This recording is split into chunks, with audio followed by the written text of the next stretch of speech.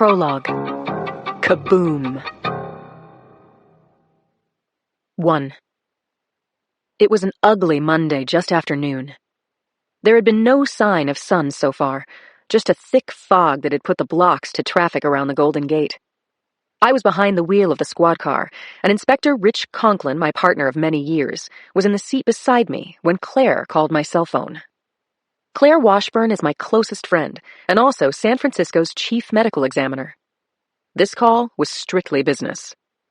"Lindsay!" Claire shouted over the braying of car horns. "I've got 2 DBs in a single-car smash-up, and I don't know what the hell I'm looking at. If you and Richie are in the neighborhood, I could use another opinion." She gave me her location, and I told her we'd be there as soon as weather and traffic permitted. I repeated to Rich what Claire had said and turned the car around.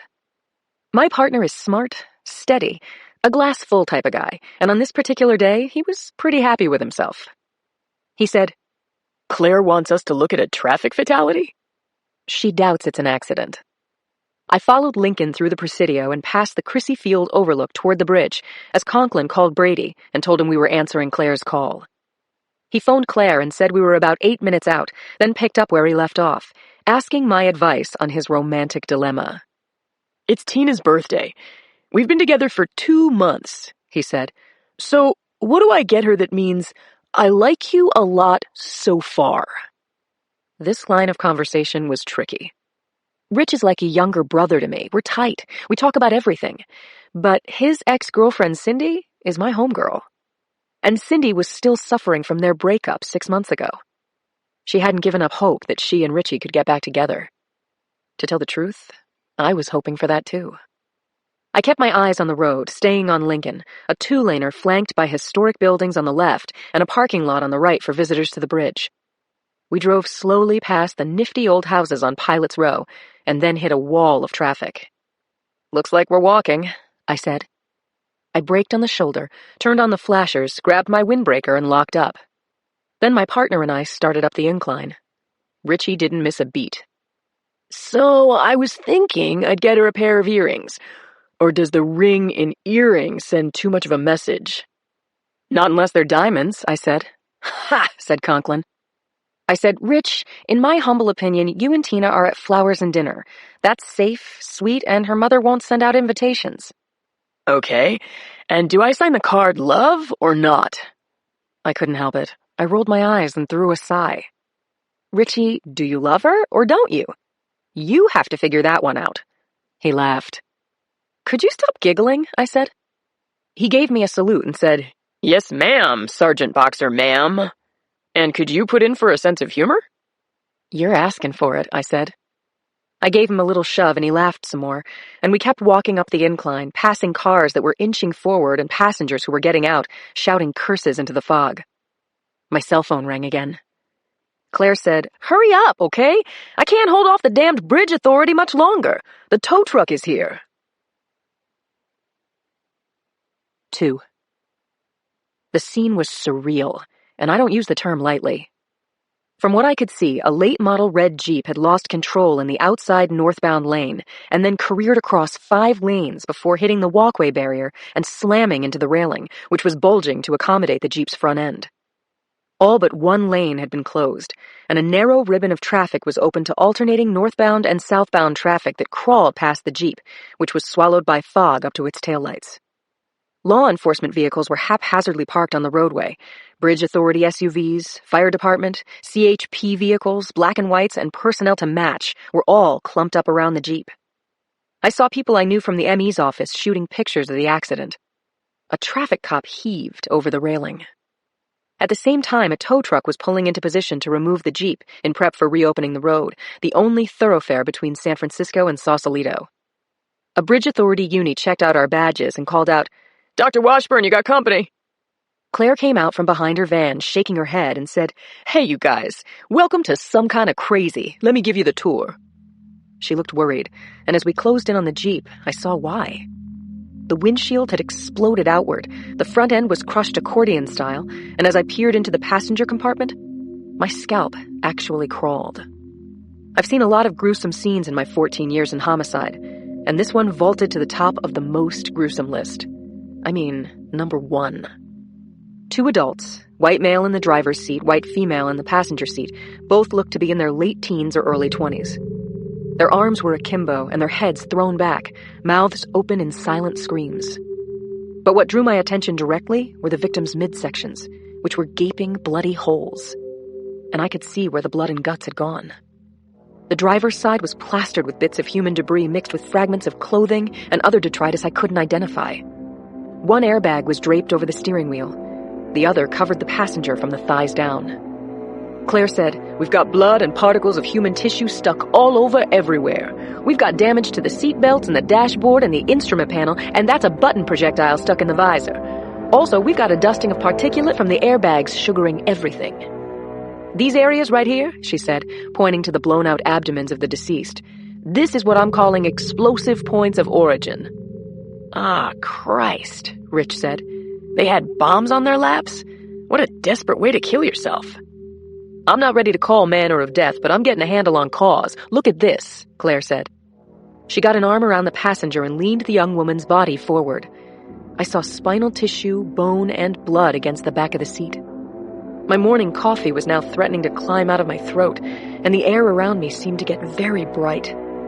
I turned away, took a couple of deep breaths, and when I turned back, I had the presence of mind to say, "So this bomb, or should I say bombs, plural, blew all the way through the bodies?" Claire said, "Correct, Lindsay. That's why my premature but still educated opinion is that we're looking at a bomb that exploded from inside the abdomen. Abdomens, plural. I'm thinking belly bombs." 3. The lunch hour rush had escalated from peeved to highly outraged. Traffic cops were taking crap from irate drivers, and TV choppers buzzed overhead like houseflies circling a warm apple pie. The tow truck operator called out in my direction, "Hey, can someone extract the victims? We gotta open the bridge." Here's what I knew for sure. I was the ranking homicide cop on the scene, the primary investigator until the case was permanently assigned. Right now, my job was to protect the scene from contamination, and no joke, the scene was a 6-lane highway. I marched over to the tow truck driver and told him, "Thanks, but the wreck is staying here, and please extract your truck from my bridge." As the tow truck moved out, I addressed my fellow law enforcement officers, saying, "Whatever this is, it's not an accident. I'm locking the bridge down." "Bravo," Claire said. "We agree." I dismissed non-essential personnel and phoned Charlie Clapper, head of CSU. I told him to drop whatever he might be doing and hustle over. "Jam on the gas and jack up the sirens," I said. I reported into Brady, told him what I knew. He said he would get hold of the chief and the mayor and would be on scene ASAP. Yellow tape was unspooled and a perimeter was set up with a wide margin around the Jeep. Roadblocks were placed at both ends of the bridge. Conklin and I documented the scene with our cell phone cameras and notepads and chewed over some theories. I was enormously relieved when Clapper's van came through with a flatbed truck behind it. Both vehicles parked outside the cordon, and the unflappable Clapper and half a dozen criminalists disembarked. Clapper is a crisply turned-out man in his late 40s, a former homicide cop and a very fine CSI. I went over to him and said, "I don't think you've ever seen anything like this." After I briefed him on what I was calling a crime scene, we walked over to the wreck, and Clapper poked his head into the vehicle. He took a long look, then backed out and said, "It's an explosion, all right. But the way I understand belly bombs, they're mechanical devices, surgically implanted. Powder, cap, detonator. I don't see wires, I don't smell explosive powder. And this is strange," Clapper continued. "The blast was restricted to the front compartment. Bombs of this type are meant to blow up not just the vehicle, but everything around it. You're right, though, this is a new one on me." I said, "We've run the plates, but I want the bodies ID'd before Eyewitness News notifies next of kin." I pointed to a red nylon backpack in the rear footwell. After a tech shot photos of the bag in the fairly untouched rear compartment, I gloved up and unzipped the bag. Inside was a toy dog, a bunch of CDs, cell phone charger, and a blue-spangled wallet. Inside the wallet was a driver's license. "Our female victim is Laura Trimble, 21, lives in Oakland," I said. There was a mess of paper litter in the rear compartment footwell, and I found myself staring at something that might be important. "Can you shoot that?" I asked. Once forensics had photos, I lifted out a hamburger bag that hadn't been damaged in the blast. "Hello," I said out loud. "Is this where they had their last meal?" Clapper said, "Thank you," and then deftly took the bag from my fingers and sealed it in a glassine envelope. "This is what we like to call evidence." Claire joined us and said, "Charles, what are you thinking?" "I'm thinking that this scene is going to be on the national news in a wink. The FBI, Homeland Security, ATF, as many feds as can fit on the deck will be here in a half hour, and the bridge will be closed until next Christmas. For 24 hours, anyway." The Golden Gate Bridge was a high-quality target, an American icon. Bombs on this bridge would scare everyone in San Francisco. It was scaring the crap out of me. I called Brady's cell and said that we were looking at possible terrorist activity. He said, "Shit. Of course we are." Then we all stood around in the swirling fog and waited for the feds to arrive. Part 1. Save the Last Dance for Me. Chapter 1. A week after belly bombs exploded inside 2 graduate students in a red Jeep, and because non-metal bombs were of major concern to federal law enforcement, the feds were working the terrorist implications, and they'd pretty much shut the SFPD out of the case. While the FBI huddled and labored at our local FBI offices, the tide of worldwide headlines about a mysterious one-car crash that tied up the Golden Gate Bridge for an afternoon receded, and were replaced by breaking news of a movie star's divorce, political shenanigans, and a significant freeway pileup in South LA. Meanwhile, the SFPD was treating the belly bombs as an unsolved crime, very likely a double homicide, and by SFPD, I mean Claire, Clapper, Conklin, and me. It was just after 6 p.m. on a Monday night, and Conklin and I were at our desks in the Hall of Justice, home to the criminal courts, the DA's office, and the southern station of the SFPD. Homicide is on the 4th floor. My partner and I work at facing desks in the bullpen, a windowless 20 by 20 foot square of fluorescent lit gray linoleum floors and dingy walls of unknown color. There are 12 desks in this room. At the moment, we had the room to ourselves and were reviewing the sparse facts of our belly bomb case. Over the past couple of days, we'd interviewed the victims' families. Laura Trimble's grief-stricken loved ones swore that Laura had no enemies and that she was a music student, not a political activist. David Katz, the young man who had driven the Jeep, had been doing post-grad work in psychology. Besides being shattered, his parents were completely dumbfounded by their son's unexplained and tragic death. They hadn't even the slimmest guess as to why David and Laura had been killed. Our week of thorough investigation into Trimble and Katz's backgrounds and associates bore out the opinion of their family circle. These kids were not radical anything. They were victims.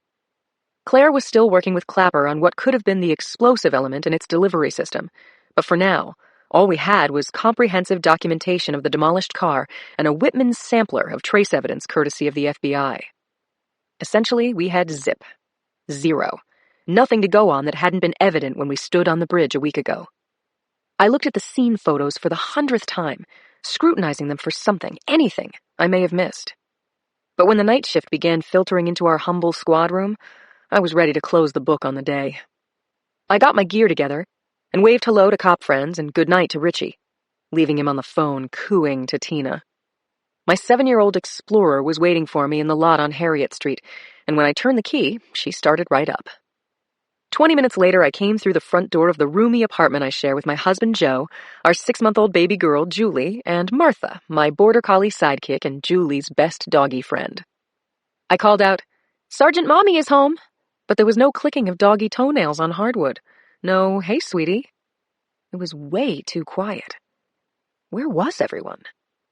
I had my hand on the butt of my 9 as I went from room to room and back around to the foyer, the little hairs on the back of my neck standing up as I checked reference points. Keys missing from the console, baby bottle in the sink, Joe's slippers by his chair, empty crib, when the front door swung open. Martha shot through the opening and jumped up on me. My gorgeous and wonderful husband was right behind her, wheeling our child's stroller into the foyer. "Hey, Julie," Joe said. "Look who's home." I threw my arms around his neck, gave him a kiss, picked up my darling girl, and danced her around. I have to say, Julie is the most gorgeous baby on the planet, and I'm not just saying that because she's ours. She's got her daddy's dark hair and both of our blue eyes, and actually, I can't take her out without people rushing over to her and saying, "Oh, you're so cute, do you want to come home with me?" And Julie will smile and put her arms out for them to take her. It's kind of a riot, and it kind of scares me, too. I can't turn my back on Julie for an instant because she might go with anyone. We played a little softball in the park, Joe told me. Oh, right. Good idea. She said she's going to sleep through the night. Ha ha, I want that in writing. Why don't you take off your piece and your shoes and stay a while, said my husband, clicking on the evening news. Soup's on in 10 minutes. Love, love, love coming home. Just love it. Chapter 2. I spent half the night talking to Joe about the belly bombs. And it wasn't just pillow talk. Joe Molinari was former FBI, also former Deputy Director of Homeland Security, and now a highly regarded consultant who was content to be Mr. Mom, while I fulfilled my calling in homicide. Joe had been over the case with me a few dozen times already, and he said when we were under the covers in the dark, "Sooner or later, the bomber is going to take credit for this." I said, huh, and rooted around in the creases of my mind, thinking that for certain bombers that was true, but not all of them. I remember that Joe got up for the baby twice. I did it 3 times, and suddenly it was 8, and I was late. At 9-ish, I parked my car in my favorite spot in the shade of the overpass and went directly to the ME's office. The reception area was full of cops and plainclothes guys standing around wishing for cigarettes and hoping for autopsy reports. There was a new girl at the front desk, very cute, wearing her blonde hair in a low ponytail. She introduced herself.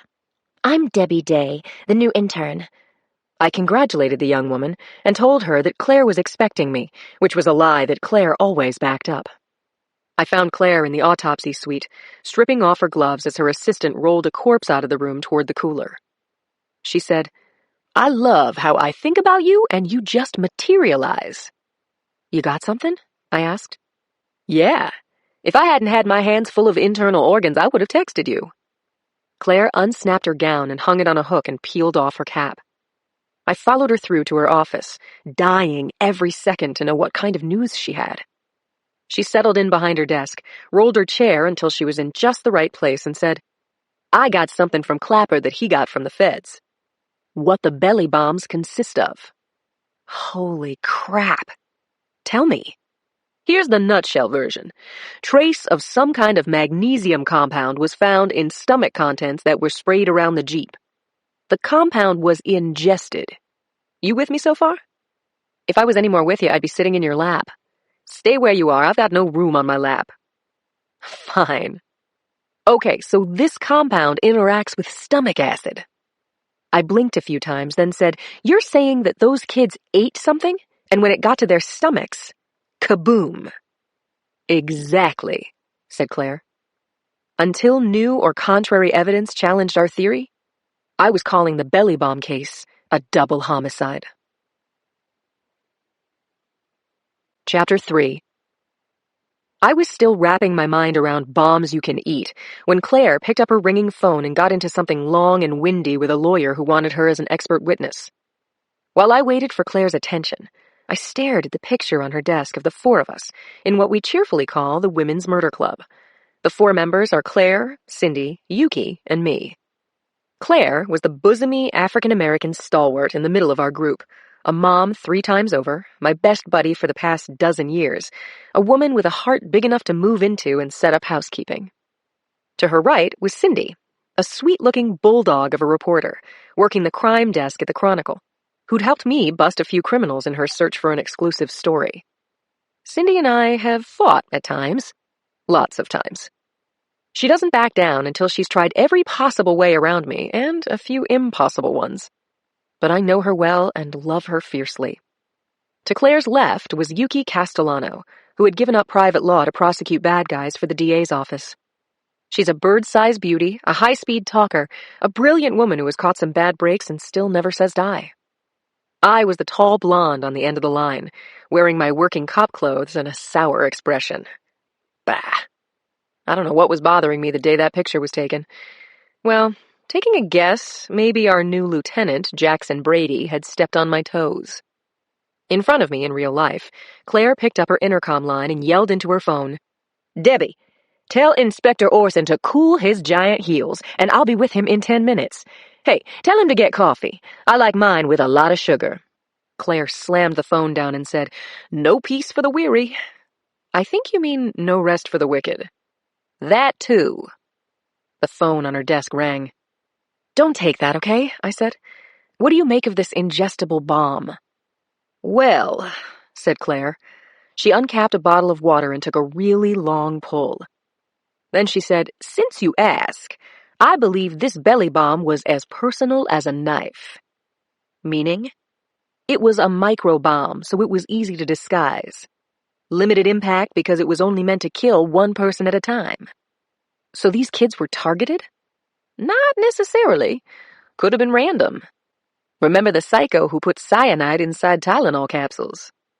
So those one-person bombs were a kind of message? My thoughts exactly, said Claire. Both of us go to the head of the class. Chapter 4. Debbie cast a slim shadow through the doorway to Claire's office and changed the subject big time. She said, Yuki Castellano is on line 5. Wants to speak to both of you. She said, and I quote, If you don't put them on the phone, you'll be sorry you came to work today. Unquote. She was kidding, right, Dr. Washburn? Was she laughing? Claire asked. Well, yeah. The cutest laugh I ever heard. Although Yuki was our resident bad news bear, she'd been quite merry lately. She'd won a couple of cases and was getting along well with her big hunk of burning love boyfriend. Debbie gave me a knowing look. Doctor, all of your friends try to walk right over me. Claire said, That's them teaching you to push back. Thank you, Debbie. Then she stabbed a button, putting Yuki on speaker. Yuki chirped, I knew you two were together, goofing off, eating donuts, drinking coffee, living la vida loca. Are you high, sweetie? Claire asked. You bet I am. Love makes me a little goofy. Tell us something we don't know, I said. Okay, how's this? Brady and I are getting married. Yuki let loose one of her trademark delightful Mary Bell's chortles. There was a long pause as Claire and I stared at each other across Claire's desk, just trying to comprehend what Yuki had said. Claire recovered first. Did I hear you right, Yuki? She said. You're not fooling with us, are you? I'm at the bridal shop right this minute.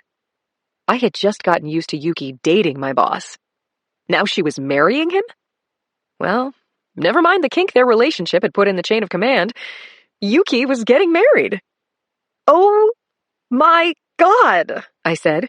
Did you expect this? Or were you surprised by what could be the best news of the year? Surprised, she shrieked.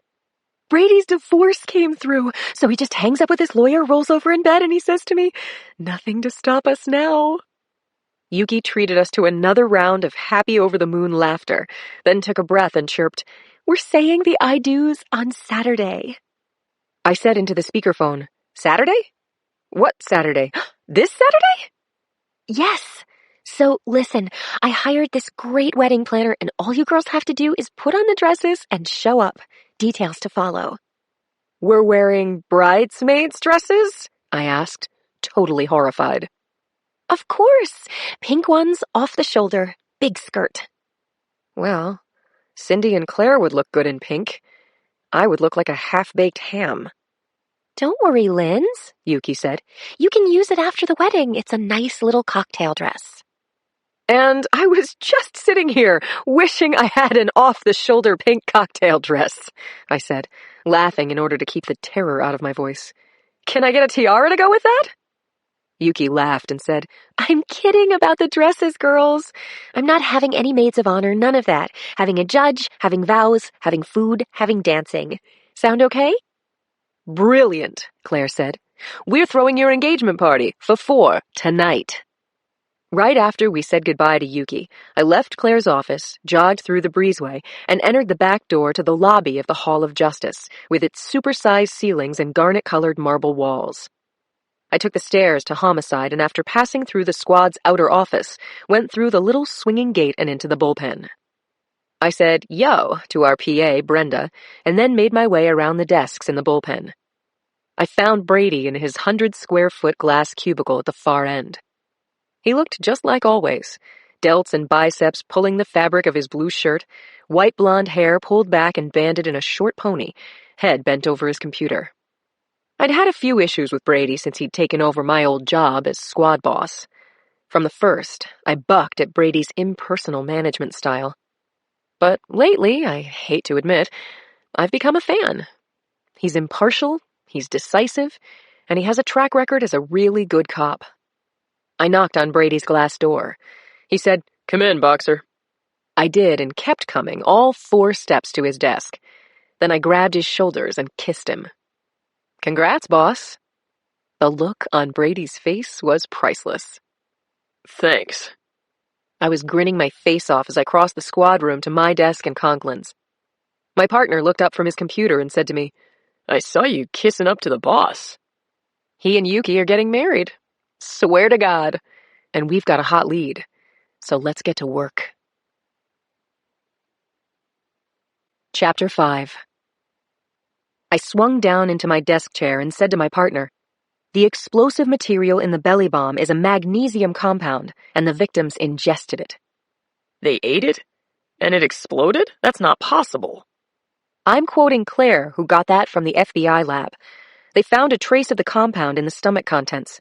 Seems that stomach acid activates the explosion. "Damn," Conklin said, rocking back in his chair. "Do the feds have any theories as to who put this stuff into the food?" "Not yet. I'm way open to anything you come up with." I pulled up the scene pictures again, this time focusing on the hamburger bag and waxed paper wrappers among the pile of litter on the floor. The hamburger bag had come from Chuck's Prime, a chain of fast food restaurants that had made a name for themselves for hamburgers of superior grass-fed, made-in-America beef. I turned my computer so Conklin could see the photo and said, "Look here. I think Trimble and Katz had a couple of Chuck burgers, and sometime not long after that, they blew up." Conklin said, "There's a Chuck's in Hayes Valley about 15 minutes south of the bridge." We signed out a squad car and Conklin drove. I listened to the car radio with half an ear while Conklin said, "I should tell you, Linz, I eat at Chuck's twice a week, maybe more." "I've had a Chuck's bacon burger a few times and have to say they're pretty tasty." "Yeah," Conklin said. "Might be time for a change." 20 minutes later, we parked at the corner of Hayes and Octavia near the park known as Patricia's Green, and in the heart of the Hayes Valley Commercial District, a strip with trendy shops, boutiques, restaurants, and cafes. In the middle of the block was a big parking lot, and beside the lot, like a sunny seaside trattoria, was Chuck's. The outside tables were shaded by market umbrellas, and inside, a counter wrapped around 2 walls, and square wooden tabletops formed neat lines.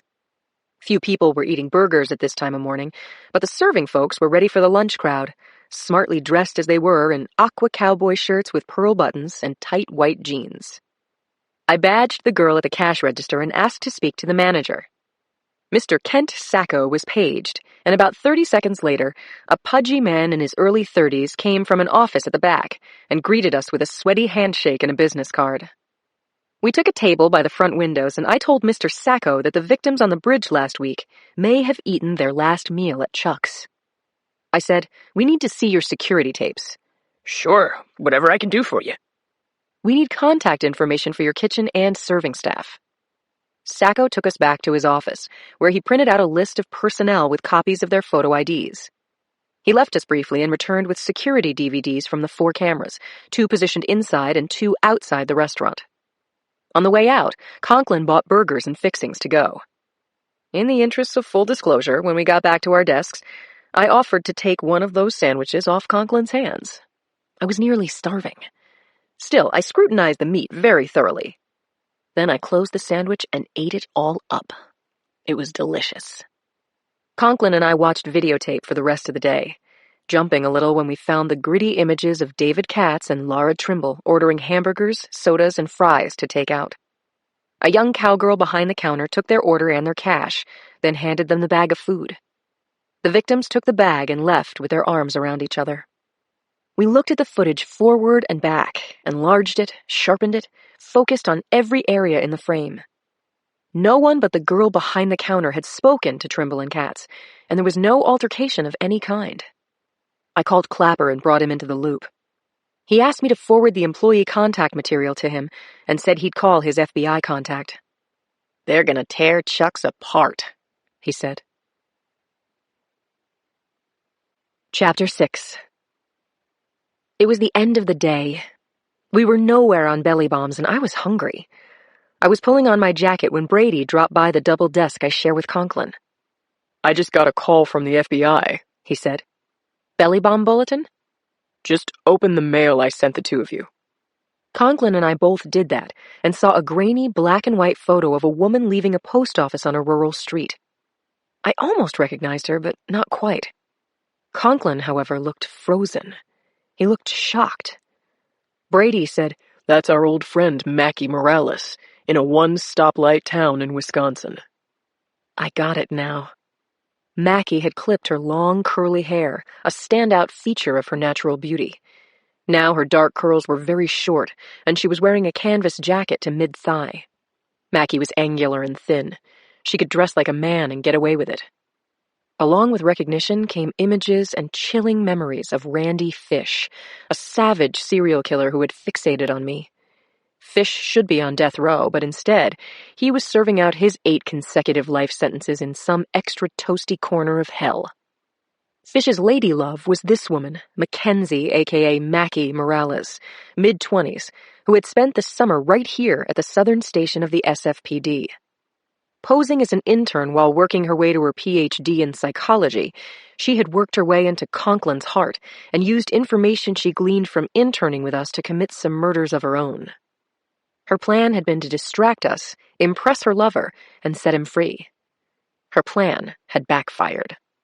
She too should be languishing on death row, but she had escaped from a hospital bed and hadn't been heard of again. Until now. I looked over at Conklin, who was staring at the image of Morales. I knew that he was still ashamed that this criminal nutjob had conned him. Actually, she'd conned both of us. I flashed on Morales' 3 months in our house, a proficient and slippery killer convincingly disguised as our cheerful back-office summer temp. No one was safe while Morales was free. "So is she in custody?" Conklin asked Brady. "Afraid not.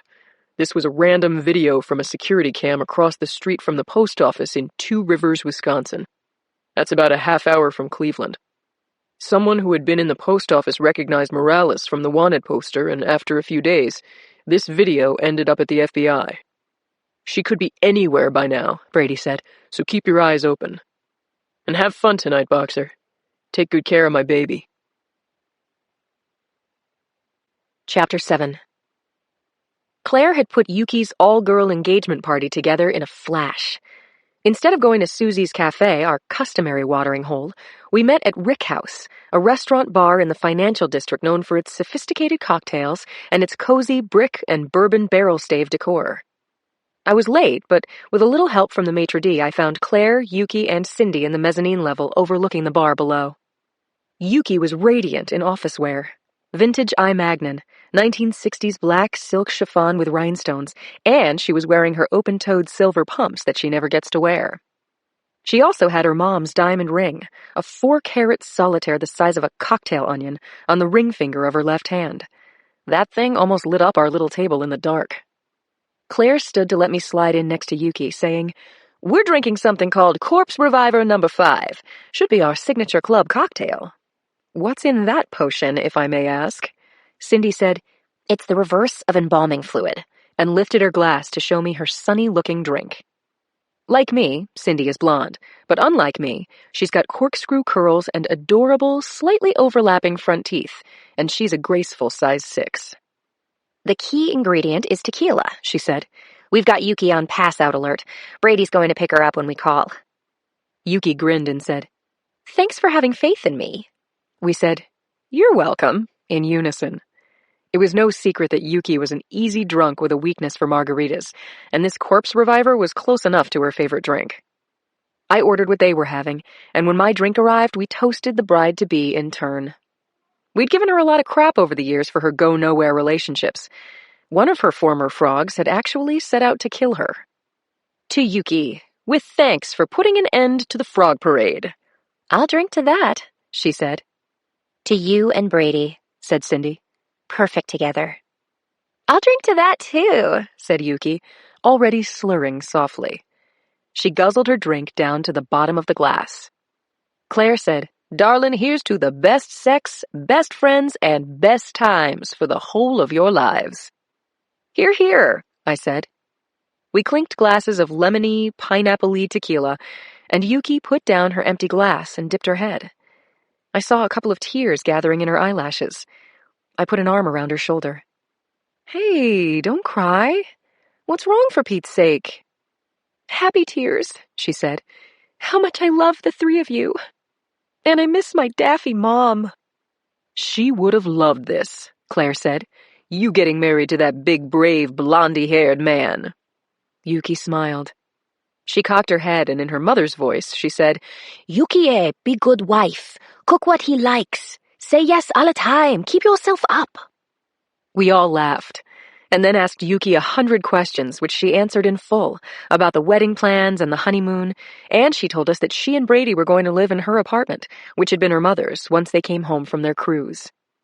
Claire grabbed the check, and Cindy leaned toward me and said, I may be too sloshed to drive.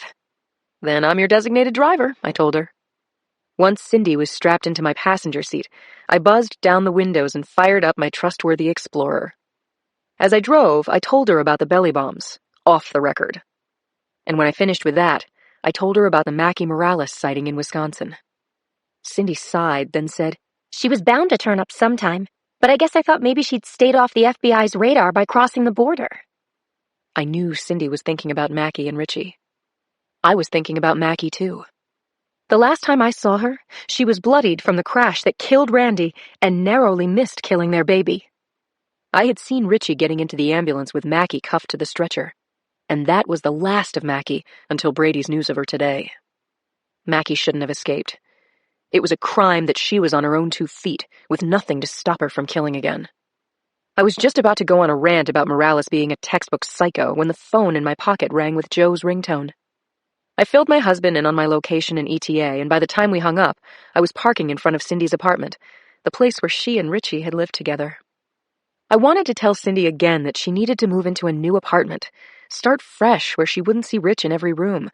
But before I could open my mouth, Cindy leaned over, gave me a big hug, and said, Don't worry about me, Linz. I can't help it, I said, hugging her back. I'll be fine, okay? Okay. Of course I worried about her. Cindy was tough, but not invincible. I watched her until she disappeared behind her front door. Then I pulled my car out onto Lake Street. I thought of the 4 of us Cindy had jokingly dubbed the Women's Murder Club. Claire and I were in good, happy marriages, and Yuki was about to tie the knot with a demonstrably good man. As I drove home to my dear husband waiting up for me and my little girl asleep in her crib, I felt grateful and very lucky. I fiercely wanted good luck for Cindy, too. Chapter 8. Cindy went through her ground floor apartment, switching on lights, thinking about how just about every time she was with the girls and something interesting came up in conversation, one or all 3 of them would turn to her and shout, That's off the record, Cindy! It was a recurring joke, and actually not all that funny. So here was the thing. If she was going to be preemptively accused of running off with private tidbits for public consumption, she might as well do it. Tonight, when Lindsay told her about the Mackie Morales sighting in Wisconsin, she had neglected to post the usual warning. So if Morales wasn't off the record, she was on. And Morales was huge. Morales had killed 3 people. She was a fugitive, and she'd never been interviewed. An in-depth Mackie Morales story was a crime reporter's dream. Cindy had worked the crime desk at the San Francisco Chronicle for 5 years, and according to the publisher, she was a rising star. She'd gotten regular pay bumps and a coveted office with a door, and her byline had been on the front page regularly, top of the fold, on the homepage of the website. But by Cindy's own admittedly high standards, she hadn't blown the lid off the cooker. Cindy went directly to the bay window niche in the front room, which she used as an office. She booted up her laptop, and while it loaded, she went to the kitchen and put on the kettle. After that, she washed her face and changed into plaid pajama bottoms and one of Richie's SFPD t-shirts with the slogan, Oro en paz, fiero en guerra. English translation, Gold in peace, iron in war. Cindy was well aware that wearing Richie's shirts, living in these rooms, sleeping in the bed they shared together, made it harder to get over him. But she wasn't ready to get over him. She loved him. He loved her. He'd proposed and she'd said yes. Then she'd blown it. She vividly remembered the night they'd broken their engagement, on Jackson Street in the rain, after a fight about having kids, a fight they'd had many times before. Here was the headline. He wants kids, she wants a career. First. They both insisted that it had always been so. But the imminent lifetime commitment had caused them to polarize their individual needs. At least, that's how she saw it. She hadn't said that she'd never be ready to have children, but that's how he'd taken it. By then, Mackie Morales had faked her way into the SFPD and manipulated Richie perfectly, even using her adorable, fatherless little boy in a scheme to use Richie for her own purposes. Richie was far from stupid, but he'd gone for it. That's how good Morales was. And when she was exposed as a stone-cold killer, Richie's heart and faith were shattered again. File the whole mess under Humpty Dumpty. Tonight, when Lindsay mentioned that Mackie Morales had been sighted, an idea with the size and brilliance of a 4-carat white diamond solitaire had burst into her mind. She was an excellent investigative reporter. She could track Morales down, trade information for exclusive access. A first-person interview with Mackenzie Morales would be a stunning career move. By the way, Rich Conklin would know what she'd done, and he'd be moved. Actually, she was pretty sure that he'd welcome an opportunity to see her again. Chapter 9.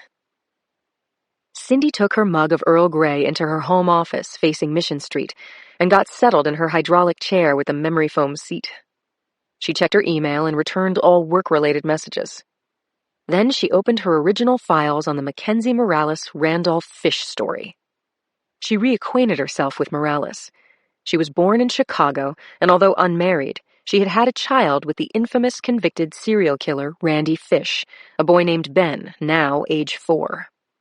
Cindy read up on the 3 murder charges against Morales, and she reread her own interview with Lindsay, who had witnessed Fish's last mortal moments and death. And there was the quote she'd gotten from the SFPD press liaison. Mackenzie Morales had confessed to 3 homicides and was in police custody at Metropolitan Hospital when she escaped. She is an extremely intelligent individual and may be armed and dangerous. If you see Mackenzie Morales, don't approach her. Contact the SFPD. Duly noted. She went out to the web and typed Mackenzie Morales into her browser. A second and a half later, a list of Morales-related stories filled her screen.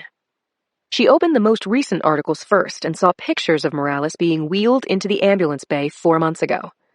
The familiar figure walking alongside the gurney was Richie. Rich had been in some kind of hell. She stared for a moment, then clicked through. After reading all the publicly available information on Morales and Fish, she signed on to LexisNexis, the by-subscription electronic database for legal files and public records. The legal files on Fish were extensive. The FBI had linked him to the bodies of 8 young women who had been brutally murdered. Fish was a sexual sadist, a type of killer that got off on torturing his victims. The pathology had been documented and studied for hundreds of years. Fish had never given a press interview, but as Cindy paged through court transcripts, she found one bit of information that had gotten little, if any, attention. Randy Fish's father had owned a small house on Lake Michigan in a town called Cleveland, Wisconsin. When Cindy went through the tax records, she found that the property was still in William Fish's name. It was not in arrears, and it had never been sold. This was significant. Morales had been seen within 30 miles of William Fish's lake house. Cindy grabbed her mug and held it in both hands. She was getting a rush from linking 2 facts that had never been linked before. She imagined interviewing Morales. She could see the small gray room, gray table, Morales in orange with handcuffs and chains. She would sympathize with the woman, get her to open up about Randy Fish. Cindy would write a double expose of Fish and Morales that could very well become a crime classic, like the interviews of Bundy, Gacy, BTK, and Dahmer. Fish and Morales put Bonnie and Clyde in the shade. First, she had to get a go-ahead from her boss, Chronicle publisher Henry Tyler. Tyler liked her, but this story would take her out of state and away from her regular assignments. She would have to be damned convincing. Cindy put her laptop into sleep mode, then went to bed. She hugged the king-size body pillow that used to be Richie's. She lay awake for more than an hour, organizing her pitch, refining it. When she woke up in the morning, she was invigorated, fired up, and ready to go. Chapter 10. Cindy was ready for her 8:15 a.m. meeting with Henry Tyler when she entered the old Gothic Revival-style Chronicle building at the intersection of Mission and 5th. She went directly to her office and put down her bags, then took the elevator to the executive floor. When the doors opened, she said hey to the receptionist, who buzzed her in through the double glass doors. She walked down the carpeted corridor to Tyler's office. She was 5 minutes early, which was perfect. Tyler was behind his enormous glass desk in his many-windowed corner space, furnished in pewter-colored leather with enormous abstract canvases on 3 walls. He was a handsome man in his 50s, a Harvard graduate and former reporter for the New York Times, former war correspondent for Reuters, and now corporate honcho. Tyler put down the phone and beckoned to Cindy to come in, saying, I haven't seen you in a while. Is everything okay? Cindy's pitch had to be both comprehensive and concise, and she had probably 2 minutes to sell Tyler on her idea. She took a seat across from his desk and said, I'm fine, Henry, thanks. Listen, I've kept an open file on Mackie Morales. You remember her? Sure. She was attached to the SFPD and to Randy Fish, his love interest, right? She shot 3 people dead. Cindy nodded and said, Morales is a pretty spectacular killer, Henry. She's beautiful and cold, killed 3 people that we know about, and she's only 26. Her relationship with Fish was symbiotic. I think he was her mentor and she inspired him. But there was love and sex involved, highly unusual for a sexual sadist like Fish to love someone who fit his victimology. And they have a child. Huh, said Tyler. Interesting. So you want to do some kind of Sunday magazine piece on this killer couple? I want to get an interview with Morales. You've lost me. Well, I saved the kicker. I've got a hot lead, an authenticated sighting of Morales that I'd like to follow up. I connected that lead to a location, and I think I'm the first and only person to have done so. If I'm right, and I find Morales, I'll turn the cops onto her, provided I'm in at the takedown. I'll negotiate with them for access beforehand, and then, as long as that falls into place... A lot of big ifs. Cindy laughed. You know I love to turn big ifs and cold maybes into get her done. Henry treated her to a generous smile. Keep going, he said. I'm enjoying this. Morales has never been interviewed, Cindy went on. Even the SFPD didn't get to interrogate her before she escaped. I know a ton about Morales. I know people she knows. I think I can flatter her into a tell-all about her love affair of the century with Randolph Fish. You're saying you're that good? Cindy grinned. Exactly.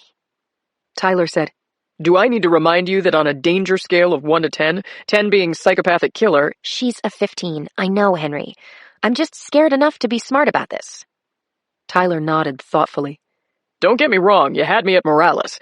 I'm just saying I don't want to be delivering your eulogy, you understand, Cindy? Cindy smiled.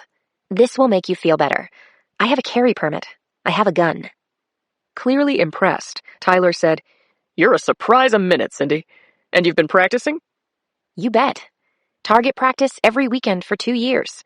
I was living with a cop, you know. Tyler pushed his chair away from the desk, swiveled it, and looked out the window. How long do you need? I'll keep you posted on that. At 9, Cindy went to Human Resources, signed a release, and arranged for a cash advance. Her overnight bag was in her office, and her small but efficient gun was in its case in an inside pocket. 3 hours later, Cindy flew out of SFO. Destination, the city of Cleveland, Wisconsin. Chapter 11. The next morning, having spent a restless night on a sprung motel mattress, Cindy dressed in brown trousers, a Fair Isle sweater with pastel colors around the neck, and brown leather boots with flat heels. She pulled her blonde curls into a ponytail with bangs, put on her camel hair coat, and tucked her snub-nosed Smith & Wesson .38 Special into the pocket. She checked out of the Red Moon Motel using her corporate card and headed due west in her rented Ford Focus. Her computer bag was on the seat next to her, milky coffee was in the cup holder, and she had programmed the GPS with the address of William Fish's lake house in the woods. She couldn't know for sure if Mackie Morales had been staying at the Fish house, but it was a good bet. Morales had been seen in a town only 30 minutes from this lightly populated area on the ragged fringe of nowhere. Cindy's instincts rarely let her down, and right now they were swearing that she was on the right track.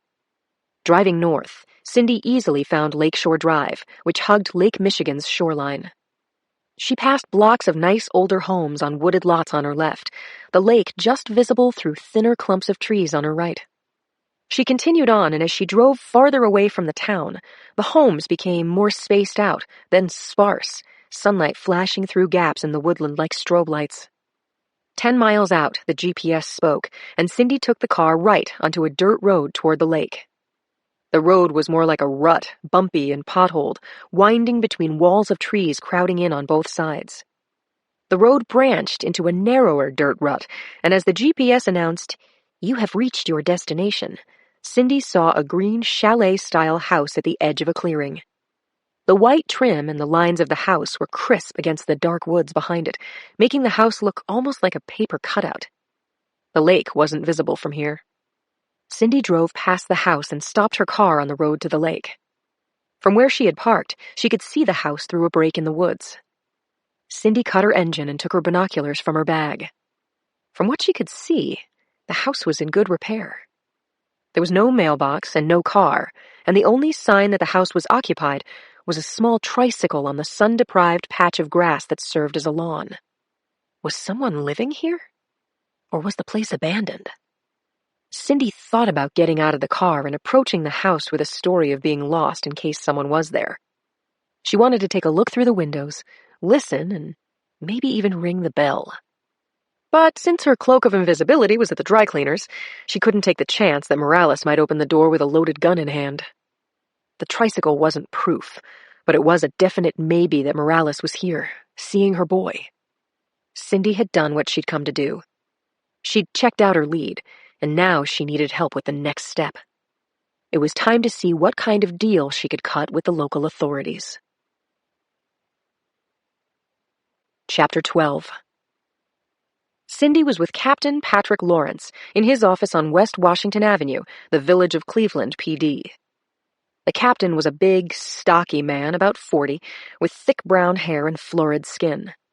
He was wearing a sling, recovering from a gunshot wound to the right arm from an accident at a gun show where a one-chambered bullet went off. Lawrence was on the phone with someone called Riley, saying he couldn't use a phone or his computer or even a pen for Christ's sake, and don't even think of pulling a gun. He listened to Riley for a few seconds, then laughed and said, "Yeah, my left hand works okay." Cindy looked around the office. She saw the shelf of Green Bay Packers bobbleheads, the marksman plaques on the wall, the photos of the captain with a 12-point buck, and a family photo with a good-looking wife and 4 boys who looked like their dad. Lawrence was saying, "I gotta go, Riley, but thanks for your support." He hung up the phone and turned to face Cindy. "Sorry about that," he said. "My brother-in-law was worried about me. Now, do I have this right? You're a reporter from San Francisco, and you have a line on a fugitive who was seen in my district?" "She's wanted for murder," Cindy said. "Multiple murders." Lawrence said, "And the name of this fugitive?" "Not so fast, Captain," Cindy said. She smiled, showing that despite the ponytail and the pastels, she was a pro. "I want to help you catch this person, but I need something in return." "Christ, yeah.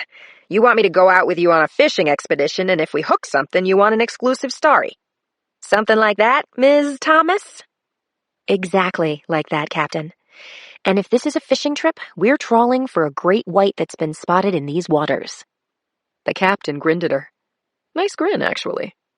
"I can tell you're a writer," he said. "What's the nature of your lead, Ms.?" "Please, call me Cindy." "Okay, Cindy. Explain what you know and spare me the bull, please. I got a limited number of people on my force, and none of us are going anywhere until I verify this killer you say is around here." Cindy told the captain that the fugitive was wanted by the FBI and had been captured on videotape within 30 miles of Cleveland. "I'm not going to name my source, not now, not ever. But I scoped out the location this morning, Captain. This fugitive has a small child. I saw a trike on the lawn.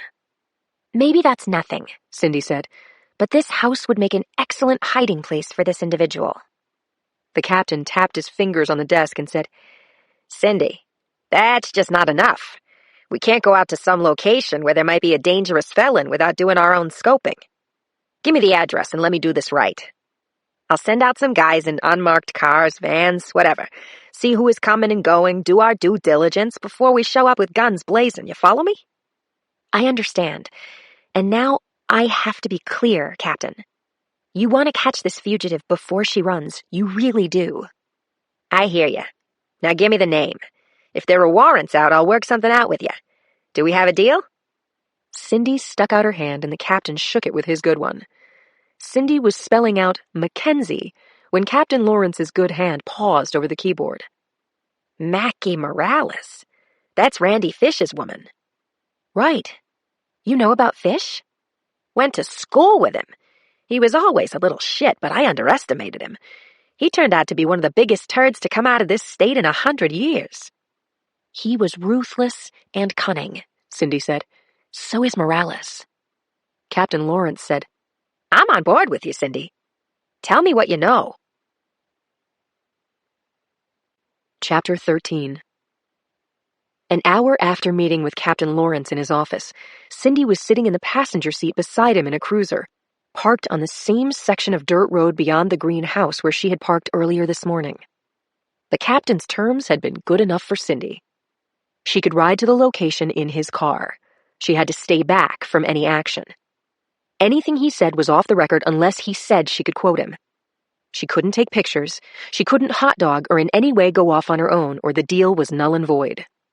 In exchange for giving him the lead, Captain Lawrence would give Cindy credit for the tip, and he'd give her whatever advantage he could in protecting her exclusive on the story.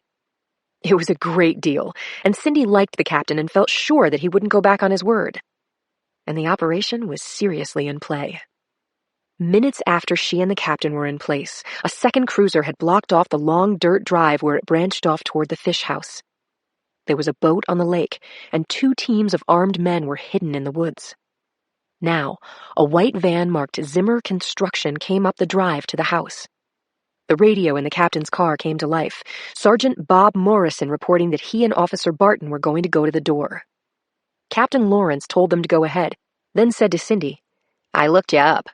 That story you wrote about Randy Fish, I read it at the time. I'm sorry I didn't recognize your name. That happens, all the time. It was a good story, and you wrote it well. I keep going back in my mind trying to picture Randy, asking myself when he turned into such a monster. He was brought up in a good family. Bill Fish was a dentist. The radio crackled, and Lawrence grabbed the mic and said, Morrison, what's happening? No answer to the doorbell, Captain. We're going to take a look around back. The 2 cops dressed as construction workers disappeared from view. A couple minutes later, they returned to the front of the house.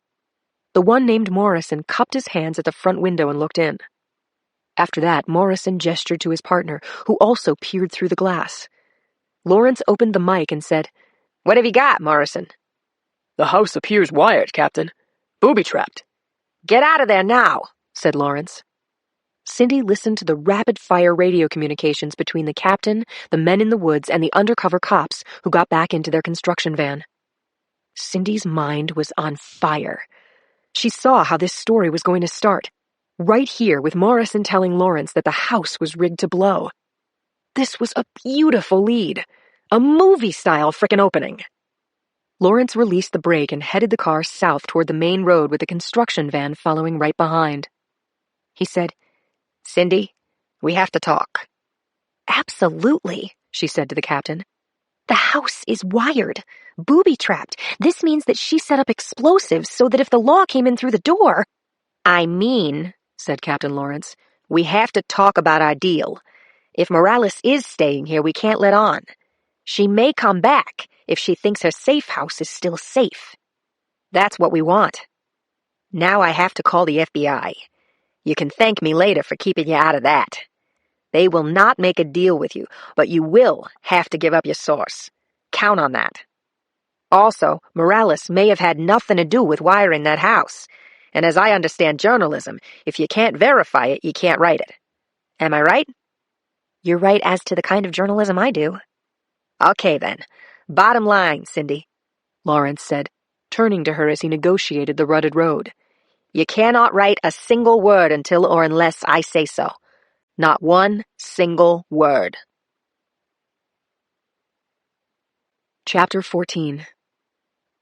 My phone rang on the table next to the bed, cracking my deep sleep wide open. I was pretty sure it was Saturday. I looked at the clock. 10:30 a.m. I had slept at least 6 hours straight, and hey, the baby wasn't crying. Cause for celebration. The phone was still ringing. Joe groaned beside me. He said, I'll get her. My turn. I said to Joe, It's Brady, and I reached for the phone. I asked myself, why was Brady calling me? He and Yuki were getting married today. I clicked to answer the call, hoping he just needed me to pick up something for the wedding and Yuki hadn't gotten cold feet, or there'd been a quadruple homicide and he was handing off the case to me. I said my name into the phone. Boxer. Someone just called in something that sounds like a belly bomb. You want it? Or you want me to give it to Paul Chi? It's your call. I said, You know me too well. I took the address and said I'd be on the scene in 20 minutes. I didn't see how I could do that, but belly bombs were mine. I called Conklin, who said his car was in the shop, and he was at Tina's house. Get dressed, I said. I mean now. I had fallen into bed last night thinking that Joe and I were going to make love in the morning. Pretty sure that he'd been having similar thoughts. I got out of bed and opened the closet. Pulled out a pair of jeans and a man-tailored white cotton no-iron shirt. My usual. No fair, Joe said. I'll make it up to you, Joe. I swear I will. I think I've heard that before, a few thousand times. I laughed. I got dressed, strapped on my shoulder holster, and put on a jacket. My blue one. One of my 3 almost identical blue blazers. Then I took the dress I was going to wear to the wedding out of the closet. A gorgeous, deep blue, almost black dress with a swishy taffeta skirt, a cinched-in waist, and a pleated matte jersey bodice. My sapphire pendant on a chain would look good with this. Oh my. I hung my dress on the back of the door, then rooted around the closet shelf and found the box with my barely ever worn black Stuart Weitzman shoes. I put the box on the floor under the dress. I just couldn't wait to put on some glam. I said to my husband, I'll check out the scene, and with luck I'll be back in a few hours. Right, said Joe.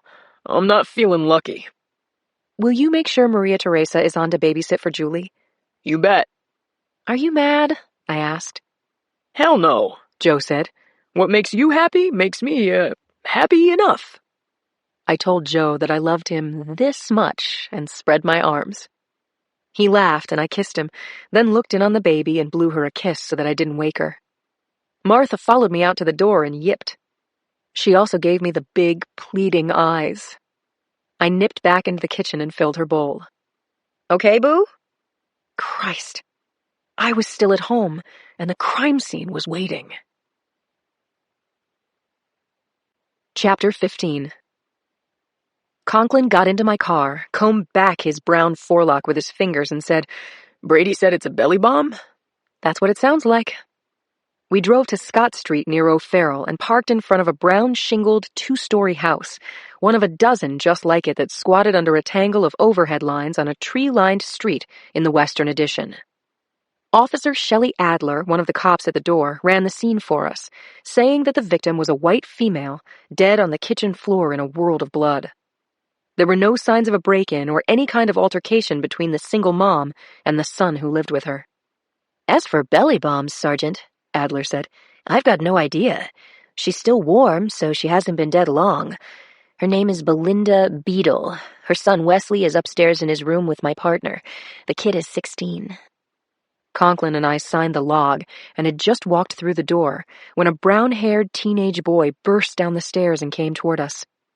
Adler's partner called from the top floor, too late. Wes, you can't go down there. The boy looked bad. Pale, wide-eyed, maybe in shock. There was blood on his hands and smeared on his cheeks, and his t-shirt was soaked with it. He grabbed my arm. Hard. "It's my mom," he said. "She exploded, like those people on the bridge." "Tell me what happened, Wes," I said. His chest heaved, and he put his hands to his eyes and cried.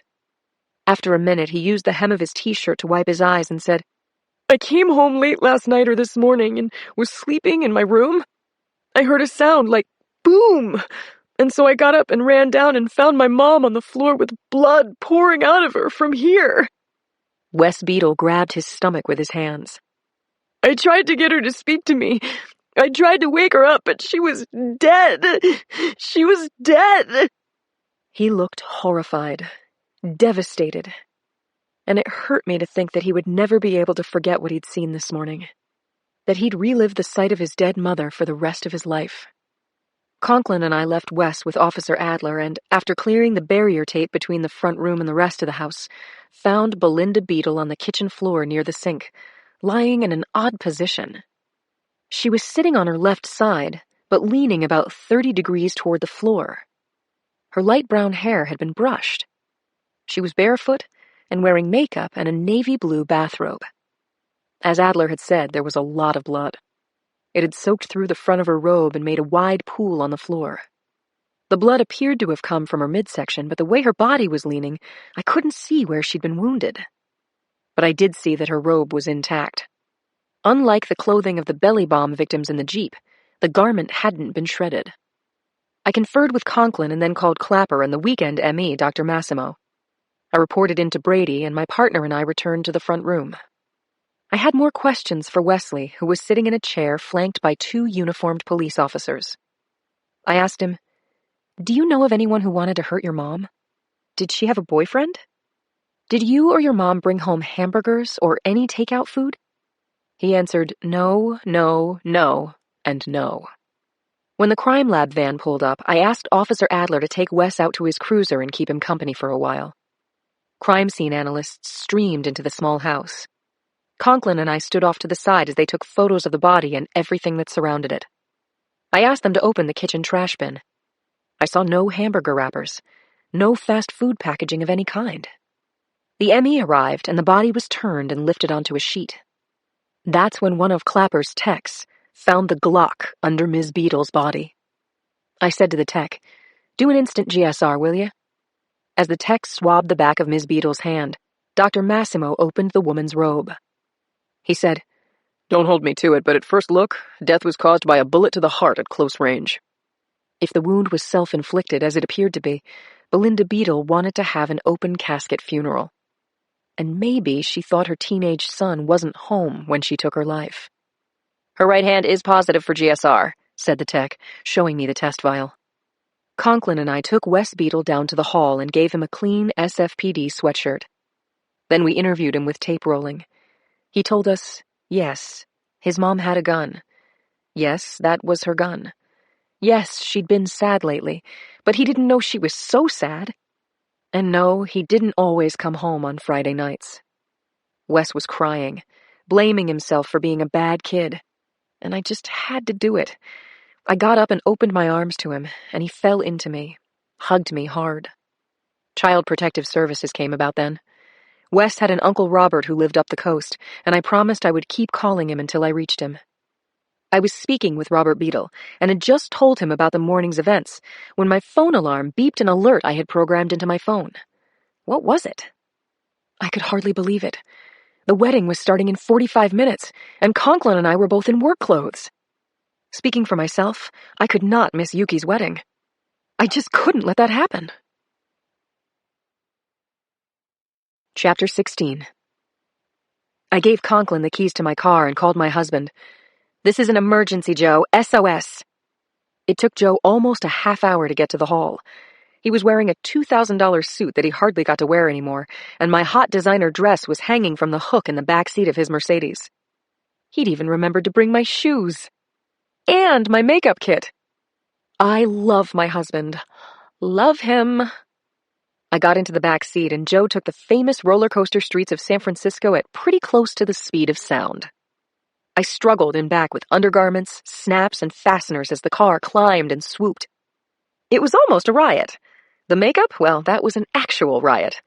I viewed my face in a 2-inch square mirror and did my best to color within the lines. I sprayed myself with fragrance and got a little on Joe. "Hey," he said, "watch out, Blondie." We arrived at City Hall and parked in the underground lot with 2 or 3 seconds to spare. It was so perfect that Yuki was getting married in City Hall, a stunning building, so familiar to all of us in law enforcement who pass through constantly. And she was getting married in the ceremonial rotunda. Joe grabbed my hand and we ran upstairs to the beautiful round hall laid entirely in Tennessee pink marble. About 50 people were clustered at the foot of the staircase waiting for the wedding ceremony to begin. I saw Brady, taller than almost everyone there, his pale blonde hair hanging loose to his shoulders. He was wearing a slate blue suit that made him look like a movie star. Brady turned toward me and I saw Yuki, outrageously beautiful in a white satin sheath, her hair swept up and held with pearl combs. Her bouquet was a great bunch of creamy peonies with trailing pink ribbons. Oh, my. Together, Brady and Yuki looked like they should be in the style section of the Chronicle as the most beautiful couple of the year. Yuki called out, "Okay, we can start now. Lindsay is here." And then her laughter echoed in the round, and Yuki did a little dance of her own devising. Brady doesn't laugh out loud too much. In fact, this might have been the first time I'd ever heard his hearty, "ah ha ha ha." Judge James Devine wore a black suit and a yellow bow tie. He cleared his throat, and as the wedding guests grouped at the foot of the stairs, Yuki and Brady climbed them in tandem.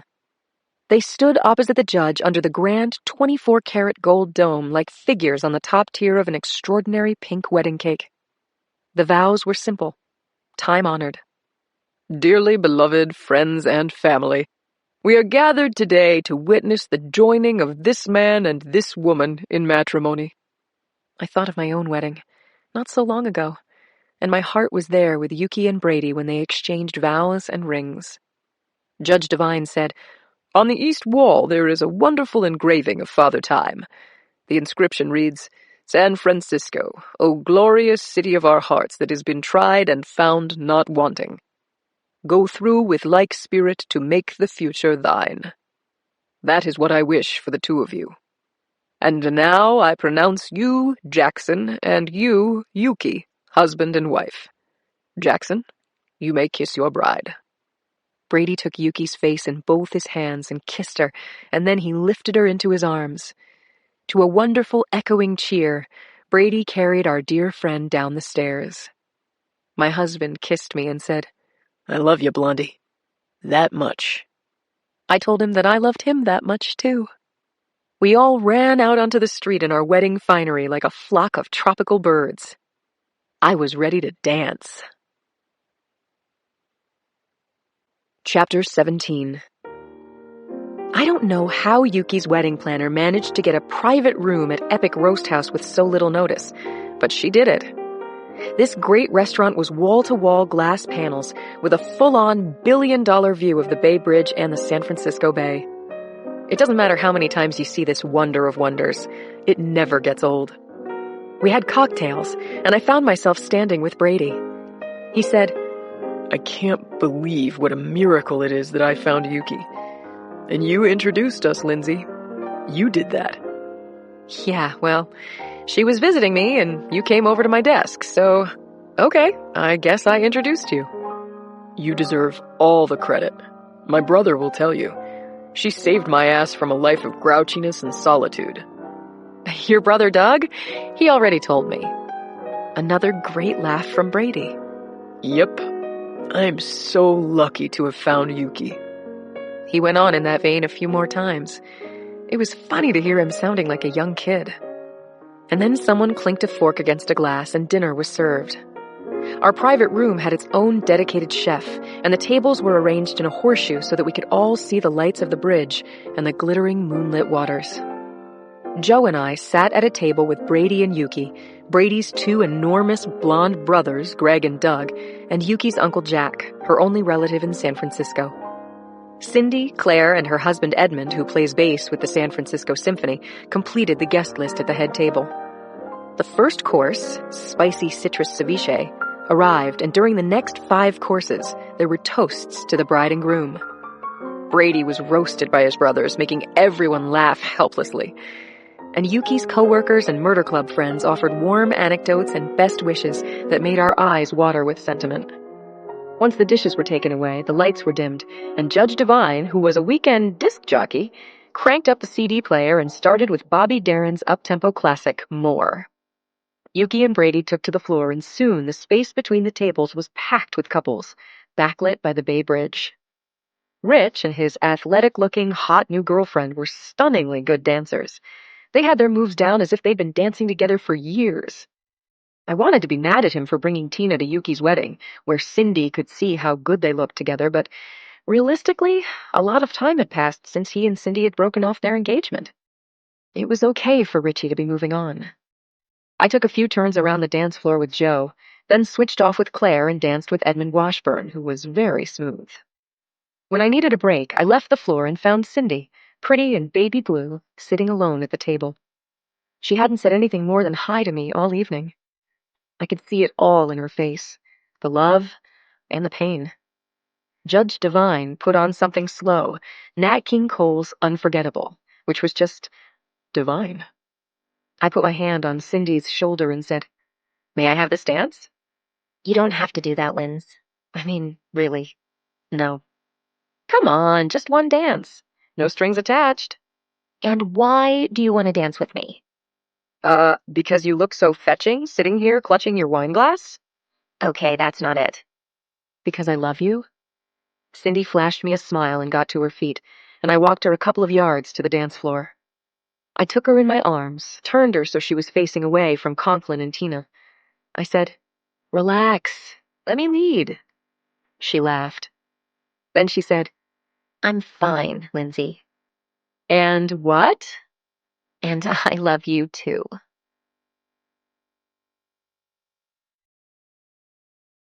Chapter 18. Cindy paid the cab driver and stepped unsteadily up the walk to her front door. She fiddled with the key, went inside her dark apartment, and locked the door behind her. She bounced off the hallway walls a couple of times on her way to the bedroom, where she undressed, dropping her clothes on the floor. Images of Rich and Tina flooded her, and she had no defense. They looked good together. They were having fun. It was pretty clear from the way they danced, and from the fact that Tina was Richie's +1 at Yuki's wedding, that this date wasn't their first or their last. Lindsay was right when she assumed that watching Rich and Tina dancing together was agony for her. And Lindsay didn't know the rest of it. She didn't know about her trip to Wisconsin. Cindy turned on the shower, sat down in the corner of the tub under the hot spray, and sobbed over what a total loser she was. She'd blown the best relationship she'd ever had, and she'd gone to Henry Tyler and basically told him she was teeing up her Pulitzer Prize. Now what was she going to tell him? Henry, Morales wasn't there. When she was all cried out, Cindy dressed in striped pink flannel top and bottom, no t-shirt with SFPD slogans or attached memories of her Richie. She wanted another drink, but she made coffee, turned on the gooseneck lamp in her home office, and booted up her Mac. After her mailbox loaded, she opened an email from her new friend, Captain Patrick Lawrence of the Cleveland, Wisconsin PD. "Hey, Cindy. Just to let you know, the FBI bomb squad defused the explosives in case some knuckle-headed campers come up from the lake and break in. There were 3 trigger points. Good thing Morrison saw a wire. The milk in the fridge had a sell-by date of 2 weeks ago. That's all I know. The feds are keeping sharp eyes on the place, and we can always hope Morales drops by. Thanks again, and take care. Pat." Cindy leaned back in her chair and stared at the ceiling. She was going to have to tell Henry Tyler what happened to her glorious mission, and she would have to come up with another plan. Somehow. She didn't know how. She was going to have to get her done or die trying. Cindy wrote back to Captain Lawrence, and then got to work researching every place Morales had been in her entire 26 years on Earth. Morales was no Randolph Fish. She was no genius, just a merciless killer bitch. Where could that bitch have gone? Chapter 19. Mackie Morales walked quickly along West Washington Street in the Loop, Chicago's central business district. It was a Monday morning, and pathetic office workers were marching into ugly, gray office buildings. Cars and taxis sped past like they were actually going somewhere. The streets were gray, the people were gray, and the very atmosphere was gray. It was a day when coats and hoods were everywhere and therefore unremarkable. Mackie had been born in a hospital only a short jog from here. She knew every street in this city, every alley and every building and where it fit into the cityscape. She didn't even have to look up as she crossed LaSalle and continued on toward the bank in the middle of the next block. Randy began speaking to her from inside her head, where he was forever safe. He was saying how she should put up her hood to foil the security cameras and to slow her pace. Hug the shadows, sweetheart. Be a shadow, you know? Gotcha, lover. Sometimes she could see his face. That was the best, but even when she couldn't see him, he was with her, talking to her, keeping her company, watching her back. Bury yourself in pedestrians. I wasn't born yesterday, baby. He laughed and she smiled, pulled up her hood, and jammed her hands deep in the pockets of her gray 3/4-length waterproof coat. Her right hand fitted the grip of her Ruger quite naturally. Mackie saw her reflection in the windows of the shops she passed, the boutique with silly girly clothes on display, and the AT&T store, murky inside with a crowd of customers, then the dark glass of the bus shelter, where 4 people clustered together staring out at the street. Now she was at the entrance to the Citibank branch, her destination. She walked through the open doors as 2 women were coming out, passing between her and the armed security guard. The guard was in his 20s, out of shape, and carrying a lot of excess gear in the heavy leather belt around his waist. He didn't seem to notice her. Still moving forward, Mackie passed the ATMs on her left and, keeping her head down, entered the main part of the bank. It was warm inside and lit with bluish light from the overhead fixtures, making the space evenly bright. No shadows here at all. Randy was humming a lilting, wordless tune in her mind. He did that sometimes, and she found the melody sweet and comforting. She looked around the bank, assessing the customers and the bank employees, sweeping her gaze across the circular customer service station to her right, where a large customer rep with purple bangs and her middle-aged, paunchy colleague attempted to calm an irate man with a big, battered briefcase. Directly ahead to the back of the bank were the teller windows. A line of 3 customers waited to conduct their transactions, and Mackie joined the queue. The woman in front of her was maybe 25, wearing a full-length yellow raincoat. She had a heavy handbag over her shoulder and black rubber boots. She was reading something on her tablet and seemed lost in it. Mackie figured it would take about 4 minutes to get to one of the 3 tellers, and Randy agreed, suggesting that Mackie use the time to read their body language. Mackie observed the nearest teller, a gray-haired white woman in a blue silk blouse, speaking in brief, rehearsed sentences to her customer.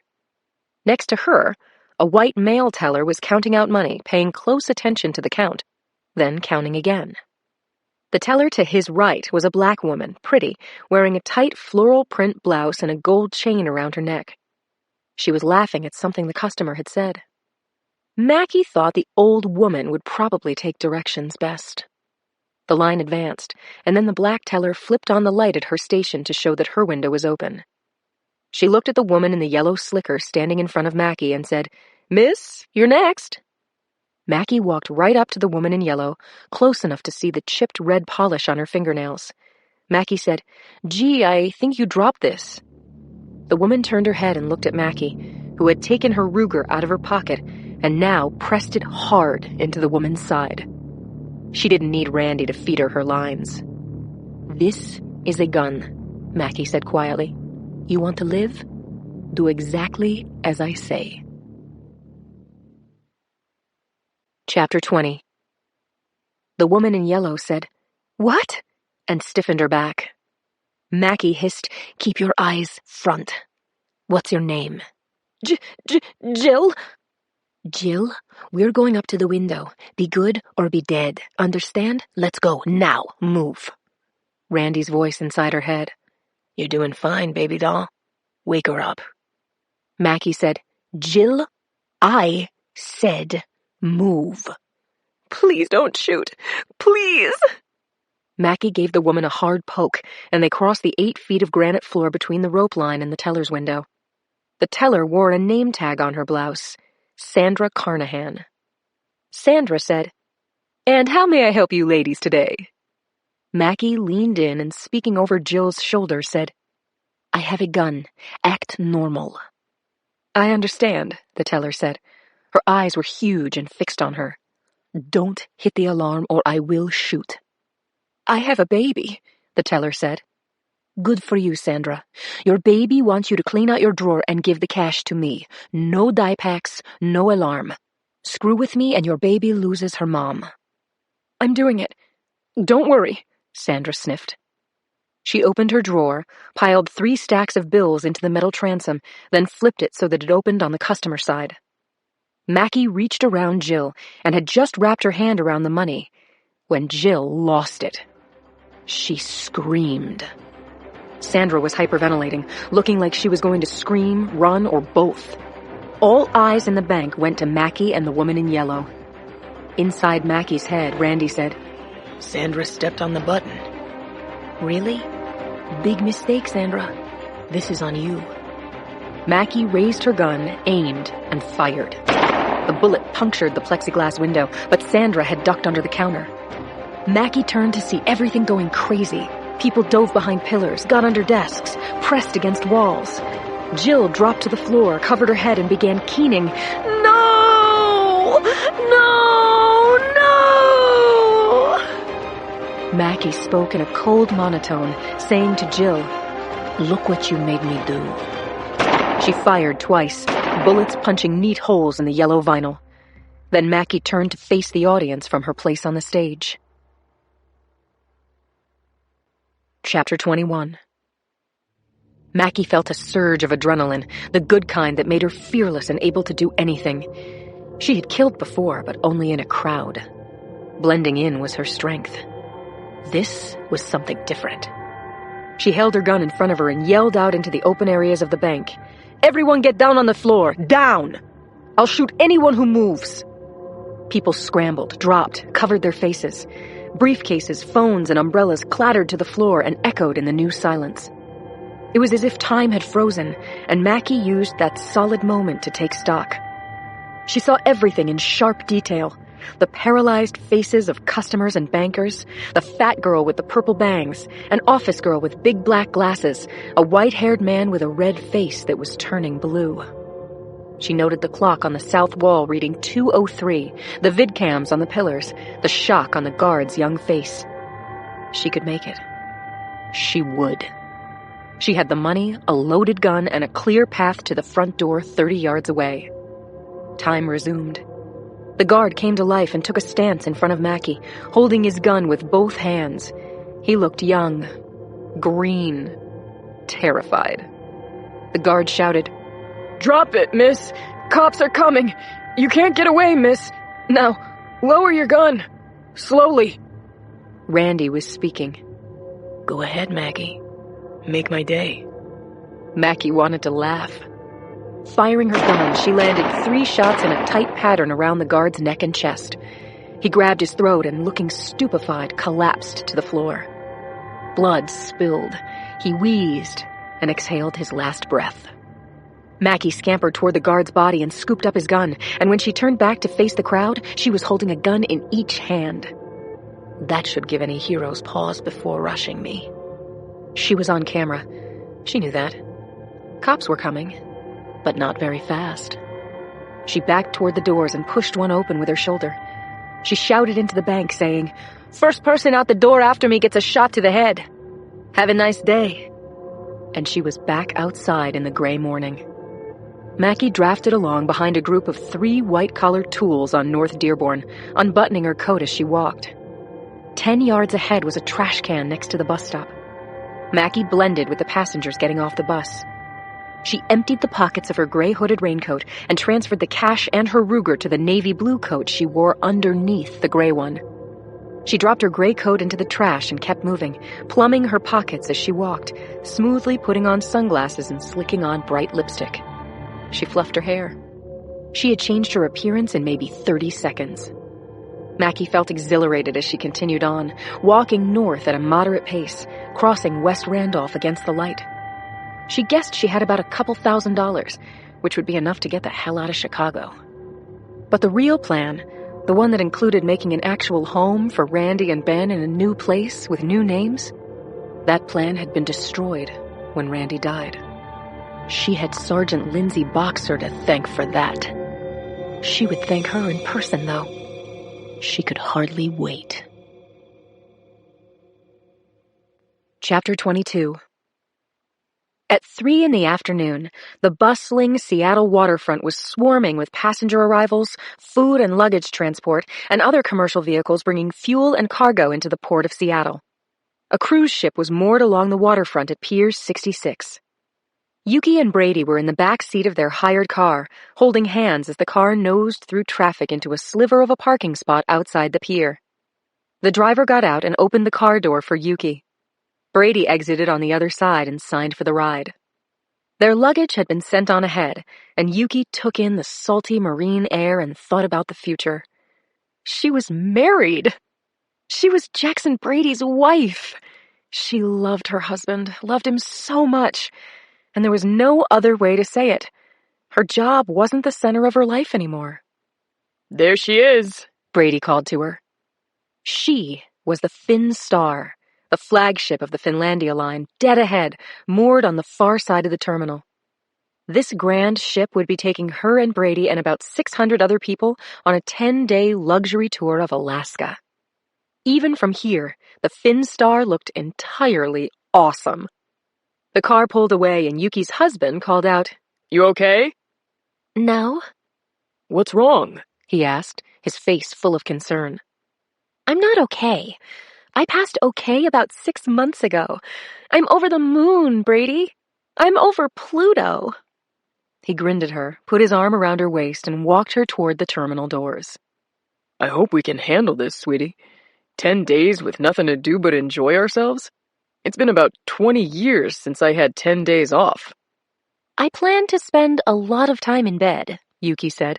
"Oh no, not that," he said. They grinned at each other and kissed. And then, over the next 2 hours, they checked into their awesome ship-shape honeymoon hotel. They visited their cabin, bounced and wrestled on the bed, and at 5 p.m. they were on deck. From this windswept point of view, they could see all of the Seattle shoreline to the north and south, Elliott Bay and Puget Sound extending out to the west. Seabirds dove into the waves, and then Yuki covered her ears as 4 long horn poles signaled that their ship was ready to depart. Harbor police and Coast Guard boats scurried to escort the cruise ship out of the port. All along the dockside railing, passengers waved goodbye, took pictures, and shared the moment with other guests around them as the ship pulled slowly away from the moorings. Yuki touched the little card in her pocket. It had been on the tray with the bottle of champagne that had been waiting for them in their cabin. It said, "Dear Mr. and Mrs. Brady, thank you for spending your honeymoon with us. I look forward very much to meeting you over dinner this week." And the captain had signed his name, George Burlinghoff. "I've got something here," Brady said. "It's, a wedding present." He took a longish black box out of his windbreaker pocket. "I saw this," Brady said, "and it looked like you, and I don't know what the hell to do in a jewelry store, so I hope you like it." Yuki said, "I do." "Open the box, smarty." She smiled, then opened the long clamshell box. She sucked in her breath when she saw the strand of pink coral beads the size of marbles. How absolutely perfect! "It's called angel skin coral." "These are beautiful, Brady. I can't believe how beautiful they are." Yuki stood on her toes and kissed her brand new husband, kissed him again, thanked him, and then handed him the necklace. She turned so that he could fasten it around her neck. He swore at the clasp, apologized, then managed to close the necklace on the 3rd try. He leaned down and pressed his cheek to Yuki's. "Happy honeymoon, Mrs. Brady." Yuki was too moved to speak, but she knew this. She was both happier than she'd ever been and confident that she and Brady were meant to be together. Part 2. Look out. Old Mackie's back. Chapter 23. I was already awake when Clapper called. He said into my ear, "Glad I got you, Boxer. We've got breaking news on the belly bombs." At 7:15 or so, I texted Claire, and within an hour, she and I were high on caffeine and optimism on our way out to San Francisco's Police Department crime lab at Hunters Point. We met Clapper on the ground floor of the 13,500 square foot lab. In answer to our questions, he said, "Keep your lids on. You'll hear all about it in another couple minutes. And better from her than from me." Clapper walked us through the lab's labyrinthine corridors and between rows of cubicles until we reached a corner office at the back of the building that was pretty much crammed with lab furniture and shiny high-tech equipment. At the center of it all was Dr. Damaris Cortez, lab manager and point person working with the FBI on the belly bomb case. Cortez was a radiant 40 with short blue hair, large diamond studs, and a tattoo of an atom in the cleft between thumb and forefinger of her right hand. She almost shimmered with energy. Cortez offered us small chairs in her cramped office, while Clapper stood in the doorway saying, "I'm pretty sure the three of you could speed up the rotation of the Earth." Cortez said, "Fasten your seatbelt, Clapper. Buckle up." Clapper laughed and said, "Copy that," then disappeared down the hallway.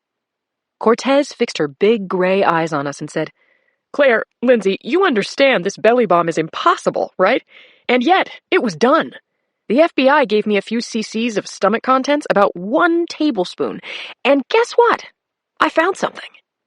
Cortez spun her chair around and began clicking open files on her computer. Nope, there you are, you little stinker," she said. "Come look at this." Claire and I peered over the doctor's shoulders and looked at the screen, but I had no idea what I was supposed to be looking at within this splotchy pinkish smear. "Is that it?" Claire said. "That little oblong shape there?" I squinted and said, "Why don't you tell us ordinary folks what you've got?" Cortez had a wild, untethered laugh that totally suited her mad scientist personality. "That, my friends, is your smoking gun." Chapter 24. Dr. Damaris Cortez looked luminous and had a pleased, ta-da look on her face, as though she'd just discovered the 8th wonder of the world. "Smoking gun?" I said. "How so?" She was happy to explain at length, which only told me how much work had gone into finding what was revealed to be a miniature gel cap. And, most important, it was intact. Dr. Cortez's explanation, translated into everyday English, came down to this. A small, soluble capsule had been filled with 3 ingredients: magnesium, which we'd already known about, RDX, which we had known nothing about, and oil to keep the 2 ingredients apart until stomach acid dissolved the capsule. Cortez refreshed my understanding of RDX, a stable explosive in granular form that was developed for the military. RDX packs a huge bang more powerful than TNT, and to this moment had only been detonated in conventional ways. Now, there was a new method. Cortez theorized that when the capsule dissolved, stomach acid activated the magnesium, which created a flare. That flare ignited the RDX, causing a secondary explosion with enough power to blow through muscle tissue and seatbelts and windshield glass. Cortez went on.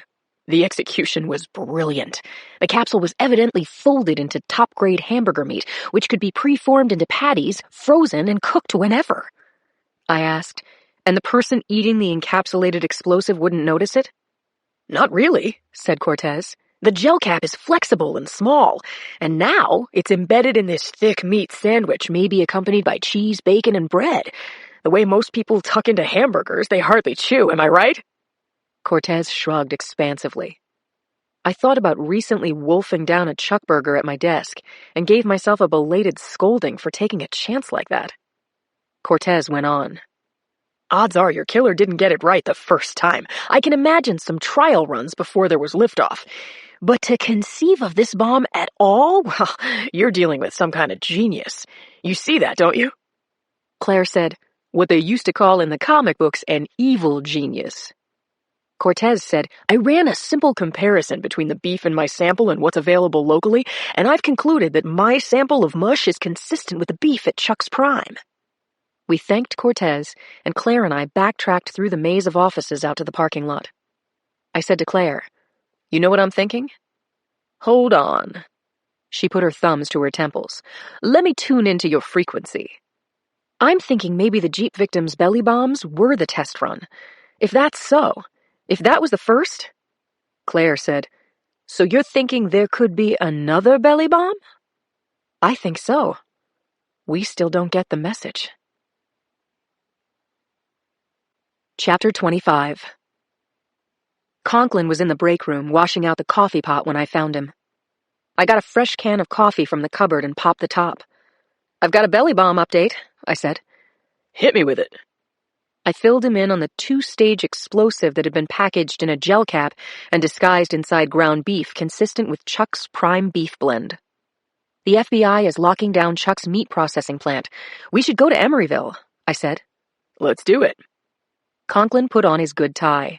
I refreshed my lipstick and then drove us across the Bay Bridge to Emeryville, which sits along the east side of the bay.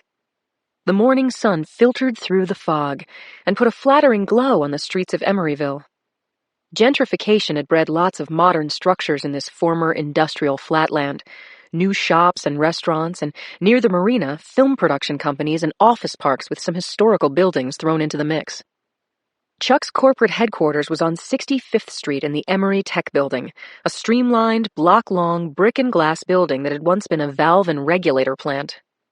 I parked right out front and placed a card on the dash that identified our gray Crown Vic as a cop car. Then Conklin and I entered the building. We sat in a reception area appointed with gears and parts from the old plant and waited to meet the chief executive officer, Michael Jansing, the son-in-law of Charles Chuck Anderson, the original Chuck. After about 20 minutes of thumb-twiddling, we were shown to a conference room where we met CEO Jansing, a sandy-haired man of 50 with narrow, closely spaced blue eyes. Jansing, in turn, introduced us to 6 other people sitting around the sturdy redwood table. The marketing director, the heads of PR, HR, and security, 2 lawyers, and the head of the product development team who was attending the meeting by teleconference. It was a diverse group with one thing in common. They weren't glad to see representatives of the SFPD. Their body language and facial expressions told me they were wary, angry, defensive, and suspicious. It was obvious that they thought we weren't friends of the Chucks family, and that we could have a bad or even fatal effect on their reputation. Accordingly, Jansing was putting on an extraordinary show of force for a preliminary meeting with 2 mid-level cops. I can't say that he was crazy to do so. After we took seats at the table, Jansing said, The FBI tore apart our Hayes Valley store and found nothing. Frankly, I was a little surprised to hear from you, Sergeant Boxer. We're working with the FBI, I told the executives, but we're running our own investigation on what may have been a double homicide. We have new evidence that places high explosives inside hamburger meat that originated at Chuck's. Jansing's eyebrows shot up. You can prove that? It was a bit of a stretch, but I said, Yes, we can. Mr. Jansing, 2 people ate Chuck's hamburgers and died as a result. It doesn't mean that someone who works for you planted those explosives, but it does mean that Chuck's is square one. What followed was like a freestyle ping-pong tournament, in which balls could go to any table and anyone could return them. There came a point when so many aggressive questions were being fired at us that Conklin stood up and said, Hey, that's enough. We're willing to talk to everyone in this office and keep it out of the Justice Department, or we'll get subpoenas and interview each of you down at the hall. Up to you. Donna Timko, the product development manager connected to the meeting by way of the 2-way video screen, was the only person who expressed concern or humanity. Timko said, Sergeant Boxer, I can't tell you how distressed we all are at any implication that Chuck's could be involved in any way. Her voice broke, but Timko pushed on. We have already questioned everyone in the production division, and I can assure you this random act of violence, it was not caused by someone who works at Chuck's. And with that, Donna Timko started to cry. Jansing said, Donna, calm yourself, dear. It's all right. we have nothing to hide from the police." And then he looked back at us. "Do what you have to do, inspectors, but do it fast so that we don't have to take legal action for harassment by you." Chapter 26. While the FBI shut down Chuck's central meat processing plant in Petaluma and began sifting through I don't know how many tons of beef, Conklin and I spent the next day at Chuck's Prime's HQ, taking statements from executives and office staff. Here's what we learned. Michael Jansing had vision and high standards.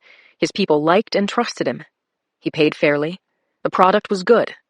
Employees took pride in their jobs. No one reported hate mail or knew of current or former employees who exhibited erratic behavior, insanity, or aggression. Net, we did not have one stinking lead on who might have spiked a hamburger with military-grade explosives, and that meant we had no idea how to head off future belly bombs. I handed the car keys to Conklin, who said, "Well, there went 2 days of my life that I can't get back." "I'm never eating hamburger again," I said. "I mean it. I'm off ground beef forever." I strapped into the passenger seat, and as Conklin drove us back to the hall, I took out my phone and opened some mail. I got caught up in one email in particular. I started laughing to myself. "Okay, what's so funny?" Conklin asked me. "I want what Yuki's having." "Hot sex with Brady? Really?" "No, shut up. Listen to this. Dear girlfriends, I don't even know where to start talking about the awesomeness of Alaska, but let me try. Crack of dawn this morning, we went out on a tender with an onboard naturalist, and OMG, we saw a pod of orca whales. Yes! A family pod of them, breaching or spy hopping, where they point their heads straight out of the water as if they're standing on their toes. Guys, this was amazing. Then, a bald eagle swooped down right in front of us and grabbed a salmon with his talons. It was a big fish, almost the size of the eagle, and it was no sure thing he was going to be able to carry it off. But he kept holding that fish and beating his wings, and he achieved liftoff. We climbed a glacier. Me. I did it. This is a stunning experience, my buds, walking on a world of ice the color of Brady's eyes. In between the jagged blue and white boulders, as far as I could see, a river of ice ran through it. I knelt down and drank from a glassy well of blue water that had just melted for the first time in millions of years. It was dazzling, just incredible. And get this, I was climbing down off the glacier and had just about reached the boat. Brady reached out to me and I slipped, guys. My feet went outward and I skidded asswise and dropped my booty right into the water. Brady saved me, pulled me out of the drink, gave me a hard time, and promised he had a nude cure for hypothermia. Geez, I almost laughed my chilly butt off. Smiley face. I'm writing to you from our outstanding cabin on the Finn Star, and now Brady is calling me to go to the spa. Think of me having the best time of my entire life. What Claire said, best friends, best times, best sex. Or something like that. Sending you all my love, Yuki C. Brady. I finished reading and turned to Conklin. Isn't she hilarious? He shouted at a car in front of us that was switching lanes without signaling. "Hey, buddy, make up your mind, will you?" Then to me, "So what now, Sherlock?" Really? I wouldn't mind taking a slow boat to Alaska. "Who wouldn't? So should we talk to that Timco woman, the boss of the product development office?" Tomorrow, first thing, just drop in on her. You know, Richie, I never got to have a honeymoon, I said, as the sun slipped down behind the city of San Francisco. Richie was back to verbally negotiating rush hour traffic. I thought about my friend and realized that I'd never said these two words before. But I said them now. Lucky Yuki. Chapter 27. We were this close to Conklin's apartment when a radio call came in that had our name on it. There had been a shooting that had likely stemmed from a domestic dispute. A crying child had called 911. The address was about 4 miles away. I grabbed the mic and said that we were on our way, then asked Richie to stop the car.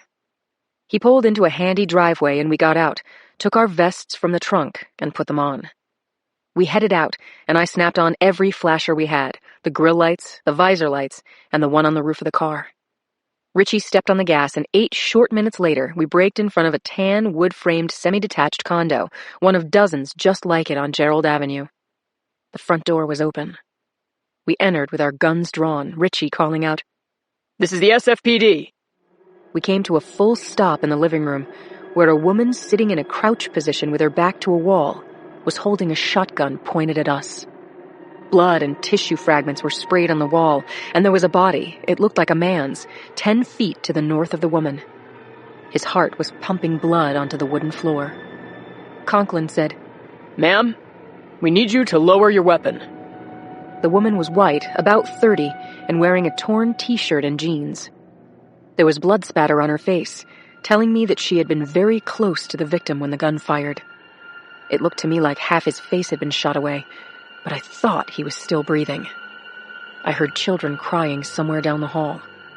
This was a volatile situation, and I flashed on what could happen if we didn't shut it down fast.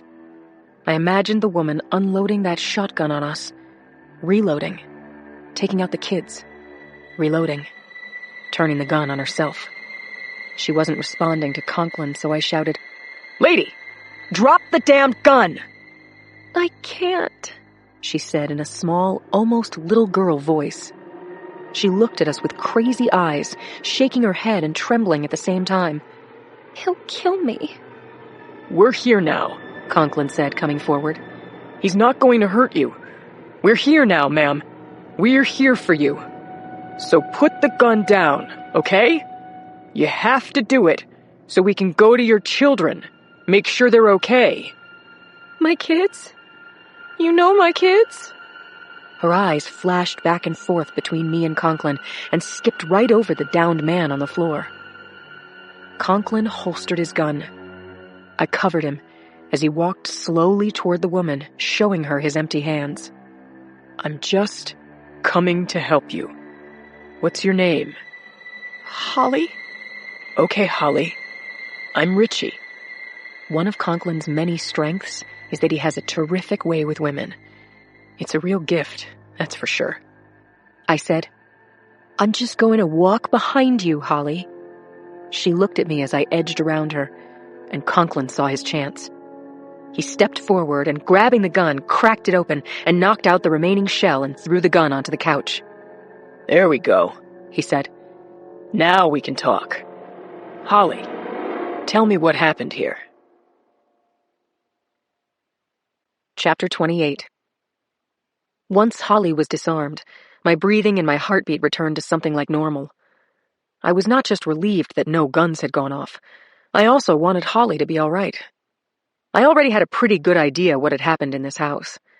Holly's husband had been abusing her and had introduced a loaded shotgun into the fight. He'd been pointing that gun at her when she surprised him, grabbed the weapon, and got off a shot. Very likely, Holly had saved her own life. But that didn't mean she wouldn't have to prove self-defense in court. Her crappy life wouldn't get better for some time, if ever. I retraced my steps and bent to the man bleeding out on the floor. He was stocky, maybe in his 30s, and had tattoos on his arms and neck. A mixture of blood and air bubbled through what remained of his nose and lower jaw. He was alive, but he might not want to survive what he was facing. Surgery, pain, food through a straw, while in jail. I called dispatch and was told the ambulance was only 3 minutes out. I said that the situation was under control, that the EMTs could come directly into the house, and I asked for Child Protective Services. Conklin led Holly to a plaid tub chair and sat on the couch across from her. She was babbling incoherently when I went down the hall in search of children. I found 2 youngsters in the smaller of the 2 bedrooms, hiding between a bed and the wall. They popped up when I called, "Hey there." I thought the little girl was about 4. The boy looked 8. The little girl looked me in the eye, then sucked in a deep breath and screamed before crawling under the bed. The boy dried his face with his t-shirt and sputtered, "Are you the police?" "You called us, right?" I showed him the badge hanging from a chain around my neck. "I'm Sergeant Boxer, but you can call me Lindsay. What's your name?" Leon Restrepo. That's Sissy." "Do you know how many people are in the house?" Yes? Can you tell me? I asked. He pointed out to the living room. Her, him, me and Sissy. Is Holly your mother? Leon nodded his head. Tears started flowing down his cheeks. Okay, Leon. Okay, can you tell me what happened here? She's always hating on him, the little boy said.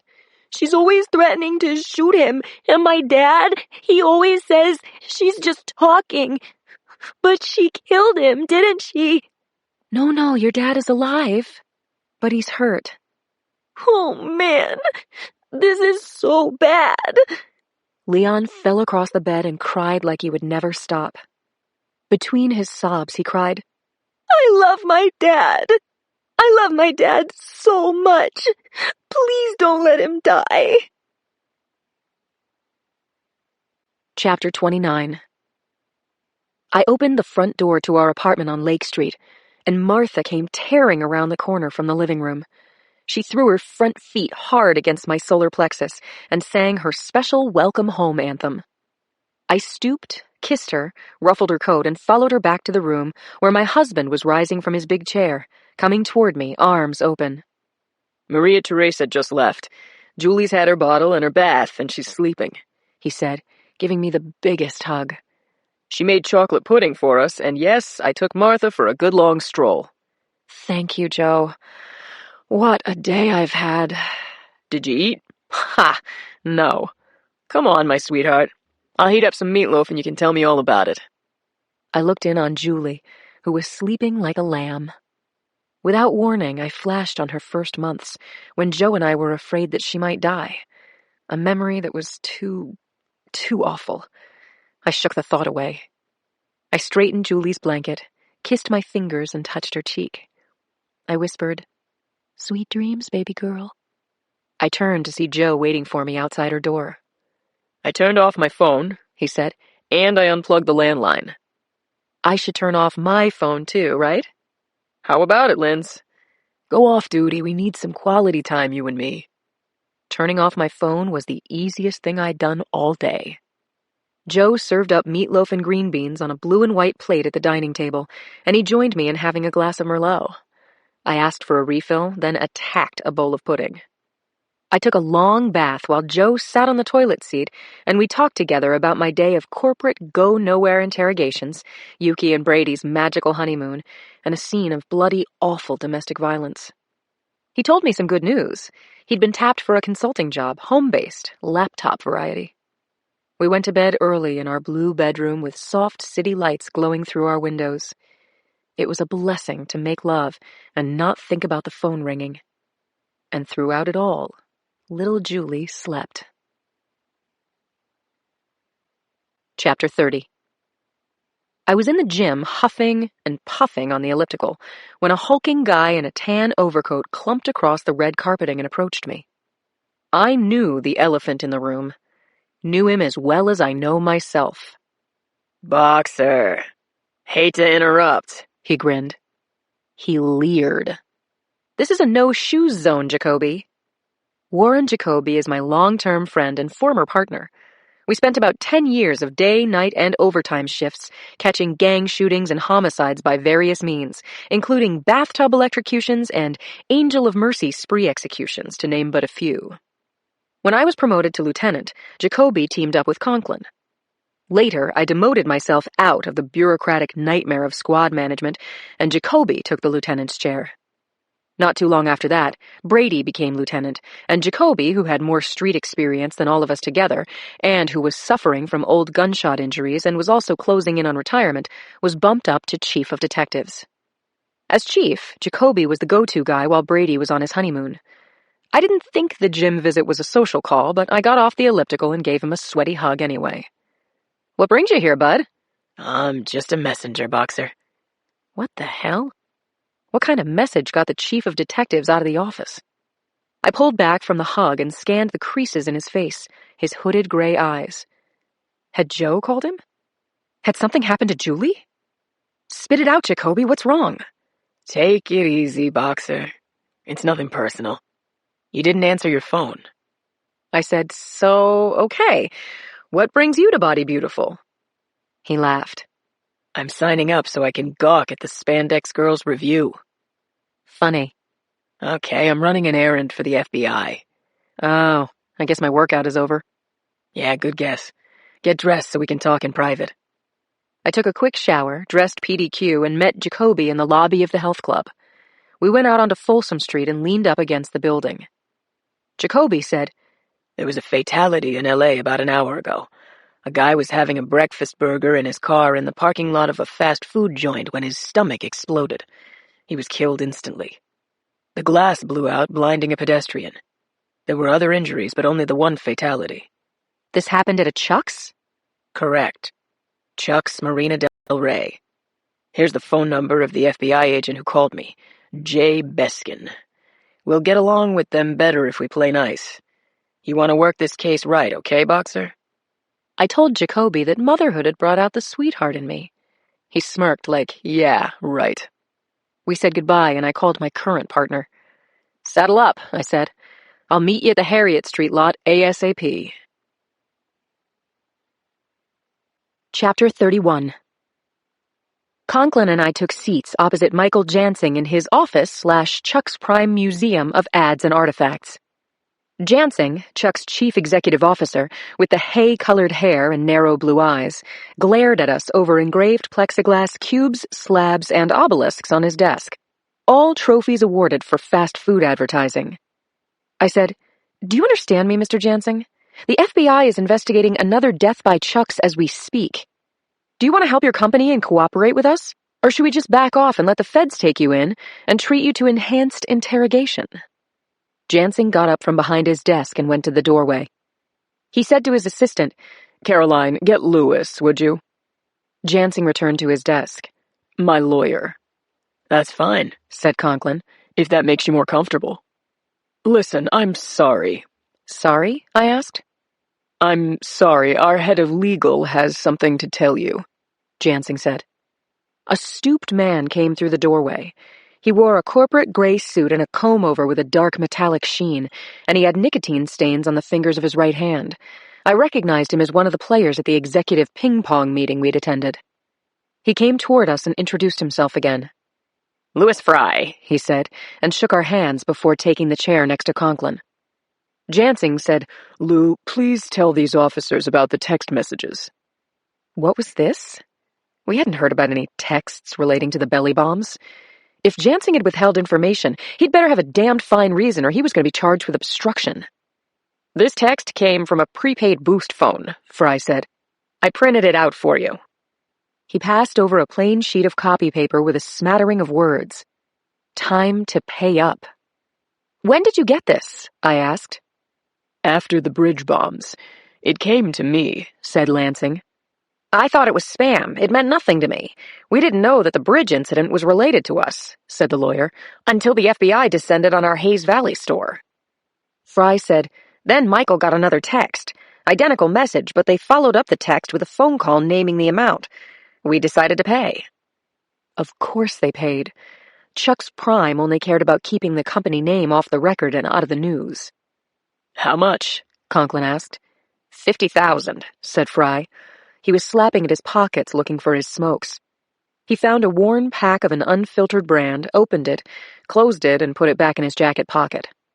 He said, We bundled the bills in a Chuck's big lunchbox and left the box in a garbage can at our Monterey location. Conklin said to the head cheese, You're telling us you believed that would be the end of it? Yes, of course. And we agreed, Lou and I, said Jansing. Rather than let someone else die, we forked over the money. It seemed like the best course. I wanted to shout at the two suits, You morons! Instead, I said, So rather than call the cops, have them monitor the transfer, you trusted a bomber, a murderer, an extortionist, when he said that there would be no more bombs. Jansing had gone pale around his eyes and mouth. I didn't think he was feeling remorse, more like he was realizing how much shit was about to hit the fan. We employ thousands of people, all of whom would be negatively impacted if the public— The FBI contacted us 2 hours ago, I said, cutting his self-serving spiel off at the knees. A Chuck's customer exploded from inside out. Happened in one of your parking lots in LA. I passed the name of the FBI guy across the desk to Jansing and said, "I spoke with this gentleman, Special Agent Beskin, and he's about to call you. I advise you to tell him everything you know. Any questions?" Chapter 32. Cindy was at her desk at the Cron, rereading her old Randy Fish files, straining them for any missed morsel of information that could lead to Morales. By 10 a.m., she had put down 3 cups of coffee and 2 churros, the only food groups that appealed to her in her current mood. Apparently, her body was telling her what she needed. Henry Tyler was in Washington today, meaning Cindy had a reprieve from a humiliating meeting where she would have to inform him that her story had gotten away from her and she wouldn't be nominated for the Pulitzer anytime soon. It was a conversation she really didn't want to have. Just then, a gaggle of her coworkers who were raving about a new reality dating show parked themselves in the hallway outside her office. Cindy got up and shut the door, and when she returned to her desk, an email had arrived from captain.lawrence@cwpd.com. Hope sprang, leapt around, did a pirouette and a curtsy. "Hi, Cindy. Morales' prints were found in the house, but they were dusty, so give yourself a gold star for figuring that out anyway. FYI, if you don't know, there was a bank robbery in Chicago on Monday, and the perp was tentatively ID'd as our friend Mac. According to what I got from our cop network, she shot and killed 2 people and got away with about $1,000. Disappeared in plain sight right outside of the bank. So maybe Morales was last seen in Chicago. Or maybe it was someone who looked like her. All the best, Pat." The few short lines felt to Cindy like bright sunshine breaking through the cloud cover after 40 days and nights of torrential rain. She'd been right that Morales had used the fish house as a hideout. And now here came a fresh lead. Morales had staged a bank holdup and she had killed 2 people, both a measure of her psychopathy and of her desperation. No question in Cindy's mind, Morales was going to need money again soon, and she would resurface. Cindy went online, searched for bank robbery, Chicago, and spent the next hour reading about it in the Chicago papers. Mackie Morales wasn't mentioned by name. Law enforcement was no doubt working according to the same principle as when Cindy had found out that the fish house was wired with explosives. Namely, they had to keep Morales out of the press so that she wouldn't know that she'd been exposed. Cindy located the videos from the Chicago news broadcasts. Customers who had fled the bank right after the shootings had been interviewed by the local press. Cindy noted the names, and she sent out an email to the staff writers at the Cron, asking if anyone had contacts in the Chicago PD. Then, Cindy wrote to Henry Tyler. To H. Tyler. From C. Thomas. Subject: Update Morales. Henry, Morales may have held up a bank in Chicago and killed 2 people. Her name has not been released. I'm following up, digging in. More TK as I get info. Cindy. Then Cindy wrote to Captain Lawrence, thanking him for the lead. Next, she booked a flight to Chicago. Chapter 33. Mackie Morales was behind the wheel of the silver Acura she'd boosted from a parking space on State Street, a high-end shopping street in Chicago's Loop. Well, she'd seen the keys in the trunk lock, so the Acura's owner was definitely a dummy, probably still wondering where she'd parked the car, and would take her time to report the theft. Meanwhile, as Mackie set out due west, she and Randy had had some laughs. He said, "Sometimes life hands you dummies." "Good one, lover." When Mackie stopped for gas in Bettendorf, Iowa, 2.5 hours west of Chicago, she found the dummy's pea coat in the trunk. She transferred her gun from her blue trench to the dummy's felt coat and stuffed her own coat into the trash bin near the pumps. About that time, she also found a pair of leather gloves in the pocket of the pea coat, very handy, and about $16 in ones and coins.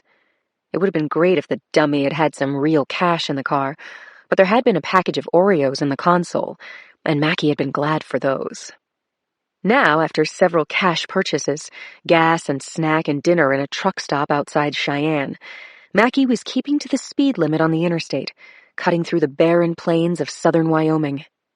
She was looking for a good radio signal and a clear road with no cops. Instead, she saw a figure on the side of the road near the Laramie on-ramp. As she drew closer, she saw that the figure was a young woman wearing jeans and a denim jacket. She had long dark hair and held a piece of cardboard with a sign written in marker, reading Rock Springs. Randy's type. To a T. Mackie slowed the Acura to a stop, and the girl picked up her backpack and ran toward the car. Mackie buzzed down the window. The girl said, "Hi, wow, thanks for stopping. How far can you take me?" "I'm driving to Portland," Mackie said. "I can take you all the way." "Oh, that would be great, thanks." The long-haired girl took a bottle of water from her backpack. Mackie saw the finger marks on her wrists, just before the girl pulled her jacket sleeves down to hide the bruises. "I'm Layla," she said. "I'm Hannah," said Mackie, picking a name out of the air. "Layla, sorry to be nosy, but why are you hitching this late at night?" "Oh, boyfriend trouble. I was visiting I guess he's my ex now, at the University of Wyoming." Layla used her thumb to point behind her to Laramie. "We had a fight. About another girl he's been seeing, of course. Now I have to get back home on my own, but I sure don't ever have to see that shit again." "And you're not afraid to hitchhike?" "Not at all. I would only get into a car with a woman." "Do you live in Portland?" "My mom. I'm going to spend a little time with her. She's a million laughs, and she cooks, too." "Cool. Hannah, I didn't get any sleep last night. Would you mind if I nap for a few minutes?" Mackie dialed around and found a light music station. By the time Layla was asleep, Mackie was thinking about Lindsay Boxer. It was good to be going back to San Francisco. Richie and Lindsay wouldn't even be thinking about her. Surprise! We're back! Beside her, Layla stirred. Between now and San Francisco, she had to deal with the girl. Chapter 34. Yuki stood with Brady and gangs of light-hearted after-dinner guests who were filling the Finstar's world-class ocean bar to the walls. Inside, the bar was all gold trim and rusty autumn colors. Beyond the curving floor-to-ceiling windows, the night was ink black, lit only by the foam breaking, leaping around the bow as the glorious ship steamed toward Sitka. Yuki wore a sexy black dress, her new pale coral necklace and strappy heels. She nursed her first margarita, hoping to see the aurora borealis, an amazing natural light show that often appeared at night in this part of the world. Brady looked savagely handsome. He, too, was wearing black, turtleneck, blazer, and trousers. His dark clothes contrasted wonderfully with his flashing blonde hair. He held out his hand. "Come with me, sweetie. Let's go to the veranda deck." Back home, Yuki was up at 6, organized and overworked, always moving, doing whatever she could to prosecute criminals and put them away. She felt different with Brady. With him, it was okay to show her softer, more vulnerable side, to let him take the lead and take care of her. It was the first time she'd ever trusted a man this way, both emotionally and practically. She trusted him that much. But she didn't like heights. Yuki put down her glass and, taking her husband's hand, said, "Lead the way." Together, she and Brady climbed the 3 winding flights of tawny carpeted staircase that coiled below the huge illuminated artwork of stars suspended above the staircase. Arriving at the veranda lounge, Brady put his hand to the small of her back and steered her through the crowd to the glass right at the front of the ship. Just then, the room filled with awed murmurs. There, off the starboard side, Yuki saw a pale aqua feathering in the sky. The color gathered depth and motion, forming a swath of light that ran from east to west, curling back on itself in a loose swirl.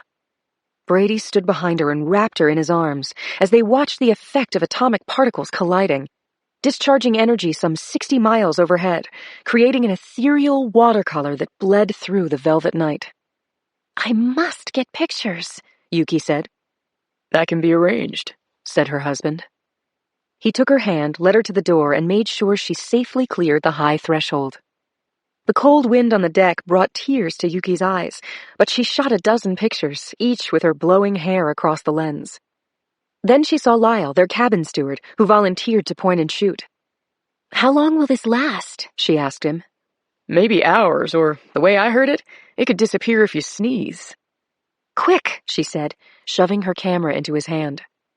She and Brady stood with arms around each other, their backs to the blackness below and above, lit now with the magical northern lights. Yuki thanked Lyle and took back her camera. She turned to Brady, stood on her toes, and pressed her body against him. He pulled her in even closer.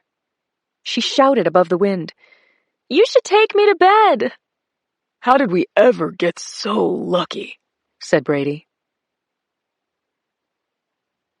Chapter 35. My day started in Jacoby's big office with its view of the bail bond storefronts and all-day parking on Bryant. Jacoby had new information from our contact at the FBI. He said, "The evidence from our bridge victims and the one in the LA parking lot matches.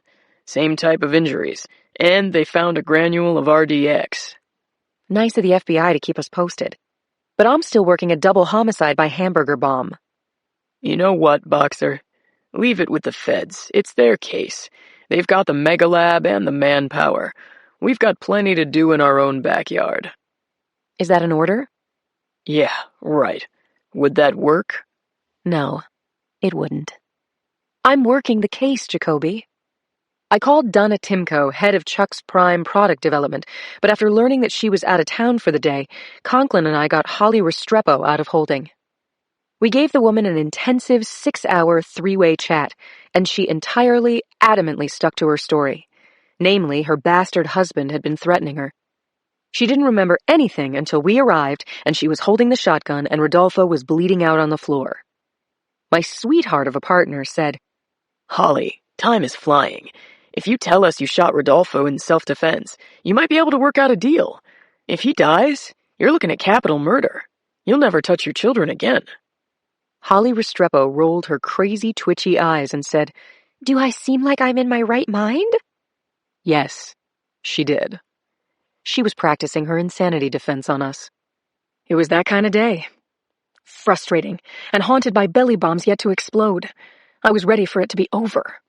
I'd been home for about 10 minutes, and had just hung up my jacket and unpacked my gun when Cindy's ID came up on my home phone. Linz, may I come over? Of course. Joe's making veggie lasagna. Get your skinny butt over here. A half hour later, Cindy bounced in, looking cute in jeans and a pink cardigan, with a rhinestone barrette in her hair. She also looked wired. I need some baby love, she said. Sit yourself down. Cindy reached out her arms, and Joe handed Julie over. For a woman who didn't want kids, not now, she took to holding our little one like she held babies every day. She made intense small talk with Julie, nothing deep or personal apart from asking her if she preferred Leno or Letterman, causing Julie to burble, which made me laugh out loud. I had to tear Julie away from Cindy so I could put her down before dinner. Cindy picked at her lasagna, and she asked Joe the kinds of questions that come easily to a reporter. She even asked follow-up questions. I continued to feel that something was bothering her, though, and she didn't care to discuss it in front of Joe. Whatever was stuck in her shoe, she softened it with a couple glasses of wine, then turned down coffee and dessert in favor of a third glass, effectively killing the bottle. About then, Joe said he had some calls to make. He kissed the top of Cindy's curly-haired head and left the room. I said to Cindy in my best film noir cop growl, "Okay, sister, start talking." Chapter 36. Cindy carefully set her wine glass down on the coffee table, kicked off her ballet flats, and curled up in a corner of the couch. I sat across from her in Joe's big leather chair. "What's going on?" I asked her. You're going to kill me, said Cindy. but I wish you wouldn't. I read her face and saw something that looked like guilt in her eyes. I felt a stinging shock of alarm. What the hell could Cindy have done to tick me off? I said, "Only one way to find out." And then she told me. When you said Morales had been seen in Wisconsin, in a town near Lake Michigan, I tracked her there. You're joking. You didn't do that, Cindy. Randy Fish's father had a house on the lake that still belongs to his estate. I thought Morales might be there. I brought cops with me when I went. I wanted to be in on the takedown and write about her, you know? Get an exclusive. But she was already gone. You took something I said to you as a friend? I know. But you weren't working the case, Lindsay. She was in Wisconsin, not on your patch. And so you went out on this story using my private information without asking me? Do you realize how that could come back on me? Cindy picked up her glass, drained it, and said, You know, I figured I'd turn the information over to you and Richie, and you'd nail her, and she would be prosecuted here, and we'd all win. Look, I don't blame you for whatever you think of me. I was wrong. I'm really sorry. Thanks for dinner, Linz. She put down her glass and toed around for her shoes. I didn't think Cindy was actually steady enough to make it through the front door, and there was no way she could drive. I'm not going to beg you, Cindy, but if you don't spit it out, I will come over there and smother you with a throw pillow. She laughed and said, Please don't hurt me. We'll see. She grinned, sat back on the couch, and said, Okay, so when we got to the house, Morales was gone, but she had wired the house with explosives. Yeah, to blow up. I have that on excellent authority. How do you know it was Morales who did that? Off the record, her prints were found under a layer of dust. Anyway, the FBI is watching the house, hoping she'll go back to it so they can nail her. Personally, what do I think? I think she's out of that house for good. Because? Cindy took a deep breath and let it out as a long sigh. Earlier this week, a female fitting Mackey's description robbed a bank in Chicago. She killed 2 people, a guard and a bystander. I just flew out there and talked to 2 customers who had fled before the cops locked them down. The way they described her, Linz, get this, 5'6" to 5'8", athletic, could be Hispanic. I said, That's a description? I call that a vague generality that could fit too many people to be useful at all. But listen, Cindy, please look at me. Let's say you're actually onto Morales. Thank God you didn't confront her. Are you kidding me? She's on the FBI's top 10 most wanted list, number 5. You know better than almost anyone how dangerous she is. Cindy said, I'm a crime journalist, Linz. A damned good one, as it turns out. That was indisputable. Cindy had helped me solve more than one case with her doggedness, and she had some kind of intuition that couldn't be put down to luck. She had told me once that she was one killer story short of national acclaim. I understood what Morales meant to her. But that didn't mean she should be trying to get close to her. I nodded my head in agreement and said, I know how good you are. I know. Cindy said, So, may I have some coffee now? I'm not done telling you what's going on. Chapter 37. I kept my eyes on Cindy while I brewed the coffee. She was tapping on her phone, looking as distracted as she had seemed over dinner. Joe came into the kitchen and I whispered to him, She's tracking Morales. His eyebrows shot up to his hairline. By herself? You gotta love her, he said. And why? I said dubiously. She's a lot like you. Come on, I said. You really think that? He grinned, gave me a swat on the behind, poured coffee for himself, and went back to his office. I called out, Cindy, come get your mug. She sugared and milked her Java, after which we took our mugs to the living room and assumed our former positions. She swiped at her cell phone with her thumb, and just when I was ready to scream, she got up and brought her phone over to me. I just got an email with these attachments about 3 hours ago, Cindy said. Sometimes a picture is actually worth 1,000 blah blah blahs. What am I looking at? I asked her. The first photo was of 3 state of Wyoming highway patrol cars, flashers on, clumped up along the side of a highway. The second shot showed traffic cones across the lane and a half-dozen khaki-uniformed troopers standing around what looked like a female body lying in the ditch off the shoulder of the road. You're saying that's Mackie? No, said Cindy. Keep flipping through. The next photo was a tighter shot of the corpse.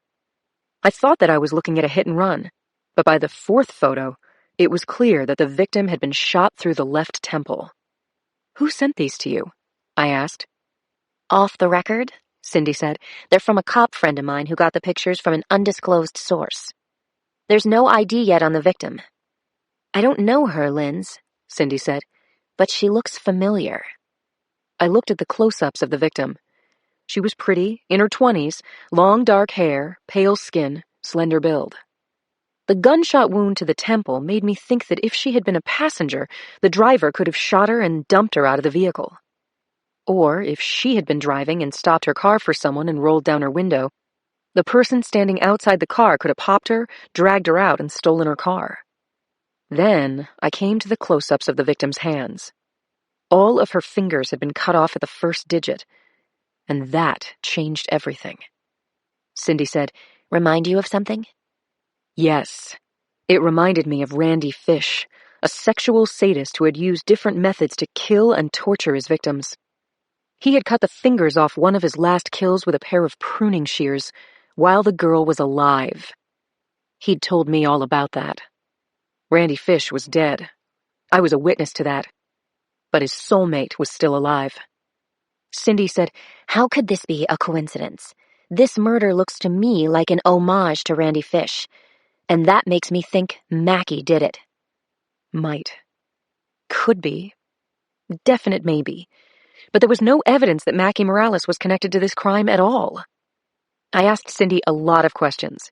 Had any ID been found on or near the victim? Were there any witnesses? Any missing persons report leading to the victim? Anything? Cindy said, "Linz, I've told you everything I know and everything I'm thinking." I wasn't buying it. Cindy was looking straight at me with her big round baby blues, but I wasn't sure she was seeing me. Maybe she was inside her head, working on her killer story about a Mackie Morales murder spree. Or maybe it was something else. I said, "What is it, Cindy? What aren't you saying?" Chapter 38. Conklin showed up at our workspace at 9:30, which was late for him. He hadn't shaved or combed his hair, and he'd missed a couple of shirt buttons. Either he'd taken a tumble in the clothes dryer, or I was looking at the hallmark of new love. Late nights, morning delight. "I just made coffee," I said, tipping my chin toward the break room. Conklin said, "Thank God." "You're welcome." He headed out and then came back a minute later with a cup of mocha java, wrestled his chair out from under the desk, threw himself into it, and raked back his thick brown hair with the fingers of both hands. He said, "Coffee without donuts is like a day without sunshine." "Sorry to disappoint," I said. I opened my pencil drawer, took out a packet of peanut butter crackers, and chucked them over to my partner. He caught them on the fly and opened the packet with his teeth. "Tina and I." Uh-huh. "She doesn't like my politics. I never thought something like that would matter." "You had a fight?" "I guess you always think that someone you like shares your values. I keep getting this wrong." "Are you two going to be all right?" He shrugged, chewing his crackers, and with his mouth full, he asked what was new with me. I found myself telling him that Cindy had come over to my house for dinner last night. I held back that she had wanted to play with the baby. Conklin said, "How is Cindy? She didn't look good at the wedding. She's lost weight. She hardly spoke to me. Is she all right?"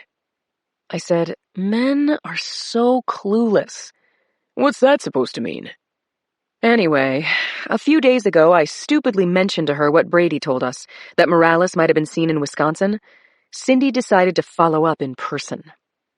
Conklin choked on his coffee, and when he'd stopped sputtering, he stared at me and said, "You're saying she went to Wisconsin to find Mackie Morales? By herself? Then what was she going to do?" I filled my partner in on Cindy's search for our former summer intern with a taste for murder, that she was working on a career move. What she is calling a once-in-a-lifetime story. Conklin's face bent through several gradations of shocked disbelief as I told him what Cindy had uncovered in the past few days, a trail of incidents that spelled Mackie Morales had resurfaced. "Cindy wasn't telling me everything," I said to Rich. "When I prodded her, she said, and I quote, 'I'll tell you if and when I know more.'" Conklin crumpled his empty cup and tossed it into the trash. He said, "You tried to talk her out of this? Never mind. I know what she's like. I hope to God Mackie doesn't find out that Cindy is dogging her."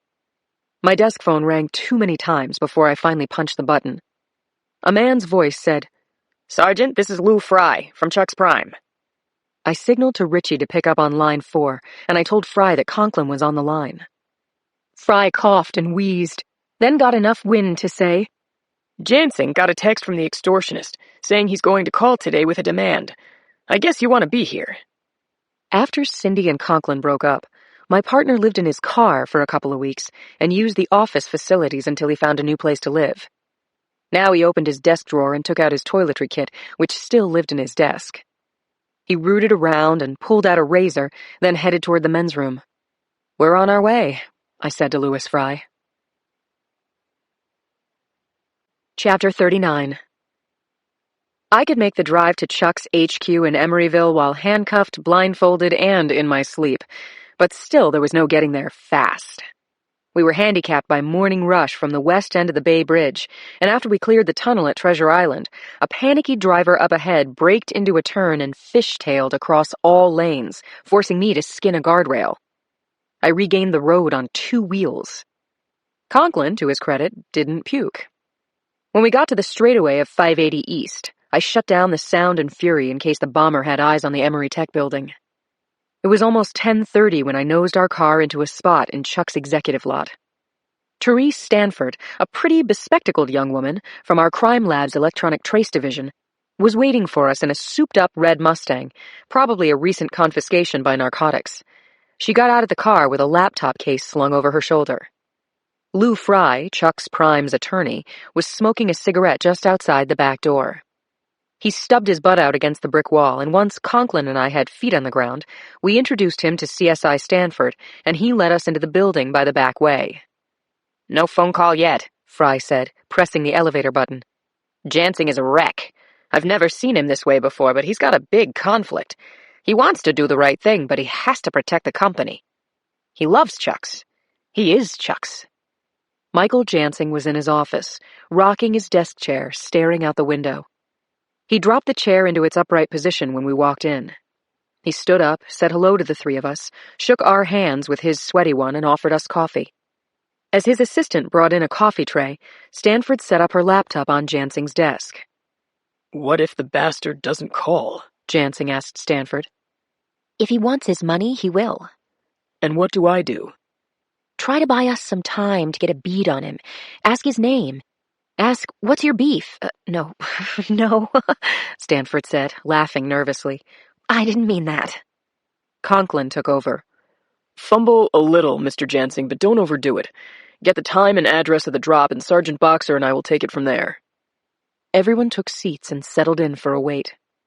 The silence was thick and then thicker. I can't speak for what was going on in the minds of those around me, but I knew how much could go wrong. If the guy called from his cell phone, we'd own him, but would he call? Would he direct us to the drop, or was he the kind of sadist who could race Jansing around from place to place until he was sure that his pigeon had flown alone, then take the money and split? And by the way, while Stanford had worded her question indelicately, she was on the right track. What was the killer's beef? What did he have against Jansing? What did he have against Chuck's Prime? Or was planting explosives in hamburger meat a crime of opportunity? Jansing's office was as quiet as a morgue during a blackout. We'd exhausted our Q&A the last 2 times we visited Jansing, and he was silent and tense and had no further questions of us. We drank coffee and watched Jansing rock in his executive chair for 47 excruciating minutes. And then a phone rang. Jansing grabbed at his breast pocket. He took out his cell and showed the caller ID number to Stanford. She tapped the number into a cell phone attached to her computer, and her tracking software almost instantly pinpointed the base station the bomber was calling from. Stanford said, "He's in Emeryville." She disconnected the line, then, redialing the caller's number, nabbed the exact location. By then, Jansing's phone had rung 4 times. "He's going to hang up," I said. "Go ahead and answer it," Stanford said to Jansing. Chapter 40. Jansing put his phone on speaker and said his name. The voice that came back over the phone was electronically modulated, giving the speaker a high-pitched robotic quality that was sick, chilling, and crazy. "How you doing, Jansing? I hoped I'd catch you in." Therese Stanford was at her computer keyboard, typing in the phone number of the no-name phone. Her screen showed the location of cell towers in Emeryville and environs. With luck, she'd be able to ping the bomber's phone. "I don't understand what you want from me," Jansing said. "I gave you the money." The first payment doesn't count because you brought in the cops. Now my fee has doubled. The cops came to me, Jansing protested. I warned you about cops. You really should have listened to me. There are serious consequences, you know, like kaboom. Jansing looked at me helplessly. I mouthed words at him and he spoke them into the phone. I understand. I want 100 grand. Small bills. No tracking devices. I have to go to the bank. I need some time. I'll call you in a half hour. Wait, where am I supposed to go after that? I said, I'll call you. The line went dead. I said to Jansing, "Where is your bank?" Jansing got up, walked 6 yards to the far side of the room, and, lifting a framed poster of Chuck's iconic snorting bull off the hook in the wall, revealed a wall safe. He punched numbers into the lock and pulled down on the handle. The door swung open, and Jansing took out 4 stacks of $100 bills, each with a wrapper reading $25,000. As Jansing returned the poster to its original position, I called Jacoby and requested cars be stationed at intervals off the main streets in Emeryville, Hollis and 65th in particular, and prepared to follow Jansing's car at a distance. Stanford said, "The phone is on the move, traveling west to east over the bridge, crossing now to Oakland." I relayed that information to Jacoby, and as we continued to track the bomber's phone while waiting for him to call back, Jansing's phone rang.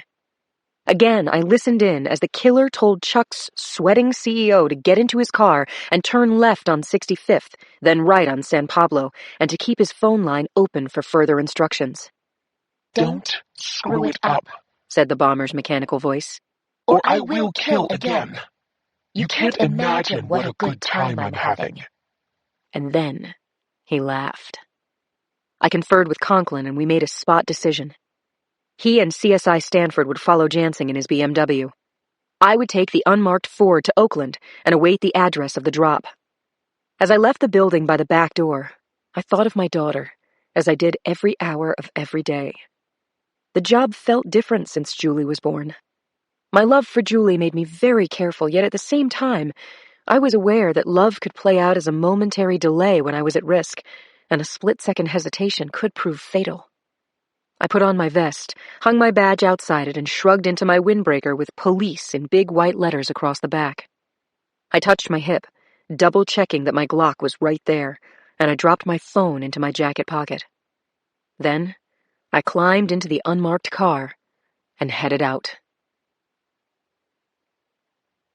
Chapter 41. I had 2 open lines of communication inside my unmarked Crown Vic. My phone was on speaker for Conklin and Stanford, who were tracking the bomber's phone and listening in on Jansing's ongoing conversation with the bomber. I was also monitoring the staticky blare of my car radio, which was locked on a channel dedicated exclusively to the cops working this case. I buzzed down my window as I drove through Oakland's Fruitvale area, a shopping district that had been economically up, down, and iffy for a long time. I passed a Chuck's on the corner of East 12th and 35th Avenue. The restaurant was busy, and typical of the chain's cheery bistro style, aqua and white market umbrellas shaded the brunch crowd at the tables outside the restaurant. Therese Stanford's voice came over my cell phone. The subject told Jansing to go to a vacant liquor store on San Leandro Street. The front door is open, and he's supposed to leave the package on the counter. Subject says he's watching Jansing, and he's telling him to be smart. Okay, now Mr. Jansing says he's got dead air. Subject has shut off the cell phone and disconnected the battery. My pulse picked up. I saw the vacant liquor store up ahead, situated between a bakery and a bike shop. The sign read Barney's Wine and Liquor. The plate glass window had been soaped from the inside and tagged from the outside, and rampant weeds had overtaken the pansies in the flower boxes. I circled the block, and as I approached Barney's on the return pass, I saw that Jansing had pulled up to the curb. I slowed, and saw him get out of his car with a taupe metal Zero Halliburton briefcase in his right hand. Stanford and Conklin, who had been following Jansing 2 cars back, pulled past him and made a U-turn before parking on the opposite side of the street, facing Barney's. Radio dispatch confirmed that plainclothes were covering the rear exit of Barney's and the parking areas behind the row of shops facing 45th Avenue. We were as ready as we could be. I didn't like the idea of Jansen going into a building that hadn't been cleared, but his open cell phone served as a wire. If Jansen was in trouble, he only had to say, "I'm not armed," and the abandoned store would fill with men with guns. I still didn't like it. By definition, our so-called belly bomber was a psychopath. He'd killed innocent people for fun and money, and he was threatening to do so again. If he was inside the former Barney's liquor store, he might shoot Jansen and make a break with the money. I watched as Jansen carried his metal briefcase into the store with the opaque windows. Moments later, he came out empty-handed and got into his car. Stanford reported over the radio, "Jansen is out and safe. He left the money." All around San Leandro Street, cops in utility vans and unmarked cars watched for the belly bomber to go into Barney's to retrieve his loot. Chapter 42. Conklin unfolded his lanky body and got out of CSI Stanford's low-slung muscle car. As she took off, he walked to our unmarked and got into the passenger seat. We had a good view of Barney's from our spot in the middle of the block, and there we sat. It was a long wait. Conklin tipped his head back and caught some of the Z's he'd lost while fighting about the president's economic policies with Tina, and I scrutinized all traffic, car, foot, and skateboard. There was a plant nursery to my left, a coffee spot to my right, and an elevated BART track across the way. The whoosh and hum of the train added a soundtrack to the casual afternoon scene. After an hour, I felt I knew the neighborhood as well as my own. But I didn't see what I was looking for. A man walking under the red metal Barney's sign, going through the doors into the vacant liquor store, and coming out with a package. 3.5 hours after staking out this block, I'd had enough. I nudged Conklin awake, and then, along with a half-dozen cops, we surrounded the liquor store with guns in hand. I assigned places, and when we were all ready, I opened the front door. The interior of the store was gloomy, with just enough light coming through the soaked windows to see the walls of empty shelves and cardboard cartons and one shiny object. The Zero Halliburton case on the counter. The case was open. The money was gone, and a note had been left inside it. Block letters on lined paper. "No police, remember?" Kaboom. 2 cops went to the basement and returned a minute later. They had found that the basement door that opened out to the parking lot was unlocked, and that the basement itself was shared by the bakery next door.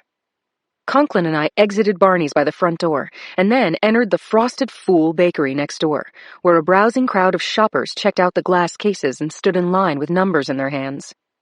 I fetched the owner from the kitchen and invited the customers to leave. Then I turned the sign on the door to closed, while Conklin gathered the salespeople together for questioning. We interviewed the owner and the 3 salespeople who'd been behind the counters all morning.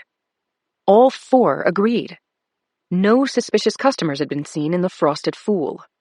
However, they did say that the basement door they shared with the defunct Barney's was left unlocked during the day for deliveries and garbage removal. Undoubtedly, that basement door was used by the unknown subject who had taken the 4 packets of cash totaling $100 grand. And the game was still on. As the bomber had told Michael Jansen, he was enjoying himself immensely. That's when a soft kaboom went off in my mind. But was it already too late? I dashed out to our car and yelled into the radio, "All units to the corner of East 12th and 35th, now!" 3 minutes later, we converged on Chuck's Prime, 2 blocks northeast of San Leandro Street, where grass-fed Chuck burgers were being served by fresh-faced guys and gals in cowboy outfits, every one of them looking too innocent to be real. In my mind, every employee was a suspect and every customer was a potential victim. Maybe there was a bomb under the broiler lamps now, or maybe a ticking hamburger had just been served. There was no time for finesse. I stood with Conklin and a squad of armed cops at my back and yelled, "SFPD! Everybody stop eating! Put down those hamburgers! Now!" Chapter 43.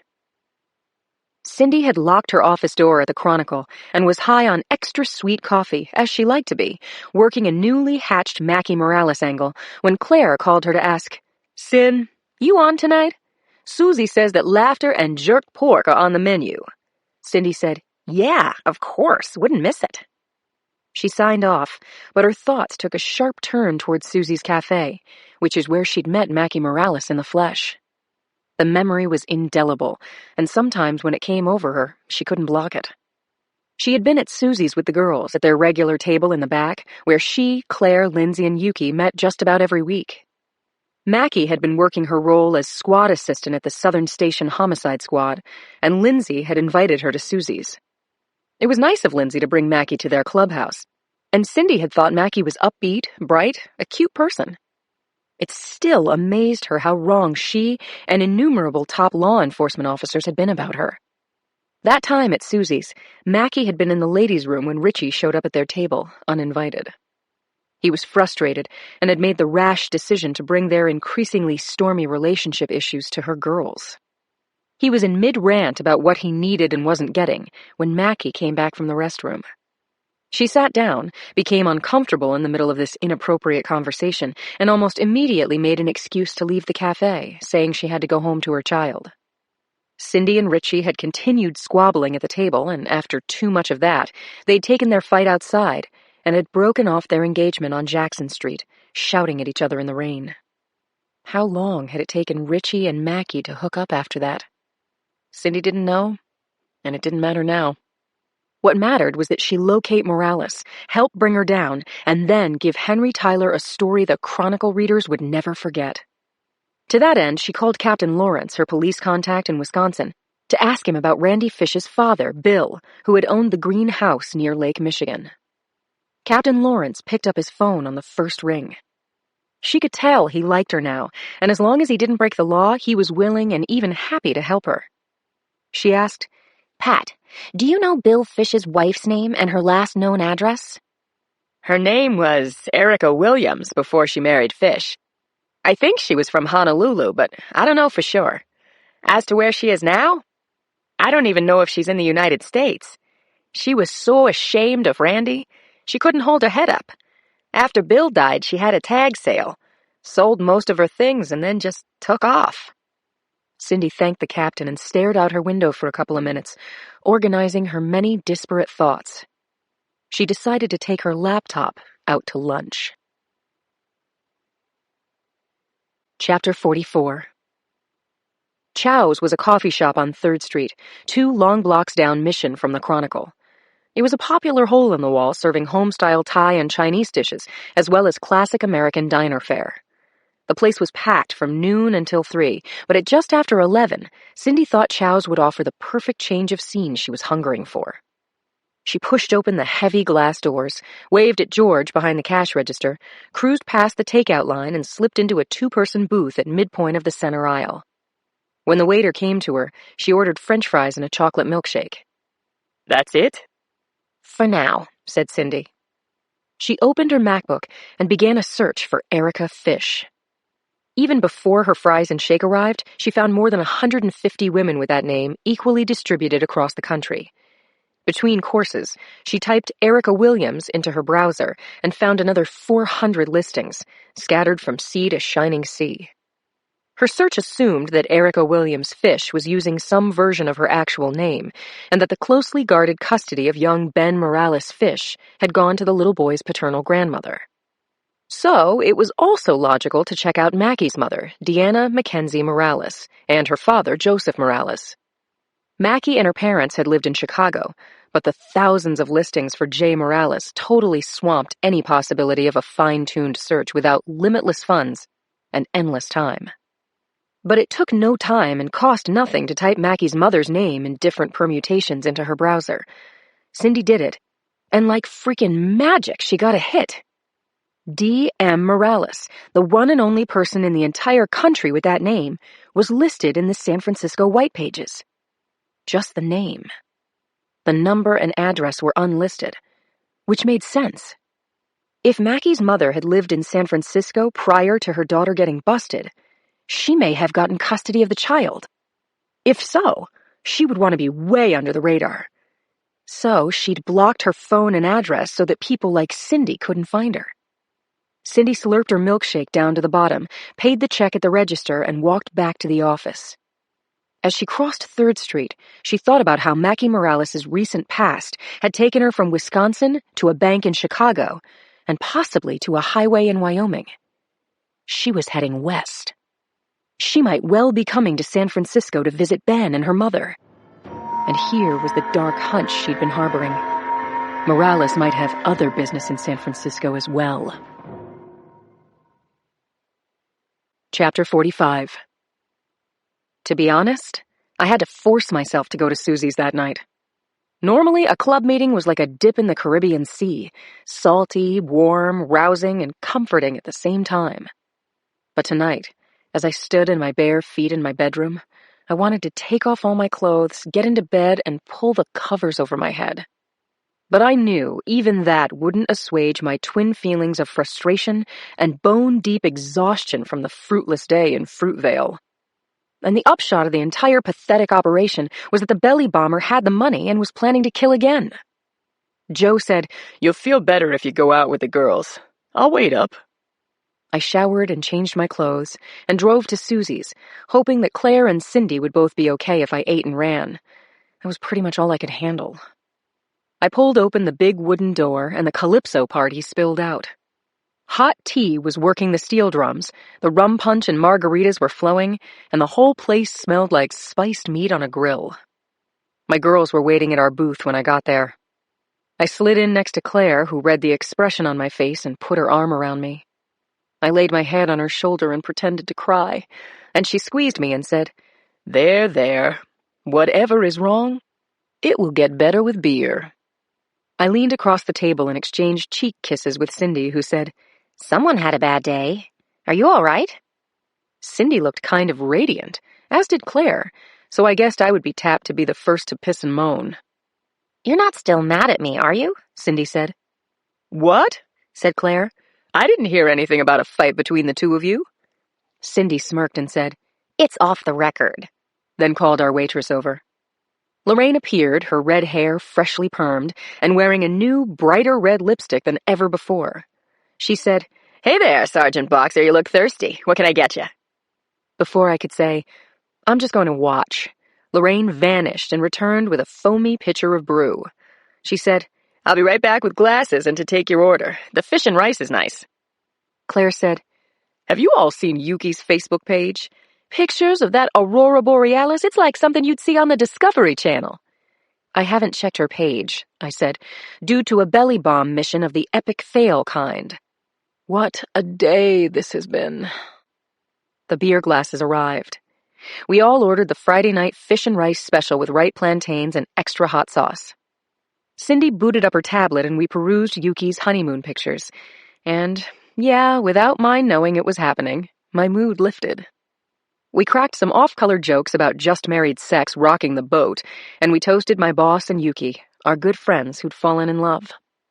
After we ordered a second pitcher of beer to cool down the hot sauce, I talked about the belly bomber and wondered out loud what the creepy killer extortionist was really after. I said the ransom is so puny relative to Chuck's Prime's bottom line, and the logic is weird. Please stop me before I bomb again. Well, he got the ransom. Claire aimed a forefinger at her temple and rotated it in the universal hand signal for cuckoo. She said, "This bomber, he doesn't want to be stopped. He keeps telling you. He likes to blow people up." Claire signs in a couple thousand dead bodies a year to her fine establishment, and after we'd exhausted my story of a stakeout that got us exactly nowhere, the good Dr. Washburn told us a few gruesome tales from the crypt. She laughed as I covered my ears and said, "La la la." "Here's to dying peacefully in our sleep," Claire said, hoisting her glass, "after putting down a big bowl of ice cream." "Cheers to a nice cerebral hemorrhage. In our 90s, I concurred. Cindy clinked her glass against ours. "And here's to finding Mackie Morales and piling stones on her chest until she stops breathing." "What?" said Claire. "Mackie Morales? What did you say?" "Lindsay didn't tell you?" Cindy said, looking genuinely surprised. "Both of you better start talking. I want to know what's going on behind my back," said Claire. "That would be your cue," I said to Cindy. Chapter 46. Cindy said, "Aw, Lindsay, You don't mean that you want me to talk about this? Absolutely, I said, and then sat back and watched her try to figure out what to say to Claire that didn't make her sound like a lunatic. What is this about Mackie Morales? Claire asked. No, really, what is this? How come you're not talking, Cindy? Because Lindsay is having fun with me. Claire laughed. Seriously? Well, I like to have fun too. She said, Fine, Claire, this is the whole truth. Lindsay told me that Morales had been seen coming out of a post office in this small town called Two Rivers, Wisconsin. What? Mackie resurfaced Lindsay? Claire asked. That's what I was told. Lindsay didn't tell me why or how, said Cindy, mounting her defense, but she told me where. That was all. And I took it from there. And you did what? Claire asked. I went to Wisconsin to find her. No way. Cindy looked down at the table and drummed her fingers. Claire laughed at Cindy's expression, then started to pour herself more beer. I put my hand on the top of her glass and said, Who's driving you home? Claire twisted her head around and shouted, Lorraine, coffee please, all around. Lorraine came over with 3 mugs of coffee on a tray and said, There's been a complaint, Dr. Washburn, laughing too loud at this table. But keep it up. I like it. We all laughed at this one, and I found that I was getting over myself. Cindy, too, was passionate about her work, and she was winning at it. I want pie, Cindy called out before Lorraine had gone too far. Anyone else? Lorraine returned to the table. I've got coconut cream and key lime. 1 of each, Cindy said. Claire stirred her coffee and said, Okay, so did you find Morales? Cindy said, Not me, not the SFPD, and not the FBI either, but I'm still working on it. Cindy went on to tell Claire what she told me, that she had found out that Randy Fish's father had lived in Wisconsin, that she had located the house and made friends with the local gendarme, and that they had found out the house was wired to explode 3 ways, and that Mackie had, in fact, been inside the house not long before. Are you shitting me? Said Claire. Whoa, Cindy, that's hardcore. Cindy was totally warmed up.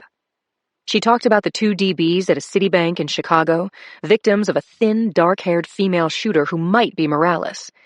And then there was the fresh corpse found in a drainage ditch off Route 80 outside Laramie, Wyoming. The victim was a dark-haired college girl, Cindy said with meaning. Randy liked dark-haired college girls, I said. I remember, Claire said thoughtfully. What was the cause of death? Cindy said, gunshot to the temple, and her fingers were amputated post-mortem. I get you. You think that was some kind of Mackie tribute to the Fishman. Cindy said, Yeah, I do, but I've got no proof. She delicately folded a forkful of pie into her mouth and managed to keep talking without looking gross doing it. The college girl was Randy's type. Hell, Mackie is Randy's type. There were no prints or shells or witnesses, but I'm getting a sense she's on a spree, and she's heading this way. And so what are you going to do about that? Claire asked. Now, like me, Claire was alarmed. I just want to write a great, great story, Cindy said. There's nobody better to do it than me. You guys should stop thinking of me as a kid, really. No one thinks of you that way, Claire said. No one, I said. Right, said Cindy. Look. She put her pearly pink quilted handbag on the table and opened it so we could see inside. I saw a snub-nosed .38 between her makeup kit and a pack of gum. Shut up, said Claire. Are you kidding me? I said. No joke, girls. I can ride 'em, I can rope 'em, and I can shoot, too. Richie taught me, and I have a carry license to prove it. Claire and I blinked at Cindy as she finished the last of her pie and scraped the plate with her fork. I knew I was supposed to stay home tonight. My girlish, merry mood was gone. And guess what? I was scared to death for Cindy. Chapter 47. Mackie Morales had been driving for more than 17 hours, crawling at 60, making pit stops in rundown gas stations off the highways, paying cash, avoiding toll booths, and keeping to service roads, whatever she had to do so that the stolen car wouldn't be tagged on camera or noticed by a state trooper. So far, so good. Randy was humming an uplifting tune inside her head. He was feeling good, proud of her, and looking forward to seeing Ben, that little booger. She felt that way too.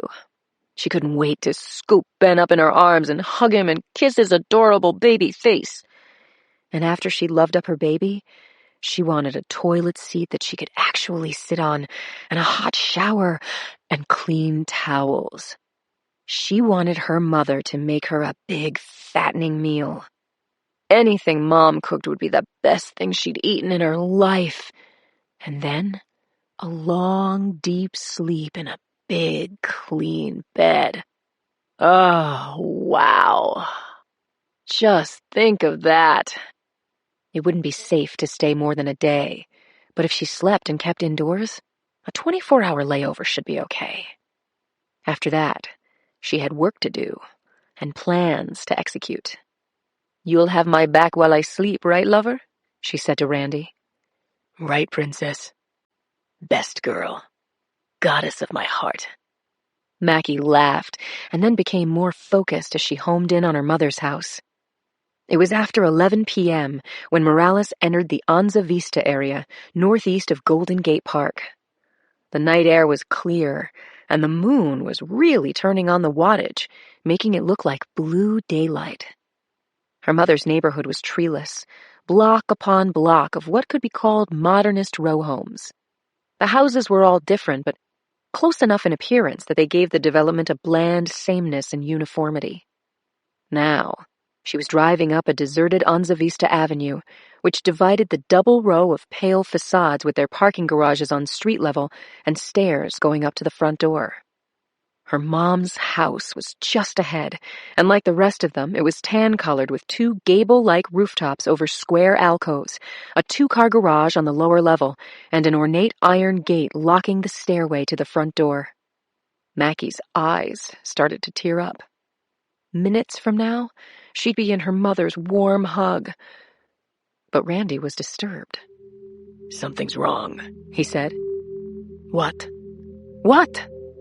She saw a blue sedan, Japanese, parked several houses down with a good view of her mom's front door. What was wrong was that the sedan was parked on the street between two of the homes, and yet the driveways of those homes were empty. Why, if you had a driveway and a garage, would you park a car on the street? Maybe it belonged to a guest. Maybe. Or maybe a plainclothes cop was watching her mother's house. Mackie drove slowly toward the blue car, and just before she passed it, her headlights hit the windshield. A woman was behind the wheel. She was white and blonde, and Mackie had seen her before. She worked very hard at not pressing the gas pedal to the floor. Instead, Mackie drove down the avenue at the same cautious speed, took a turn at the end of the next block, and headed out of the development in the direction of the bridge. She knew the face of the driver. It belonged to Cindy Thomas, Richie's ex-girl, and Lindsay Boxer's friend. Mackie's face flushed. She could feel her heartbeat pounding all the way out to the ends of her fingers. Randy was dead because of Lindsay Boxer. Everything that had gone wrong was because of her. It all began and ended with Lindsay. Part 3. Red Sky in the Morning. Chapter 48. First thing Monday morning, and at D.A. Len Parisi's request, Conklin and I jogged down to the third floor to his offices to meet the new ADA, who would be representing People versus Holly Restrepo, scheduled for arraignment at 10. The new ADA was Travis Cummings, in his first year out of law school and about to try his first case. His cuffed pants were too short, his eyeglass frames were bent, and his cuticles were torn. But to his credit, he was smart, and he worked fast and well. Conklin and I took turns briefing the young attorney. We told him that we'd been the first officers on the scene, and that we'd found Holly holding a smoking, double-barreled shotgun and her husband bleeding out on the floor. We told him that Ms. Restrepo told us that she did not remember the circumstances of the shooting, but gunpowder residue had been detected on her hands.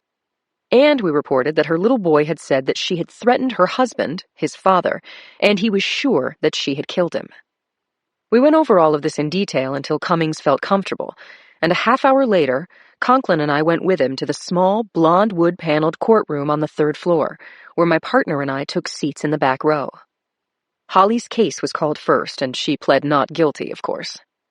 Her court-appointed attorney argued that Holly had 2 small children, whose father was severely injured and might never recover, and so they needed their mother now more than ever before. Furthermore, said Holly's attorney, she was not a flight risk because of said children and the fact that she had no available funds. Cummings stepped up and argued that Restrepo's children had told Child Protective Services that their mother had killed their father, and he made a strong request for remand, which the judge granted.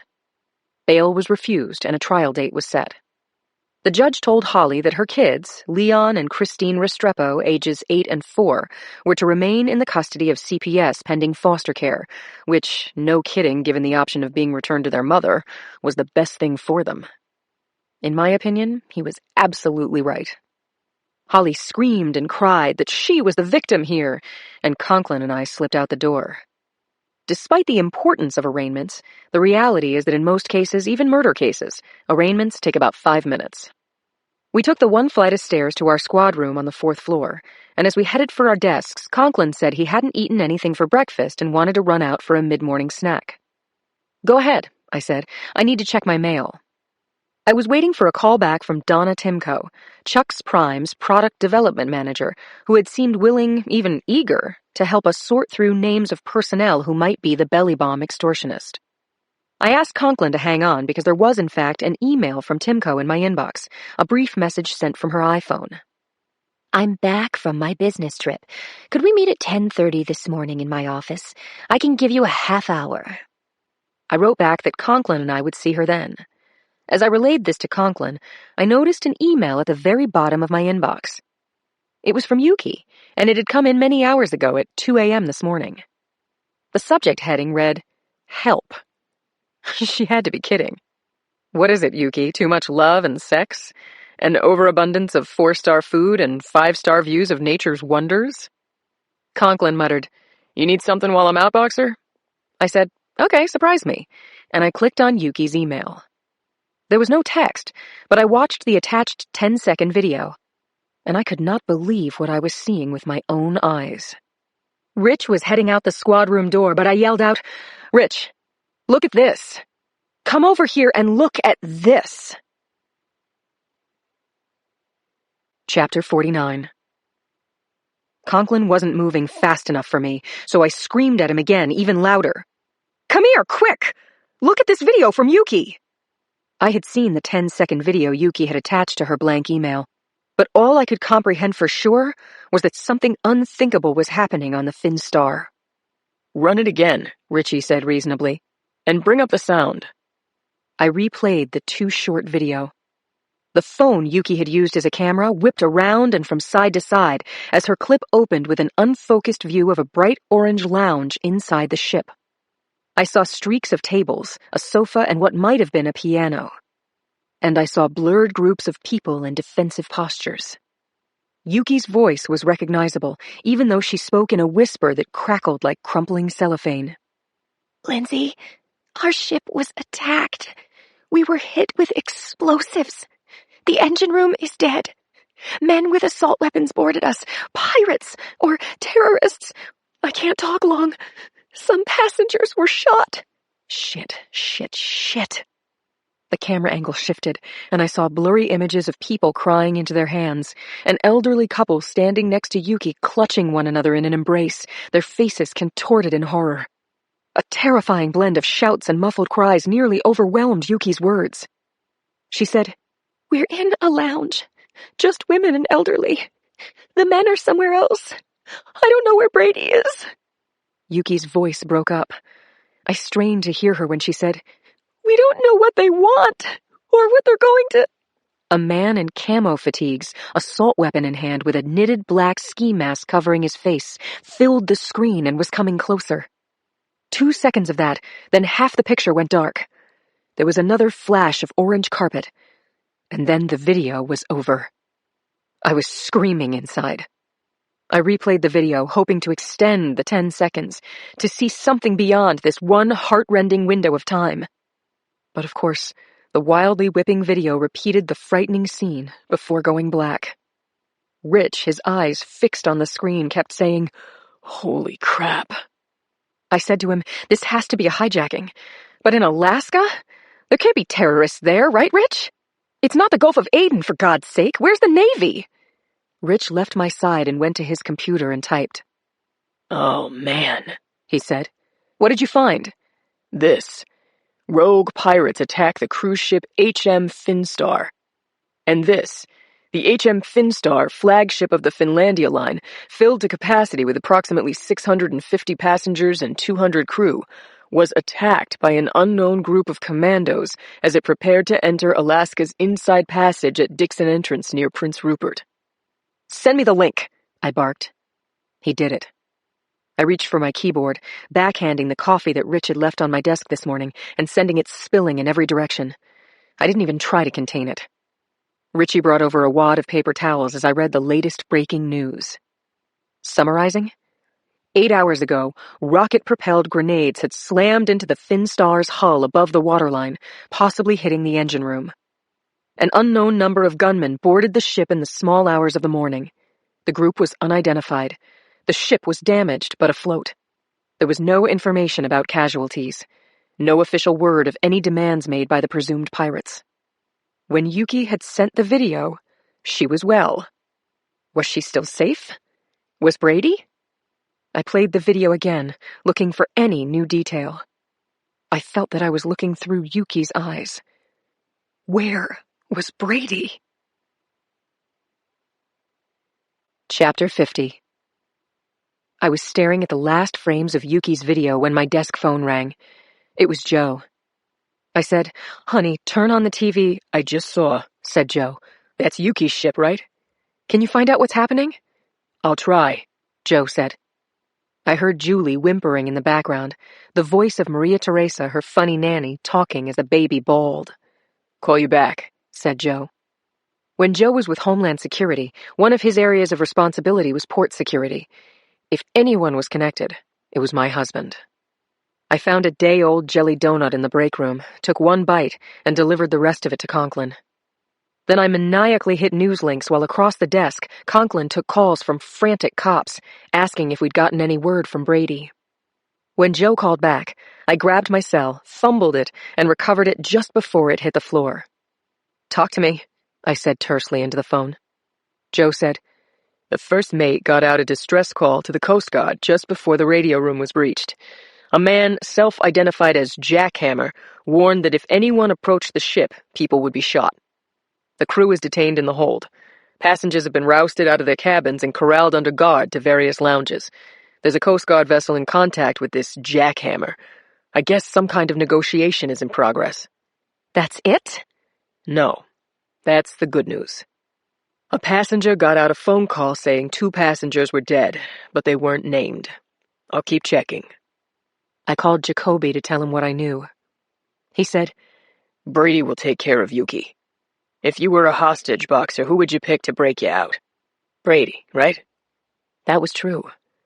But where was Brady? I forwarded Yuki's video to Jacoby, then sent it to Cindy and Claire, both of whom had emailed me after they'd caught bulletins about the Finstar on the news. Cindy had uncut video just in of helicopters in the air above the beleaguered ship. It was a haunting 15 seconds, during which time sections of the ship went dark until the entire ship had been blacked out. Then shots were fired into the air. A lot of shots. Long bursts of them. These hostage-takers, whoever they were, had no shortage of ammunition. I organized a conference call, and Cindy, Claire, and I gibbered anxiously, helplessly. We sounded panicky because we were in a 3-alarm panic. We were all accustomed to making things happen, getting things done, but this time, we had no moves, no action plan, nothing. My skull felt as hollow as a drum, empty except for the bad thoughts ricocheting around inside. How could this be happening off the coast of Alaska? Where was Brady? Was Yuki okay? Was she still alive? Was Brady? When I looked up, Conklin was watching me with a steady brown-eyed gaze. He said, "Can we do anything to help them?" You know that we can't do one damn thing. Then we've got a meeting with Donna Timko. The name rang a distant bell. Who? Timko. Donna. Head of Product Development. At Chuck's? My partner said distinctly, as if he were talking to a child. Right. When are we supposed to see her? You told her 10:30. It was 10:15 right now. I called her, told her an emergency came up, Conklin said. She said, "It's your meeting." Okay, I said. Let's hit the road. Chapter 51. Conklin drove us northeast on Bryant Street toward the Bay Bridge in West Berkeley, a mixed-use residential commercial area separated from the bay by the East Shore Freeway. As we drove, the car radio chattered, dispatch and squad cars urgently tracking the chase of a hit-and-run driver in the financial district. Conklin closely followed the chase and also negotiated traffic, while I manhandled my phone. I jumped from newslink to newslink, cruising for information about the Finstar, a fully loaded floating ocean liner under siege. I found snippets on YouTube, video clips like the one Yuki had sent, truncated and poorly shot, and also taped phone calls from terrified, clueless passengers who'd managed to get out calls before their phones were confiscated. These postcards from the front were like random pieces of a table-sized jigsaw puzzle, giving only ambiguous hints of the big picture. And then, there was breaking news from a passenger's cell phone. A CPA from Tucson, Charles Stone, had hidden in a storage container on the sports deck. He called his brother in Wilmington, who taped the call. Said Stone, "These guys spoke American English, or I guess they could be Canadian, I don't know. They've taken a bunch of hostages to the pool deck. I heard a burst of gunfire. Tell Molly that I love her. I love you too, bro." I looked up as Conklin was backing our Crown Vic into a spot between two vehicles parked in front of a modern two-story office building with clean lines and a stucco facade. I was so preoccupied with the thoughts of the passengers on the Finstar that I was almost surprised to see we were still in California. We entered the building, which had high ceilings with exposed timbers and lots of windows letting in the bright morning light. The reception area was devoid of advertising posters and other incidentals, which told me that this was a practical workplace and that the staff here had no contact with consumers. We presented our badges to security at the desk and took an elevator up one floor. A young man with a black faux hawk and a guarded expression was waiting for us. He said, "I'm Davo. Donna just got out of her meeting. Stick with me." Conklin and I followed Davo, who opened a locked door and led us down a yellow-carpeted corridor to Donna Timko's sanctum, as spacious and as open as the entrance on the ground floor. Timko stood and came forward to greet us. She was a very large woman, obese, actually. She wore a flowing blue dress to just below her knees, an enviable diamond bracelet, and a radiant smile. She looked as kind as she'd looked when we'd seen her on the video screen at the executive meeting. She said, "It's good to meet you in person. I am so glad you could come." I don't know what Donna Timko saw in my face, but here's what was in my mind. I didn't want to be there at all. Chapter 52. I did my level best to wrench my thoughts away from my friends on the Finstar as Timko shook my hand and asked, "Would you like to see the facility? I'm in love with this place and have very few opportunities to show it off. You could even say that I have none." Oh no, not a tour. Timko told her assistant we'd be back in 15 minutes, and Conklin and I joined Timko on her rounds. She started us off with the executive offices, introduced us to staff, and showed us the plans for the introduction of baby cakes, a new product that would be rolling out within the next 6 weeks. Next stop was the sparkling stainless steel test kitchens, fragrant with sugar and spice. "We're very focused on baby cakes right now," Timko told us. "The promotion for this product is going to be huge, and none of our competitors have anything like it." Baby cakes were the size of big button mushrooms, each one a single mouthful of a premium flavor combination of cake and frosting, to be packaged in 6 cake variety packs with a price point of $1.99. Conklin was like the proverbial kid in a candy shop. He taste-tested mocha cakes frosted with marshmallow and a bunch of tutti-frutti ones topped with shredded coconut and I don't know what else. He was being affable with a purpose, making friends inside. Almost unnoticed, I took up a position between a mixing station and a huge fridge and watched the cheerful elf chefs with confectioner's sugar on their gloves and noses. I wondered if one of them could be salting cake batter with micro-encapsulated belly bombs. We returned to Timko's office and assembled in her sunny seating area, banked with potted greenery under a skylight. "So, now that I've had my fun, what can I do to help you?" the product development chief asked us. "We need your informed opinion on what's behind the bombs, Donna," Conklin said. "Why do you think Chuck's is being targeted?" "I've thought of nothing else since the get-go," said Timko. She reached into her handbag for an e-cig and puffed until the end of it turned blue. She seemed to be considering how to say what was on her mind. Finally, she said, "I don't know if this is worth a dime, but last month there was an offer to buy Chuck's. Space Dogs. You know of them?" Sure I did. Space Dogs was a hot dog chain based in the Northeast somewhere. Philadelphia, maybe, or Scranton. Space Dogs wants to get into hamburgers? More like they wanted to take over our real estate, our stores and our plants, and also to cherry-pick our personnel. They'd be expanding the Space Dogs franchise into the West Coast in one very big move, said Timko. And did Chuck's management want to sell? Stan Weaver, our chairman, was all for it. He had golden parachutes for key executives ready to go in exchange for supporting the sale. "How did Michael Jansing feel about selling out?" Conklin asked. "He's as loyal to Chuck's brand and culture as I am, but there was a lot of money involved. In the end, Jansing voted in favor of the buyout. But listen, whether the company is sold or not, I want to help you catch the maniac who is killing our customers. That's just so wrong." I said, there isn't much time. If the bomber isn't arrested in the next day or so, the governor is going to have to close Chuck's down. Maybe permanently. Timko's eyes watered, and then after a moment she said, "I don't know anyone who would want to sabotage this company. Most of us just feel damned grateful to work here." Conklin and I left Timko to her job and went out to the car, talking about this corporate buyout wrinkle as we walked. If Chuck's was associated with food-related fatalities, the value of the company would tank, making it a cheaper buy for Space Dogs. On the other hand, there had to be plenty of Chuck's employees who wouldn't profit from a buyout. Conklin said, "People get fired when companies are bought out, right? Someone at Chuck's might want the deal to fall through." I said, too many twisting roads, too little time. I don't know about you, Richie, but I hear the ticking of the next belly bomb about to explode. Chapter 53. Cindy was hunched over her laptop at the cron, crunching toward her 4 o'clock deadline, which was 10 minutes from now, a piece about a hit-and-run that had turned into a nightmare on Fillmore Street. Cindy checked the spelling of the victims' names, did a last polish, then forwarded the piece to her editor. Before jumping back into her Morales obsession, Cindy checked her email and was cleaning out her spam filter when a subject heading made her heart lurch to a stop. "I made you, Cindy."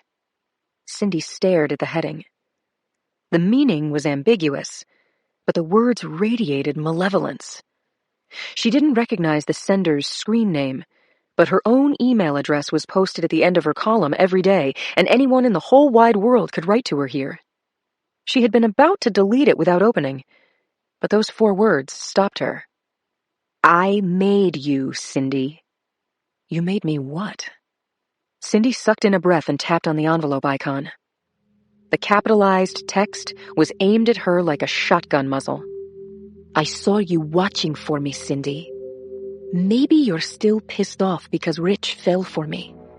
He is so hot, isn't he? I could teach you how to catch and land a man. But, and don't take this the wrong way, it would be a waste of time.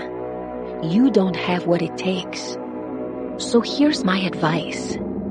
Go fuck yourself and stay out of my way. M.M. Cindy felt numb, absolutely frozen stiff, but her mind was flashing like a 4th of July sparkler. M.M. was Mackie Morales. Mackie had made her. In cop jargon, it meant that she'd been seen and identified. Cindy flashed on the other night. While she was parked outside Mackie's mother's house, a dark sedan had driven toward her. It had slowed, hesitated, then sped up and kept going. That had been Mackie. And not only had Mackie identified her staked out on the street, she'd also made her as a broken woman, a woman she had trumped. Cindy's nose smarted and tears welled up. She grabbed a tissue and pressed it to her eyes, willing herself not to cry. But she cried anyway. When she got hold of herself, Cindy left her office and made it to the ladies' room without anyone seeing her. She washed her face and put on fresh makeup. Then she went back to her desk with a newborn and promising idea. She hit the reply key and typed a return email to Morales. Subject heading: Mackie's back in town. Hi, Mackie. I wasn't sure where you were, so thanks for letting me know. Let's meet. No tricks. I have a big idea to discuss with you. Cindy. Before she could change her mind, Cindy hit the send key. There. Done. She hoped she would hear back from Mackie very soon. If Mackie would meet with her, she might get her interview, and Mackie might get the kind of notoriety she might actually crave. Her computer pinged. There was mail in her inbox marked undeliverable. It was the message that she had just sent to Morales. Morales must have written to her from public internet access or a boost phone, so Cindy's sketchy connection to her no longer existed. Cindy exhaled a breath she hadn't known she was holding. Morales had made her, cut her, dropped her, and every bit of that hurt like a hot poker had been thrust through her heart. What are you going to do now, Cindy? What are you going to do? Chapter 54. Yuki had been huddling against a bulkhead on the pool deck for a long time, terrified for Brady, having no sense of what these terrorists wanted in exchange for releasing the passengers of the Finstar. And if they didn't get what they wanted, what then? Start shooting? Blow up the ship? She was very aware that she was wearing a see-through nightgown under the short, ship-provided terry-cloth robe. She tucked the hem of the robe under and around her, then interlaced her fingers in front of her life preserver as if it could actually save her life.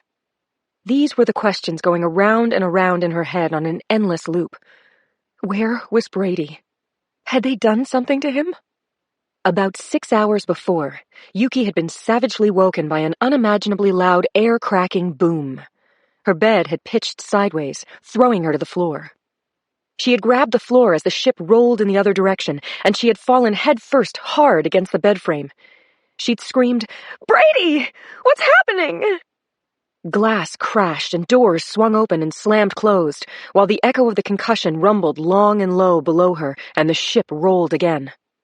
Light flashed where light should not be, outside the windows below their balcony.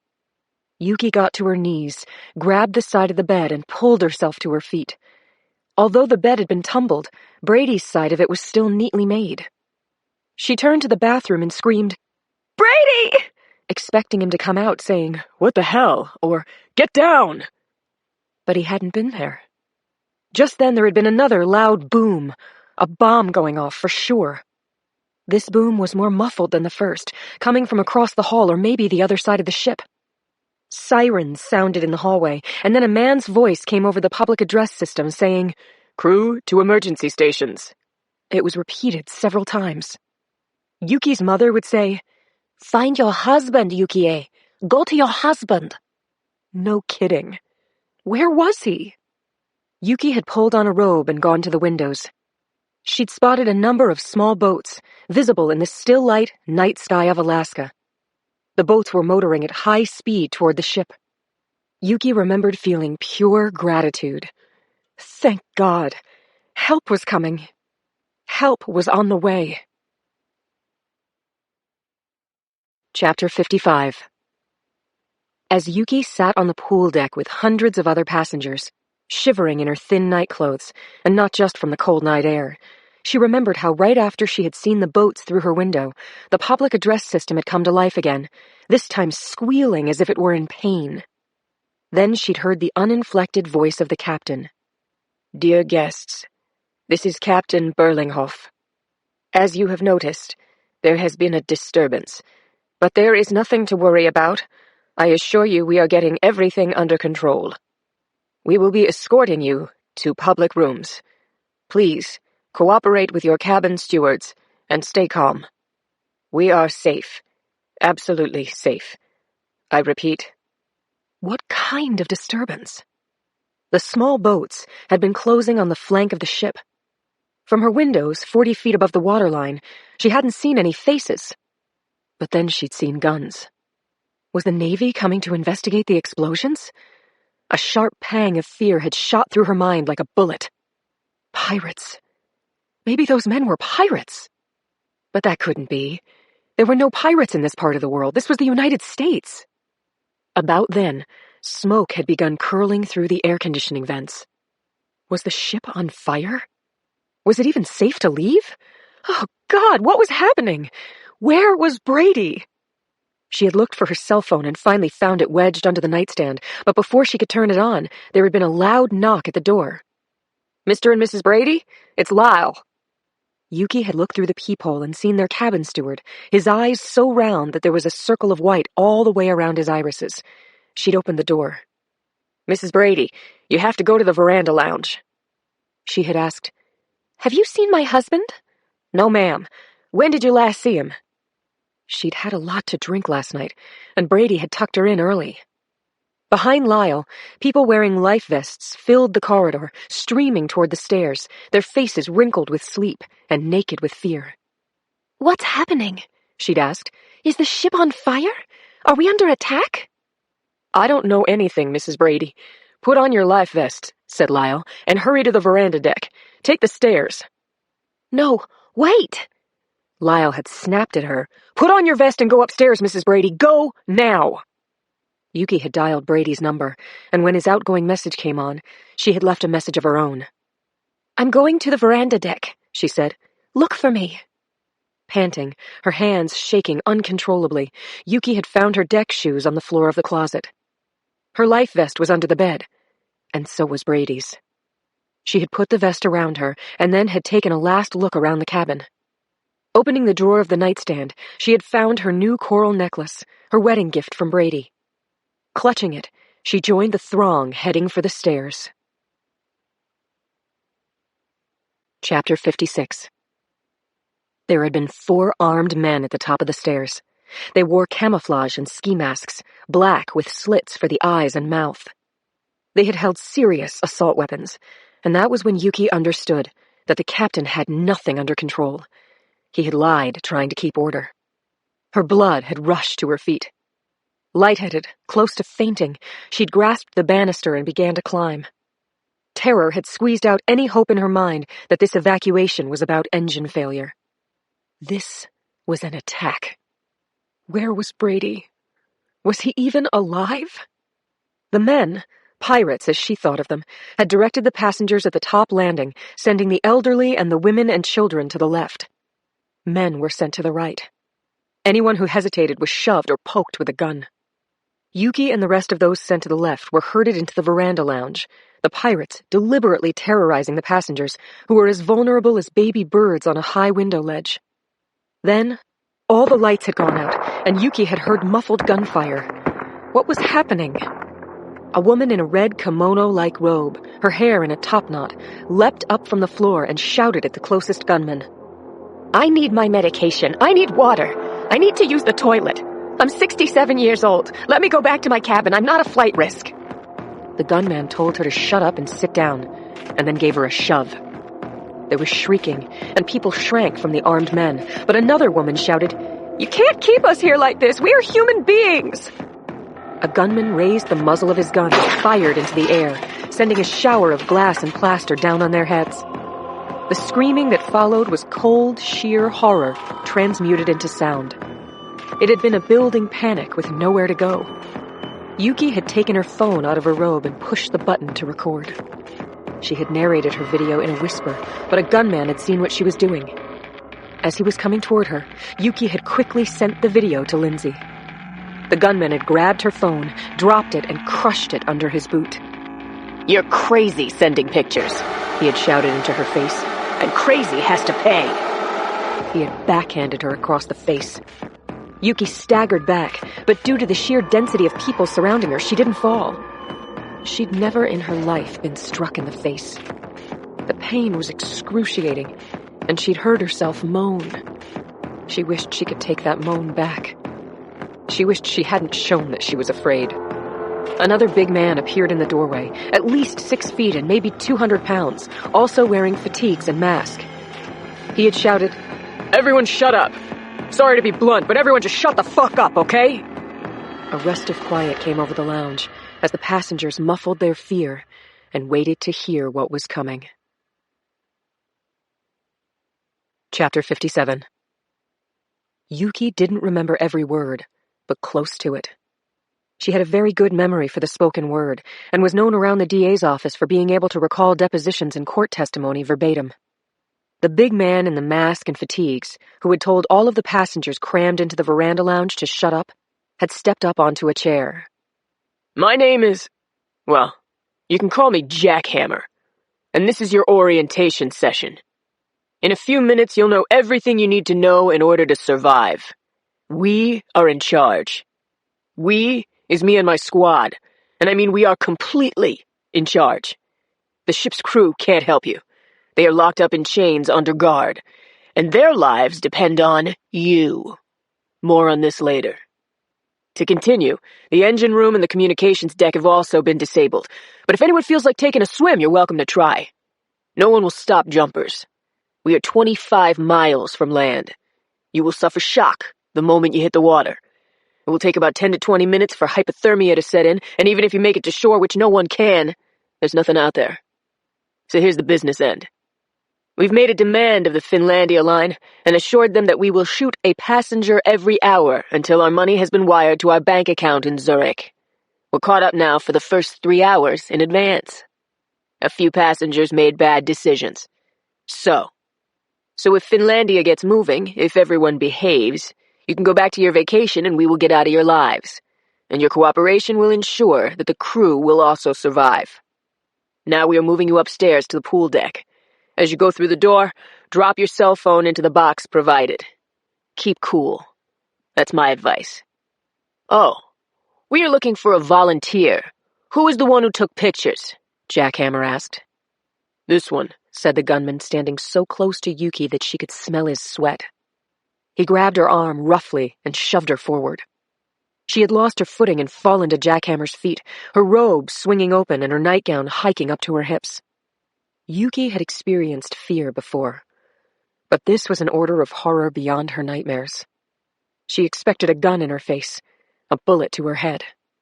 Jackhammer glared at her through slits in his mask. Thank you for volunteering. You are the next to be shot, he said. Yuki struggled to her feet and backed into the crowd. And she turned her back on Jackhammer, closing her eyes as the tears sheeted down her cheeks. If nothing else, she was going to stand up for herself as she always had. Where was Brady? Was he one of the passengers who had made a bad decision? Yuki found it hard to even breathe. Chapter 58. Cold, salt air blew the smell of sweat across the several hundred passengers who were packed on the pool deck. Yuki shivered as she sat with her back against a bulkhead. She was jammed against that wall, jammed tight. Yuki scanned the terror-stricken faces of the passengers who, like her, had been ripped from their sleep and told that they could be murdered at random at any time. Pirate's choice. And although she'd been told she was the next to be shot, 2 other people had already been dragged to a railing and, while screaming for help and pleading, "No, no, no!" shot in the back of the head, and their bodies had been hoisted over the side. As far as Yuki could tell, the murdered passengers hadn't made a break or hid out or started a fight. They'd been sitting on the deck. Whereas she had taken pictures, there was a death penalty for that. Possibly she'd been forgotten, or her location in the middle of the crowd was inconvenient for Jackhammer's thugs. If they came for her, could she save herself? She took a visual tour of the pool deck, mapping the structures, the door, and staircases. At the bow of the boat was the Luna Grill restaurant, with a bandstand outside it, a raised platform for live entertainment outside the pool. The middle of the deck was all about the swimming pool, with decking between the edges of the pool and the railings. At the back end of the pool deck, the ship's stern, was the wave spa, with a wet bar that had been overturned by the terrorists. Metal stairs began at the base of both the grill and the spa, and those outside staircases ran up one flight to the sun deck and running track above the pool. The track was open above the pool deck, and the terrorists were using the track as a spy's nest, a shooting platform. Right now, one of the terrorists was standing above her on the metal stairs near the grill, only 10 feet away. He wasn't tall, but he was muscular and alert, and he carried a massive assault rifle with ammo clips on his belt. His mask hid anything that might be human in him. How could she appeal to a man in a mask? The male passengers had been moved from wherever they had been sequestered to the part of the deck that was opposite the women, at the far end of the unlit swimming pool. Their backs were to the closed doors of the water spa. Yuki searched the silhouetted grouping of men. Some men stood, but more squatted or sat on the deck behind a ragged line of gunmen. She counted about 6 of them. A bright flash in the unrelenting dark caught her eye. It was Brady's hair. She was sure of it. He was standing toward the back of the crowd, and she wanted to screw everything and just run to him. But she knew that was irrational. She didn't even dare to draw his attention. She couldn't put him in danger. Her tears welled up as she thought about how close he was, while so far away. Just then, as if she had summoned him with her fear, Jackhammer walked onto the track above the pool deck, that long, hollow rectangle with its gun's-eye view of the passengers. Chapter 59. Jackhammer came down the metal stairs, and when he reached the pool deck, he stepped through the shadows and began to cut through the crowd. He walked to the long side of the pool and raked the passengers left and right with his eyes. His sickening gaze seemed to stop on her and then, having touched her, move on. Jackhammer cleared his throat and said, I'm so sorry for the inconvenience, everyone. I know this stinks, but, if it were up to me, you would be back to your vacation, eating good food, enjoying the good life. But your captain can't get anywhere with your cruise line. Apparently there is an obstacle, which means more of you will die. If only the cruise line would wire the money we have asked for. Well, for now, be happy that unlike the captain and crew, you have fresh air, and perhaps by morning some of you will have breakfast. Sound good? Jackhammer turned as one of his men came toward him. They bent their heads toward each other, conferring. Were they talking about her? Yuki saw movement from the stern. A gray-haired man in bright green pajama bottoms was running in bare feet, holding a deck chair over his head. Oh my God! This passenger had snapped. He stretched up and hurled the chair at Jackhammer, who saw the chair coming toward him and stepped aside. A woman cried out, "No, Larry, no!" Jackhammer had his gun aimed even before the chair crashed to the deck. He fired on the gray-haired man. His wife broke through arms that were holding her in place and ran toward her fallen and dying husband. Jackhammer fired again, and the woman's body jerked before she collapsed on her husband's chest. The shots and the killings sent the entire deck into motion. Those people near the bleeding bodies fell back, and then panic sent all of the women to the far side of the pool. People slipped on the blood-slicked deck and fell. The strongest trampled the weak. Pirates slammed gun butts into passengers, who made for the doorways and staircases. Gunmen fired in bursts above the heads of passengers, who were screaming like animals being slaughtered. It was inside this sheer chaos that Yuki saw her opportunity. Obscuring herself among the hundreds of shifting people, Yuki edged along the length of the deck. By the time the shooting stopped, Yuki had resurfaced beside the man she loved. Brady drew her into his arms, cloaking her entirely. I've got you, sweetheart, he said. I've got you. She sobbed into his chest. She loved him so much. They had to survive this. They just had to. Chapter 60.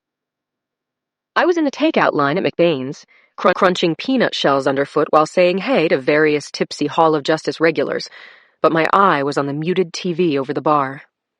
A report was coming in from an ABC affiliate in Alaska. Valerie Ricco, a reporter wearing a big green down coat, was standing on a remote stretch of coastline, trying to keep her footing as the wind whipped her hair and shook her microphone. The captioning read, This is day 2 of the hijackers' takeover of the Finstar, a lavish passenger liner. Behind me were a couple of uniforms, drinking their lunch and talking to each other about Brady and how they heard there had been shootings. I dropped my eyes from the TV and, turning my body, faced the restaurant. I didn't want to be recognized or questioned. I thought about Brady, a genuine tough guy in the best possible way, brave, unflinching, determined. I'd watched him risk his life to save a child. I could see him making a move against the commandos on the ship, even though he was outnumbered, unarmed, and literally at sea. That made me worry for him, and I worried for Yuki even more. She was a fighter. She had taken on cases that should have gone against her and gotten juries who were predisposed to the defense to dance in the palm of her hand. She'd taken on hardcore criminal defense attorneys, big names, and while she hadn't always won, she'd made them sweat for their wins. But could Yuki's courtroom skills help her now? Could she talk her way out of a sudden death hostage situation?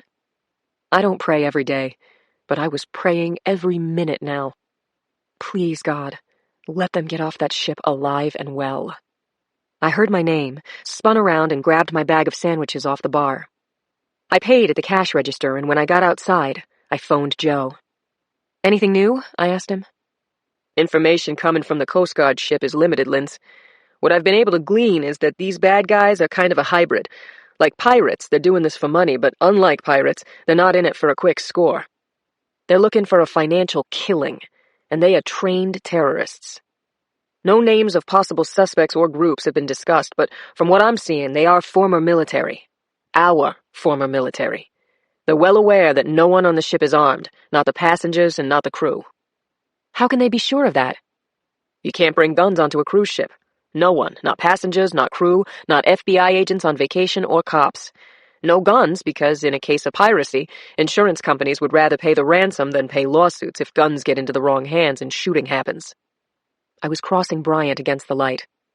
I kept the bag of lunch under my left arm, held my phone to my ear, and dodged angry lunchtime traffic. So the insurance company is going to pay, right? I said. What's the holdup? What's going on, Linz? I can hardly hear you. I reached the sidewalk and said, Can you hear me now? Okay, here's the holdup. And it's not good. Finstar has a piracy exclusion in their policy. Because they don't run tours into historically dangerous waters, they took out a cheap policy. Running up the stairs to the hall, I shouted at the messenger, my poor husband. What are you saying? The insurance company isn't liable for the ransom? So what the hell is going to happen? Who's going to pay up? Where's the military? What's the government doing about this? A Coast Guard vessel is about a mile away, keeping in contact with the head guy, trying to talk them down. Coast Guards have special ops, but nobody wants to go Waco on this ship. Not now.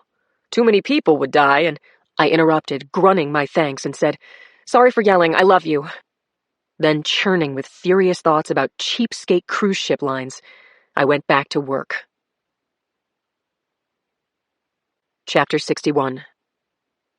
When I got back to our desks, Conklin had assembled an array of surveillance DVDs from the 6 Chuck's Prime restaurants in San Francisco. He'd separated the discs into 6 stacks, 1 stack for each restaurant. Each stack was 6 inches high. He said, These were shot with cameras inside and out. There isn't one complete 2-week set, but this is everything that could be retrieved, including one from Hayes Valley, starting the day before the Jeep bombs. I said, The FBI has seen all of these? Yep. And they found nothing? There are about 100 million hours here. The Phoebes are human. They could have missed something, Conklin said. We could save the day. I admire your optimism. Yeah? He grinned at me. Let's just say that Ashton Kutcher has nothing on Conklin. I grabbed my phone and put in a call to FBI Special Agent Jay Beskin in his Golden Gate Avenue office. He picked right up. Jay, am I right that your folks have finished going through Chuck's meat processing plant? We've pulled core samples from about 2 tons of chopped meat, he said. Talk about a needle in a haystack. We're looking for pellets that can fit inside a cold capsule. Anyway, we've examined a lot of prime beef. We scoured the prep kitchens and grilled the workers. No red flags. No flags of any color. Any suspects at all? Seems like only angels work at Chuck's. I'm wide open to ideas, Sergeant. I updated Beskin on our big bag of zeros. I summarized the stakeout at Barney's Wine and Liquor, including the hand-lettered threat left in the briefcase. I told him about my day at the product development plant and the prospective buyout by space dogs that might now be off the table. And I said that my partner and I were about to dive into surveillance footage again. Beskin wished me luck, and we exchanged promises to keep each other in the ever-widening, thus far fruitless loop. I hung up and looked across our desks to my partner. He said, "Let's each take a disc, press play, and see if something jumps out at us." I stared at the stacks of surveillance footage, thinking how much I'd love to have a single clean fingerprint, or an eyewitness, or a drop of the bomber's blood. That was the kind of forensic evidence cops had long relied on to point the way, to apply the screws, and nail a case shut. On the other hand, watching a million hours of surveillance tape was probably the perfect antidote to my upcoming nervous breakdown as I thought about Yuki and Brady under the guns of paramilitary terrorists off the cold coast of Alaska. "Lindsay?" "I heard you," I said to Conklin. "We're looking for something to jump out at us, preferably someone wearing a sign reading, 'I'm the bomber.'" Conklin laughed. "Wouldn't that be nice?"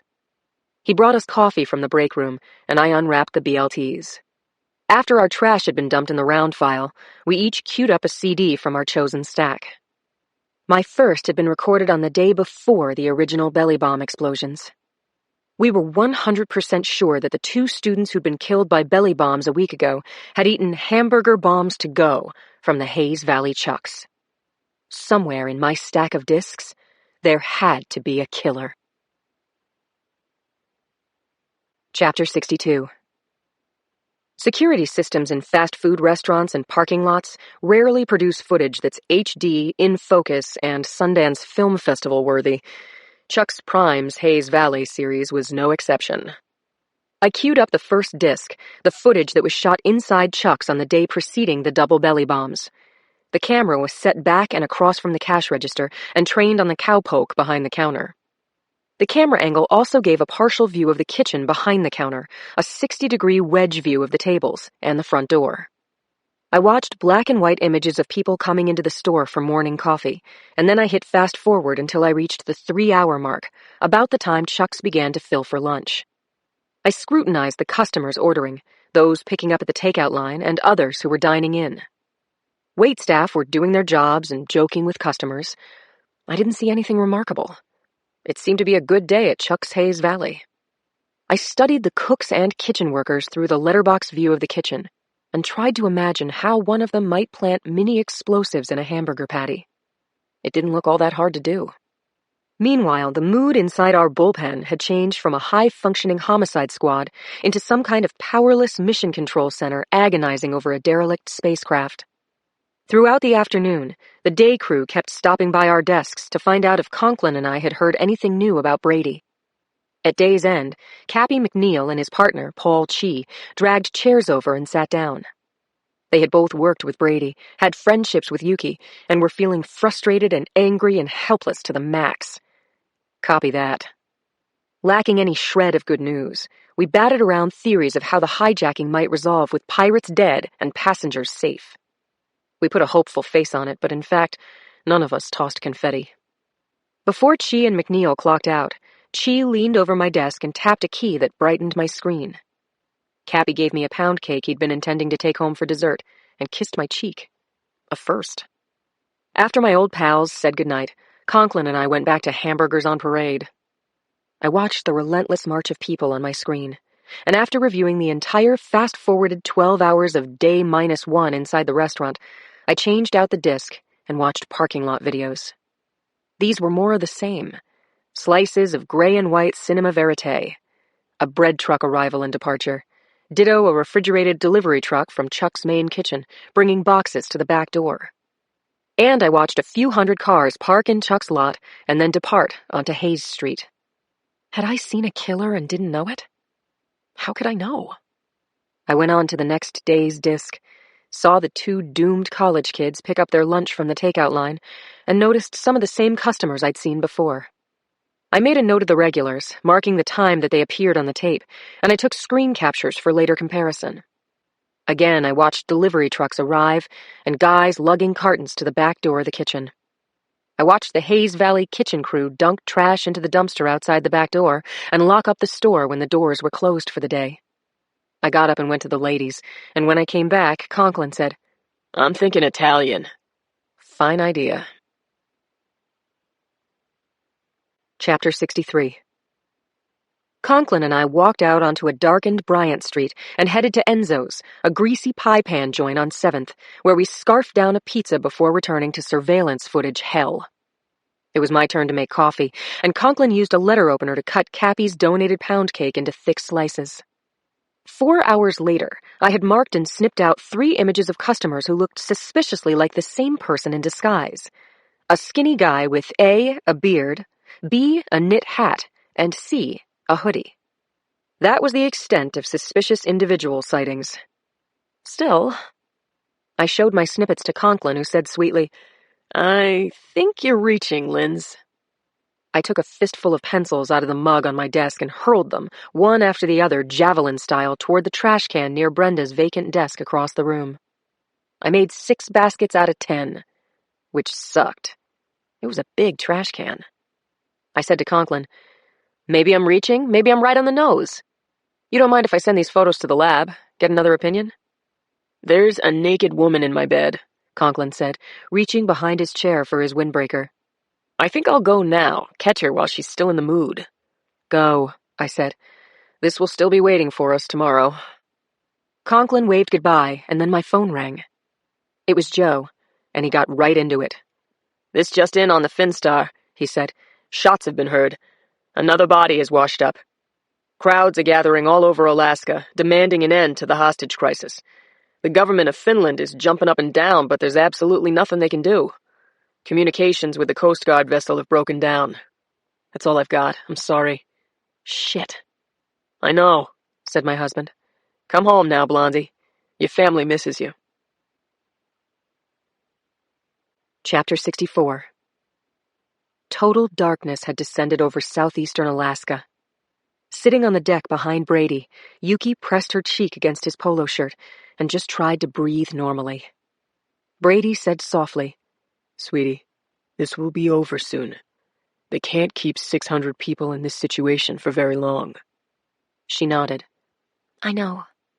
They'd been fed and watered like animals.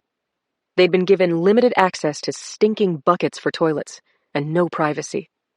They'd slept on their feet or sitting with their backs against others. The mood on the ship was getting desperate. The passengers and even the damned pirates looked and acted like they were running out of patience. They circled above on the running track, dropped burning matches, fired off volleys of bullets, and kept terror alive on the ship. Yuki had met enough criminals with explosive anger issues to know that any one of these men could go off and start mowing people down. She scooted around until she was sitting next to her husband. She looped her arm around his calf and hugged it hard. He put his arm around her back and held her tight. Her feeling of safety was at complete odds with her knowledge that they could easily be dead before the sun came up. A woman was sitting next to Yuki on her left. She had told Yuki that her name was Susanna. Susanna was in her 50s and was wearing a robe as Yuki was, but with red flannel pajamas underneath and fuzzy socks. She was praying for the lives of all of the people on the ship, and she was asking God to forgive the pirates for what they had done. Yuki didn't understand how she could pray for the men who had just gunned down innocent people. Now that it was so quiet on the deck, Yuki could hear the water lapping against the sides of the ship, Brady's breathing, and Susanna talking to God under her breath. A pirate was standing by the rail, maybe 15 feet away from them. This is the one Yuki thought of as Bigfoot because of the way he walked, with long, heavy footsteps. He lowered his head and cupped his hands to light a cigarette. Beside her, Brady was watching Bigfoot too. Watching him puff on his cigarette, then pull his radio phone out of his shirt pocket and speak into the microphone at his mouth. Yuki saw her husband check his watch, then turn his head to the right. She followed Brady's gaze and saw him make eye contact with another passenger who also seemed aware of the pirate's movements. She remembered the man's name, Brett Lazaroff. She and Brady had met him at the breakfast buffet line the first morning, which seemed like forever ago. Lazaroff had dark hair that was going gray and was about 60 and very fit. He and Brady had gotten into a conversation in front of the scrambled eggs tray. She'd said hello and taken her plate to the table, where she learned that Lazaroff was widowed with adult kids and owned an auto supply store in Anacortes. He might have said that he'd been in the military. Now, she saw Lazaroff lift his jaw toward Bigfoot, and she saw Brady nod. Yuki thought it might be the almost telepathic communication of two men who had been trained to shoot first. A little bud of hope blossomed in her mind. Brady and Lazaroff were working on a plan. Chapter 65. The call came in before 7 a.m., as I was snoozing deeply, my head on a new pillow that had been billed correctly as better than goose down. I looked at my chirping phone and said, "No way." But I couldn't ignore the call from Michael Jansing. Boxer, I harumphed into the mouthpiece. Sergeant Boxer, sorry to call you this early, but I just got a text from the bomber. I told him I couldn't speak to him in private until I got to the office, that I was surrounded by my family. You told him when you'd get to work? I said I'd be there at 8. Come to the hall, I told Jansing. I'll meet you. I found FBI Special Agent Jay Beskin's card in my blazer pocket and called him at once, and thank you God he picked up. "Jay, the belly bomber has reached out to Jansing and is calling him at around 8. Can you meet us at the hall pronto?" My next 20 minutes were a flurry of dressing and looking for car keys, punctuated by gulps of scalding coffee and the protests of my screaming baby. "I'll be home tonight, baby girl. I will." I called Conklin from the road and told his voicemail that the bomber was stirring and that I'd be in the squad room shortly. I called Jacoby and left the same message. I reached the hall and parked with 10 minutes to spare and met Beskin on the steps to the main entrance. Up to a point, he was Central Casting's idea of an FBI agent. 6'1", square-shouldered and square-jawed, with a government-issue haircut and a good gray suit. And then there were his bright red and silver running shoes. He saw me looking at them. "What?" he said. "The fastest way to get here was to run." Agent Beskin and I exchanged nervous chit-chat as we waited for Jansing to arrive. Pulling up minutes later, he parked his Beamer illegally, but he was on time. I asked Chuck's sandy-haired CEO, "Did he call?" Not yet. We entered the hall through the heavy steel and glass front doors. I badged Jansing and Beskin through security, and we arrived upstairs before the clock struck 8. Our electronics tech from the radio room, Kelly Pearson, was waiting in Brady's empty office with her bag of tricks open and ready. I knew her to be smart and thorough, and I introduced her as such to Jansing and Beskin. Then we all took seats in the glass-walled 100 square feet that felt almost roomy without Brady's bulk behind the desk. Jansing said, "The bomber keeps saying no police, and yet here we are." I said, "It was either come here and trace the call or go to your office and miss an opportunity to catch this guy." The call came to Jansing's phone at 10 after the hour. Pearson got the number and tapped it from the phone plugged into her laptop. The software chased the number to the cell phone tower that routed the bomber's call, but didn't ring the bomber's phone. On my signal, Jansing said into his phone, "This is Jansing." I leaned in so that Jansing's ear and mine bracketed his cell phone. I heard the chilling, electronically modulated voice say, "Listen up. 5 million is the price. If you don't have it ready for drop-off by tomorrow morning at 8 on the nose, bombs will go off. Multiple." "Wait," Jansing said. Pearson turned the laptop so we could see the blinking dot that represented the bomber's car moving east on Carroll Avenue. This was an industrial area, dense with warehouses, trucking companies, heavy equipment lots, and commercial truck traffic. "No waiting," said the robo-bomber. His voice was so freaking mechanical, I wondered if there was really a person speaking into a phone. "Money for lives, Jansing. I don't mind blowing up people. Why should I?" "How can you go from asking 100,000 to demanding 5 million? I can't get that much." "Once I have the money, I'll stop. Otherwise..." The phone went dead. Pearson tapped her keyboard, but there was no blinking dot on the map of the Bayview area of San Francisco. "That shitbird took the battery out of his phone," Agent Beskin said. "For God's sake, I keep waiting for him to do something stupid." I called dispatch from Brady's desk phone. "I need all cars in the vicinity of Carroll and 3rd Street in the Bayview neighborhood to report any suspicious vehicular activity." What type of vehicle, Sergeant? Damned if I know, I snapped. Sorry. Anything suspicious, that's all. Once again, our belly bomber was driving the action. We wouldn't have time to set up a trap because we wouldn't know the drop point until he made his next call to Jansing. Beskin said to Jansing, We'll stick with you, Mr. Jansing. As many agents as it takes to keep you safe and to get this guy when he calls again. We'll be ready for him. He won't get away from us the next time. I couldn't think of a reason in the world for Jansing to believe him. Chapter 66. At just before noon, a refrigerated transport van with the distinctive checked aqua trim and Chuck's Prime logo of a snorting bull on a hill pulled into the loading area behind a Chuck's Prime in Larkspur. Chuck's was one of many shops and restaurants in a busy outdoor mall called Marin Country Mart. With a yoga studio, a French bakery, a sushi joint, and a brewing company, the whole area was designed to look like a quaint, country-style town offering views of Mount Tamalpais and the terminal for the ferry that took people from Marin to San Francisco. The driver, a wiry, well-built man with dark hair and a 2-day-old beard, stepped down from the van and closed the door. He squinted at the sun, then walked around stacks of pallets and a dumpster and rounded the corner to the front of the store, where the buff college boys and cute cowgirls were setting up tables under an olive tree.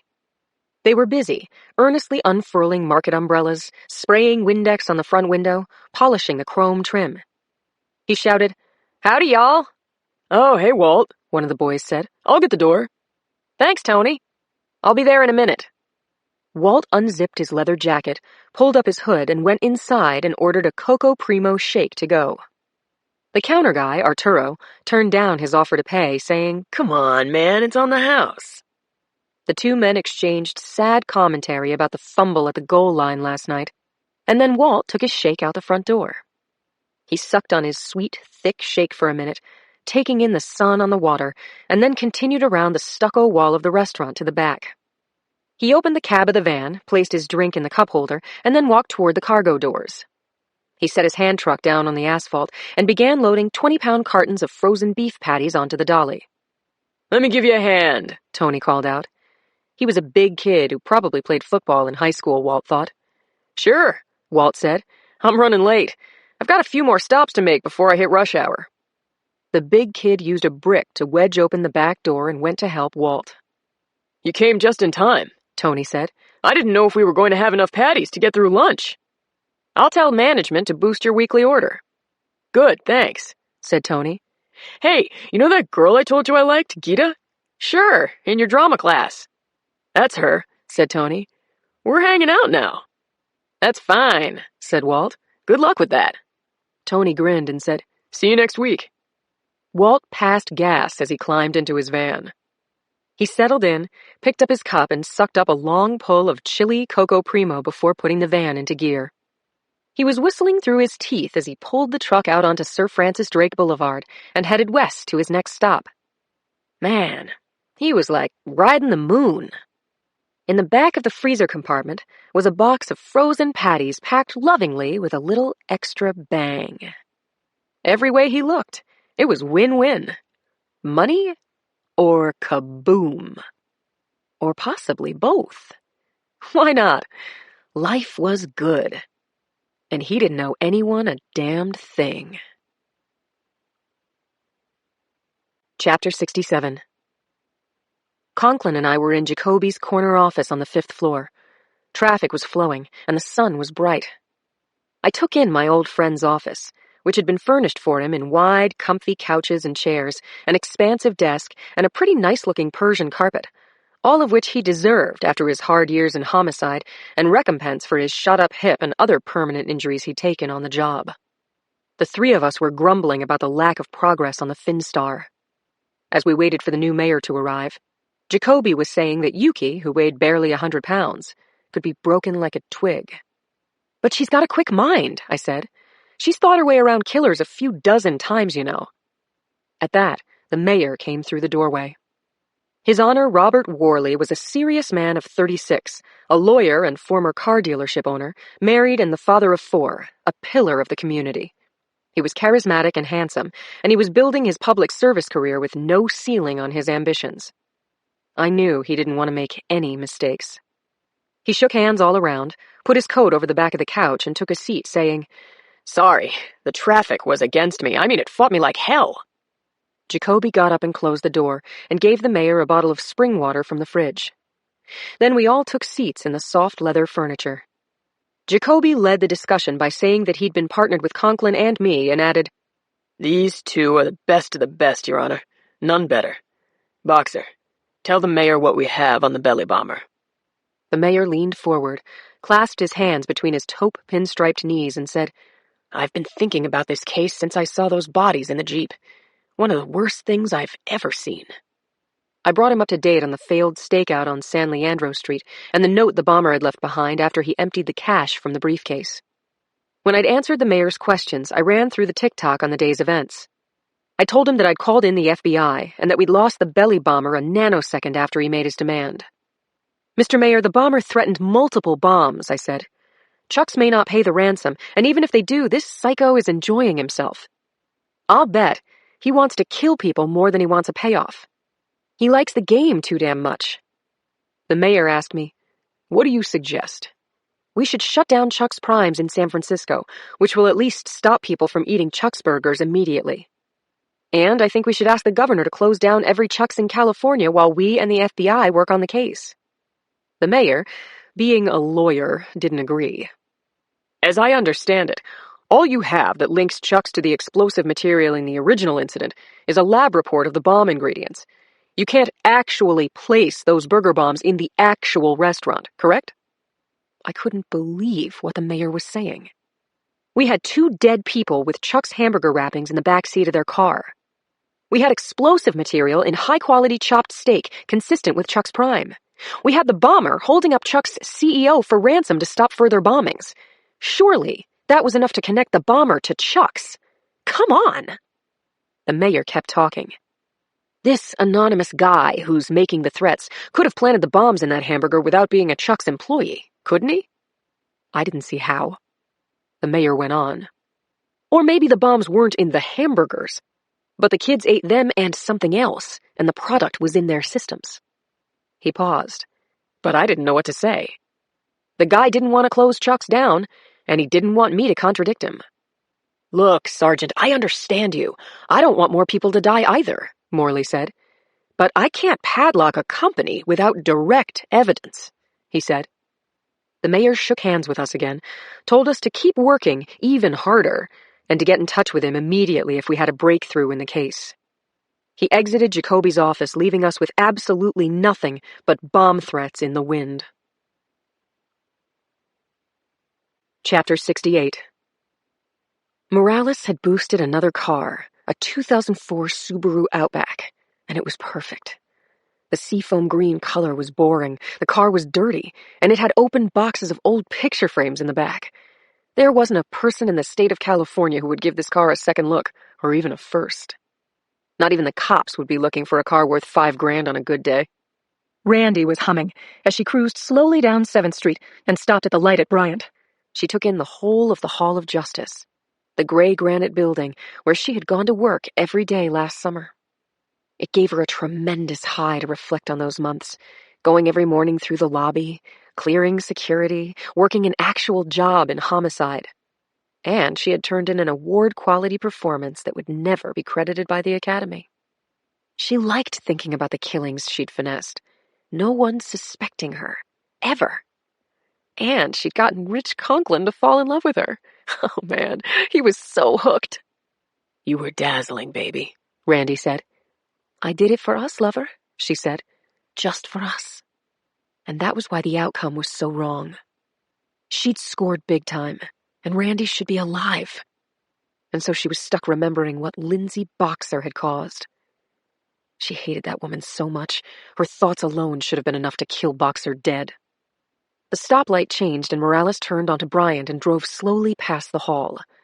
A few cops were grouped around a squad car at the curb. She knew them, could remember all their names. She had an impulse to wave. Randy said, "Get a move on, sweetheart." "I know, no showing off," Morales muttered. She stepped on the gas and, after clearing the hall, turned left onto Harriet. There was a parking lot on her left, right near the ME's office, and Boxer used to park her car there in the shade of the interstate. Morales peered along the rows of parked cars, but didn't see Boxer's blue ride. Hell, she had probably gone for the day. No problem. She knew where Boxer lived, had memorized the address months ago, when her lover was still alive, when she still believed in a happily ever after life. The kind of life Boxer had. Morales took a left on Harrison Street and headed north toward Lake Street. She hoped the Boxer Molinaris kept the curtains in their apartment open. She wanted to see the sergeant at home with her husband and child. She wanted to get a feel for their neighborhood. And then, after she'd seen her mom and little boy, she was going to come back here and destroy everything that Lindsay Boxer loved. Chapter 69. Last night, thinking about the FU email she had gotten a couple of days ago from Morales, Cindy had lain awake in bed, trying to figure out if there was a way in the world she could locate that hateful woman.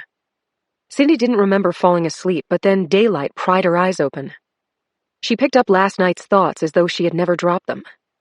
But now she had an idea. She cleaned up, made coffee, and then called her new pal in Wisconsin, Captain Patrick Lawrence of the Cleveland, Wisconsin PD. The captain answered on the first ring and said he was just getting in, to give him a second to take off his jacket. She heard the clunk of the phone on his desk, and then he was back. I've got time to talk right now, Cindy. I need some help, Pat, of the usually off-limits to reporters kind. The captain told Cindy he was happy to help her, as long as she kept his name out of it. He couldn't chase Morales himself when she was out of his county, but the fact that she was tied to Randy Fish gave the captain some personal interest in the outcome of the case. Cindy paced around her small apartment as she told the captain about Morales' email. She pegged me when I was watching for her outside her mother's house. I didn't get a look at her car. She had her high beams on, but apparently she saw me. I'm thinking she has to be driving a stolen car. Lawrence said, "Makes sense, she'd be boosting cars of opportunity. I would imagine she'd rotate them out pretty regularly, hoping it would take a while for local PDs to catch up with her ride." Pat, here's the favor. Could you access a stolen car database and give me a list of recently stolen cars in San Francisco? Check your email after lunch, he said. At the end of the day, Cindy met with Henry Tyler in his office. He looked distracted and intense at the same time. He didn't ask her to sit down. He just said, "Where are you on Morales?" Cindy said, "She's in town, Henry. She sent me an email telling me that she saw me." "She wrote to you?" said the publisher. He was standing behind his desk and had been moving stacks of paper looking for something. A pen. And he had found it. Cindy had 110% of Tyler's attention now. He said again, "She wrote to you? What did she say?" She told me that she knows I'm looking for her and to get off her tail. "Cindy, what the hell? You were going to let the police know where she was, get her arrested. Isn't that right?" Right, that's still the plan. Get her arrested. Write the story. I'm working with a police captain trading information, and I think I have an idea why she's in town. My instincts are telling me to pull you off this, Cindy. It feels like this could go very bad. Henry, this email is huge. I'm being careful. Make sure you understand me. Don't go near Morales unless you're in a cop car with cops. Do you hear me? Yes, sir, I do. Cindy left Tyler, went down the hall to her own office, and called Lindsay again. This was the third message she'd left for her friend, and now she was worried. It was just a hunch, but she thought maybe Morales was in town not just to see her child, but to go after Lindsay. It was no secret that Randy Fish had been fascinated with Lindsay. He had singled her out as the only cop he would talk to, and Mackie knew that. Did that work on her? Was she jealous of Lindsay? It had to have hurt her deeply that Lindsay had been alone with Fish when he died. That must have almost killed Mackie. Maybe she was getting this wrong, but psychologically it made sense. She had to let Lindsay know. She texted Lindsay, "Call me." Then she opened her mail from Captain Lawrence. He had listed 6 cars that had been stolen in San Francisco this week. Most of them cars that could be profitably chop-shopped for parts or sold in Mexico. She printed out the list, which included a BMW and a Jaguar. The last car on the list was a 2004 Subaru Outback that had been parked 2 to 3 blocks down from Candlestick Park. She didn't know if Morales had stolen that car, but it was the kind of car that went unnoticed, and she could see Morales feeling very safe in an ancient station wagon. Cindy left her office and got her own car out of the lot. She had the Subaru in mind when she drove toward Lindsay's neighborhood. She called Lindsay again as night came on. Chapter 70. Cindy neatly backed her car into an empty spot under the curbside acacia and hawthorn trees in front of Table Asia Gallery. To her left, 12th Street dead-ended a half-block to the north, where it butted up against Mountain Lake Park. Across the intersection of Lake and 12th, the blocky, 5-story apartment building where Lindsay and Joe lived dominated her eastern view. Evening rush-hour traffic streamed past her with the urgency of people fleeing their offices for the relief of home. Cindy fixed her eyes on the flow of cars, putting her mind on search for the recently stolen vehicles on Captain Lawrence's shortlist. Once she'd locked in, the pissed-off voice in her head was free to carp about the frustrating and demeaning meeting she'd just had with Henry Tyler. Principally, his order to go in a cop car with cops was insulting and lame. How is it possible that Henry Tyler, publisher of the Chronicle, didn't know that tracking a subject, digging up news to trade with cops in exchange for access, was standard operating procedure for investigative reporters? She, in particular, had a long history of working with cops and bringing home big stories. Henry knew this full well, and his slap across the face only fueled her determination to nail this goddamn story she'd turned from a stale report of a sighting into a story in 3 dimensions. Now, she needed to bring it home. Collect her prize. Cindy took mental inventory of the Morales situation. She knew that Morales was in San Francisco, which was a jump on every other reporter in the world and also the FBI. She'd met Morales and knew enough about her to push her buttons. Admittedly, the button pushing was a 2-way street. The inflammatory and scary emailed threat from Morales was proof of that. But most important, this email had been direct contact between the two of them. I made you, Cindy. If that wasn't the first sentence in the lead paragraph of her upcoming career story, she didn't know squat about journalism. Cindy heard the buzz of her cell phone with an incoming text message. She grabbed it. Lindsay. I'm in a meeting. Later. She was about to reply when an old greenish Subaru wagon drove past her, heading north on Lake Street. It was almost as if she'd conjured up one of the cars she was looking for, and it was real and right in front of her. The dusty green Subaru Outback cruised through the intersection of Lake and 12th and seemed to slow as it passed Lindsay's building. Then it continued on, its taillights receding up ahead, already too far away for Cindy to read the plate number. She tossed her phone onto the passenger seat, strapped in, jerked the car into gear, pulled out into the lane, and jammed on the gas. 30 seconds later, she was flying east, past blocks of multicolored Victorian houses, tailing the green all-wheel drive vehicle that was heading toward the Presidio. She could make out the silhouette of the driver through the Subaru's rear window 3 cars ahead, but she wasn't close enough to tell if the driver was male or female.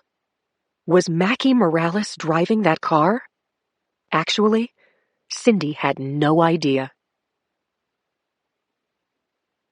Chapter 71. Conklin and I were taking up space in the tech bullpen at Clapper's forensics lab, peering over the bony shoulders and fuchsia hair of Bo Kellner, a sharp young criminalist who specialized in digital forensics. The 3 frames I'd snipped from several days of surveillance footage shot at the Hayes Valley Chuck's Prime restaurant were getting this kid all excited. Well, the frames were exciting, but Kellner was already highly enthused about his new facial recognition program called Hunting Wolf. He'd just installed it yesterday, and he was already being given a real-life opportunity to run Hunting Wolf through its paces. He was as excited as if he'd won the instant scratch-off lotto. I only half-listened to Kellner talk about his program because I was juggling anxiety on 2 fronts. The upcoming ransom deadline from our friendly mechanical belly bomber, and my constant thrumming, live-wire fear for the lives of Yuki and Brady.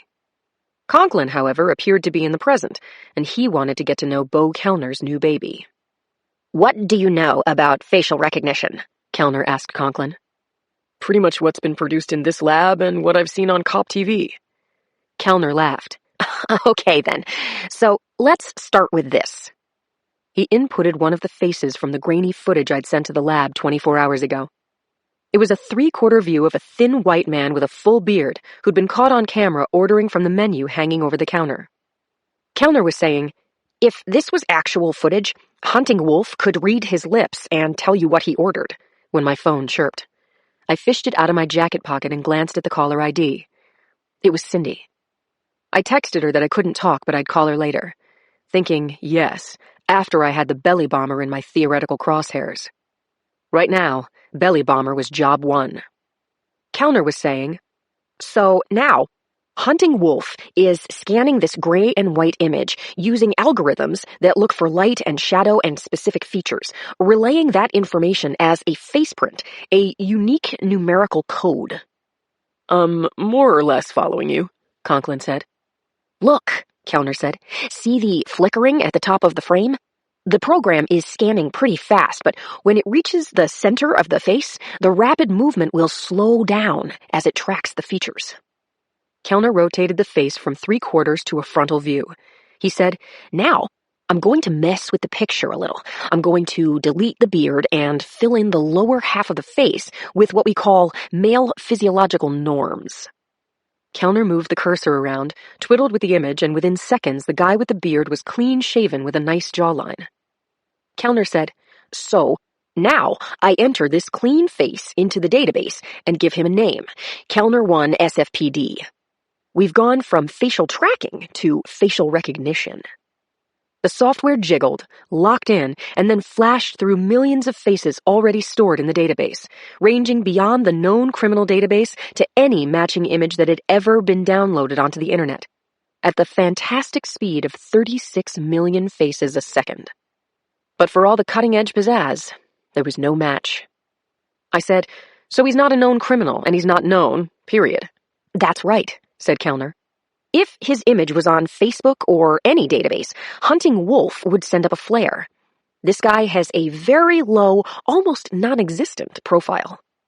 I leaned in and said, "If you input the second face, it could match to the first. It's still just a cold hit, but maybe we'd get a better image of this guy, right?" "Correct," said Kellner. "Exactly right." The second photo from my series was of a skinny guy wearing a dark leather jacket, knit hat, a brushy mustache, and a small soul patch. Kellner imported it, and technological wizardry recommenced.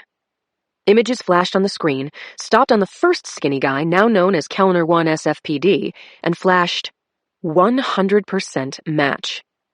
Kellner said, "Let's go for a triple play." Skinny man number 3 wore a hoodie that threw a shadow over his eyes. The mouth on number 3 looked different from the first two, and he had a bulge in his cheek that looked like he had food in his mouth. Kellner explained, "Could be chewing gum. That's a time-tested method of fooling ID software. Even smiling can throw off the search function. That's why you don't smile for a passport ID. But don't worry, Hunting Wolf is smarter than the guy chewing gum and wearing a hoodie. Watch Hunting Wolf hunt." Chapter 72. As I watched the computer screen, the software digested the new input at some unimaginable speed, and when it stopped, I was looking at a composite of our 3 skinny guys without any facial fur. Kellner's program then did a global recognition search, and when no lights blinked and no bells rang, he pushed back his chair and looked up at us. "I don't know who he is, but this is a pretty good representation of what your man looks like." I asked Kellner to get up and let me sit close to the monitor, which he did. I stared into the eyes of the composite image, and I swore that face looked familiar to me. Was that because I recognized him from watching the facial recognition process? Or did I recognize the actual guy? I knew my brain was fried from viewing too many miles of gray and white surveillance footage, but still, pieces and parts of the man's face matched a man I'd seen, but didn't know. Then I pictured him in action. I recalled a barely registered image of a guy like this one stepping down from a Chuck's refrigerated transport van. He'd been wearing a dark leather jacket and a dark scarf around his neck. No, not a scarf. It was a gray hoodie. He had opened the cargo doors, his back to the camera, then, head lowered, he'd carried a stack of white cartons to the back door at Chuck's Hayes Valley location. My mind saw it now, more vividly than when I'd watched the unending surveillance footage. The skinny guy had delivered food to Chuck's. Then, having handed off a half-dozen white cartons to the kitchen, he'd pulled up his hood and gone into the restaurant. I was staring at his composite image right now. But even if my sketchy memory was dead on, this might mean only that the delivery truck driver liked to buy lunch after he made a delivery. But why hide his face? If he was a deadbeat dad, or if there was a warrant out for him, and he wasn't the stupidest person on earth, he might have fooled around with his facial hair to avoid detection by the security cameras. Or else, this guy, who had the means and the opportunity to deliver pre-formed frozen hamburger patties to Chuck's restaurants, was no deadbeat dad. He was Mr. Kaboom. He works for Chuck's, I said to Conklin. I'm sure of it. Richie, I think we have a suspect. Chapter 73. Bo Kellner forwarded the composite image of our suspected belly bomber to my phone. I thanked him, said, "Great job, Bo," and handed my car keys to Conklin. Once Conklin and I were inside the elevator, I checked the time again and saw that, as if I didn't already know it, we were edging up on the bomber's deadline. We had about 12 hours to name, locate, and arrest the man I tentatively identified as Mr. Kaboom. The sun was down, and offices were closed. Catching this guy without a name was a lot to hope for. We piled into my Explorer and burned rubber in the forensic lab's lot, then headed out to Emeryville at high speed. I texted and then called Michael Jansing's cell. The phone rang 3 times, and then rolled my call over to Jansing's voicemail, so I called him at home. This time a woman answered and identified herself as Emily Jansing. When I said I had to speak with her husband, she complained that he was at dinner and said that he'd call me later. "Mrs. Jansing, I'll come to your front door and kick it in if you don't put your husband on the phone. Now!" I guess she knew I meant that. The phone clattered onto a hard surface. I heard raised voices in the background, then footsteps on hardwood floors, and finally Jansing came on the line. "We have a suspect," I said. "I'm sending a photo to your phone." You think I know him? "Let's hope and pray to God that you do," I said. I sent the image of a possible Chuck's delivery man as Conklin took a hard right onto the US 101 North on-ramp. I could see the bridge up ahead, but we were still 20 minutes away from Chuck's Prime's headquarters. Jansing said, I don't know him. He doesn't look familiar to me at all. "He may be one of your truckers. Does that help?" I don't know our truckers, said Chuck's CEO. None of them. Traffic slowed as we approached the Powell Street exit, and after an interminable 60 seconds of stop and go along Hollis, Richie said, Hang on. He flipped on the lights and the siren, and while that didn't exactly blow vehicles out of the road, the noise meant that I had to shout to communicate with Jansing. "We have to get into your personal records!" A volley of yelling back and forth concluded with Jansing's offer to have his assistant, Caroline Henley, let us into the office so that we could examine the company's personnel files. Caroline lives 2 blocks from the office, said Jansing, which was a relief.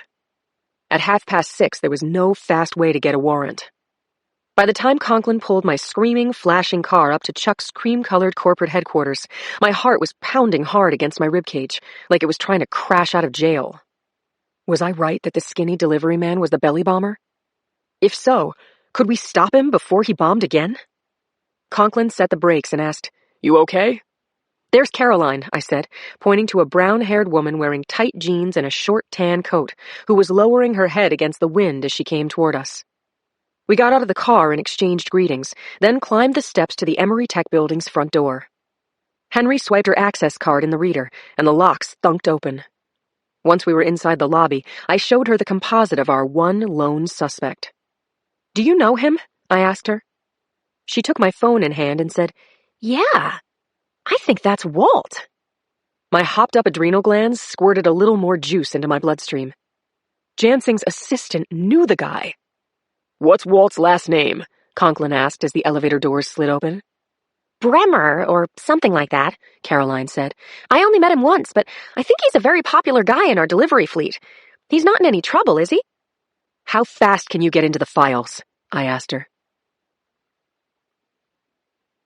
Chapter 74. In her own humble opinion, Cindy was a good driver. She kept to the speed limit, slowed at yellow lights, and let moms pushing baby strollers cross the street in their own good time. So it was against her own rules of the road that Cindy sped up Lake Street at 65, cutting in front of slower cars as she shot through the residential neighborhood. If only she could be sure that the taillights up ahead belonged to the green Subaru. She pulled out of line to pass the vehicle in front of her, but she was forced to return to her own lane as an oncoming van leaned furiously on the horn. It was frightening and embarrassing, and Cindy hunched reflexively, worried that if Mackie was up ahead and looked into her rearview mirror, she might once again make Cindy. Still, Cindy pressed on. At the moment, she was riding the tailgate of a Ford Escape, flying past the fenced-in, well-cropped lawns of St. Anne's Home of the Poor. The Subaru was 2 cars ahead of the Escape, and although Cindy couldn't identify the driver as Mackie Morales, she thought that the back of the driver's head definitely looked to be that of a young adult female with short dark hair. The driver turned her head to check her mirror, and Cindy saw her face. That was her. That was Mackie Morales, for sure. Cindy reached for her phone in the seat beside her and hit number 3 on her speed dial. Lindsay's voice came through the earpiece. "You have reached Sergeant Lindsay Boxer. Leave your name and time that you called." Damn it! Cindy needed both hands on the wheel. She clicked off without leaving a message and tossed her phone back onto the passenger seat. Up ahead, Lake Street terminated at a T intersection. Cindy saw the Subaru take the left onto Arguello Boulevard toward the Presidio, and she followed the Outback into the turn too fast. Centrifugal force sent her handbag and cell phone off the passenger seat and onto the floor. Cindy kept going, past the gate to Presidio Terrace and onward toward the Presidio, a former army post for more than 200 years, and now a national park. Where was Morales going? It didn't really matter. All Cindy had to do was follow her to her destination, then park inconspicuously and call Lindsay. Text Lindsay to death. Wait for Lindsay.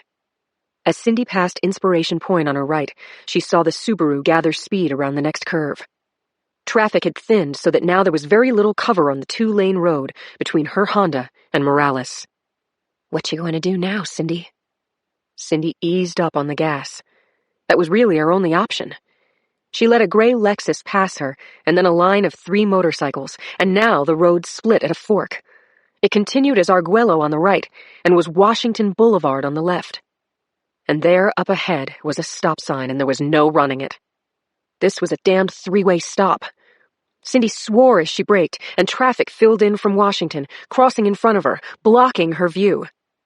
And when she could move forward again, she didn't see the Subaru anymore.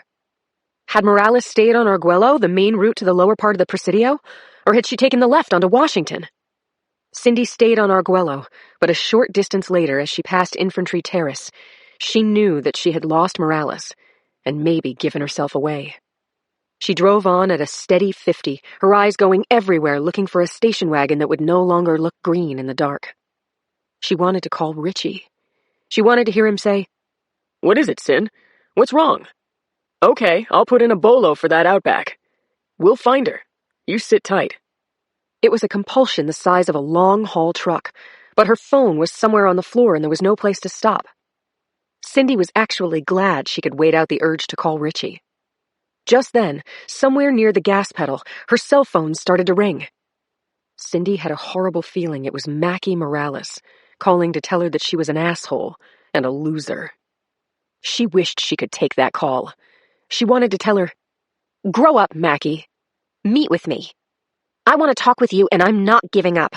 Not now, not ever." Chapter 75.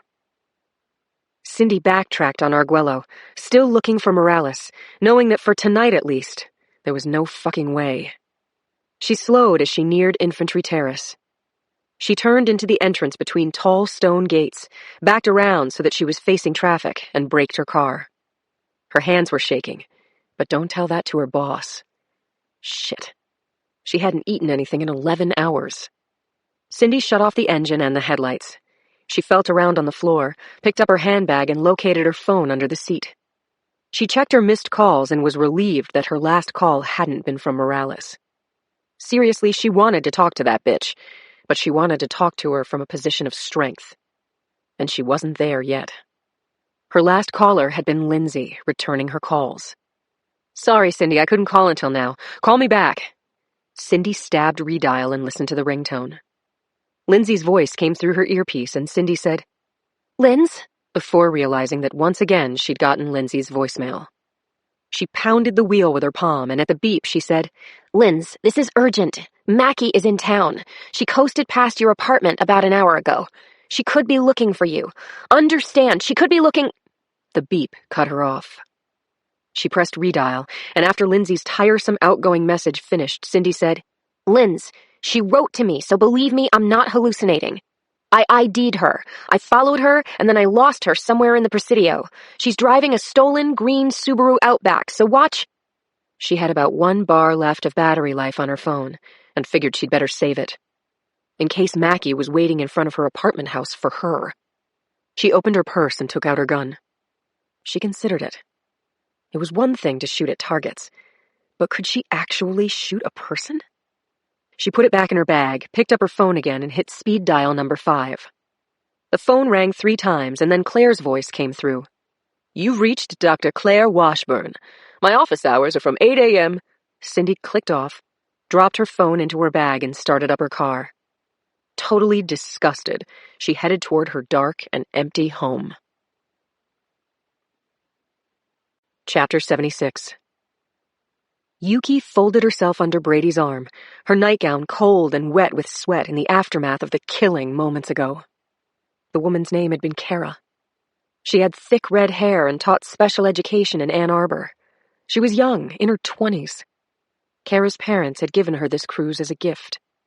Kara had been standing right next to her only a few days ago when the whales had dazzled and amazed the passengers by swimming so close to the ship.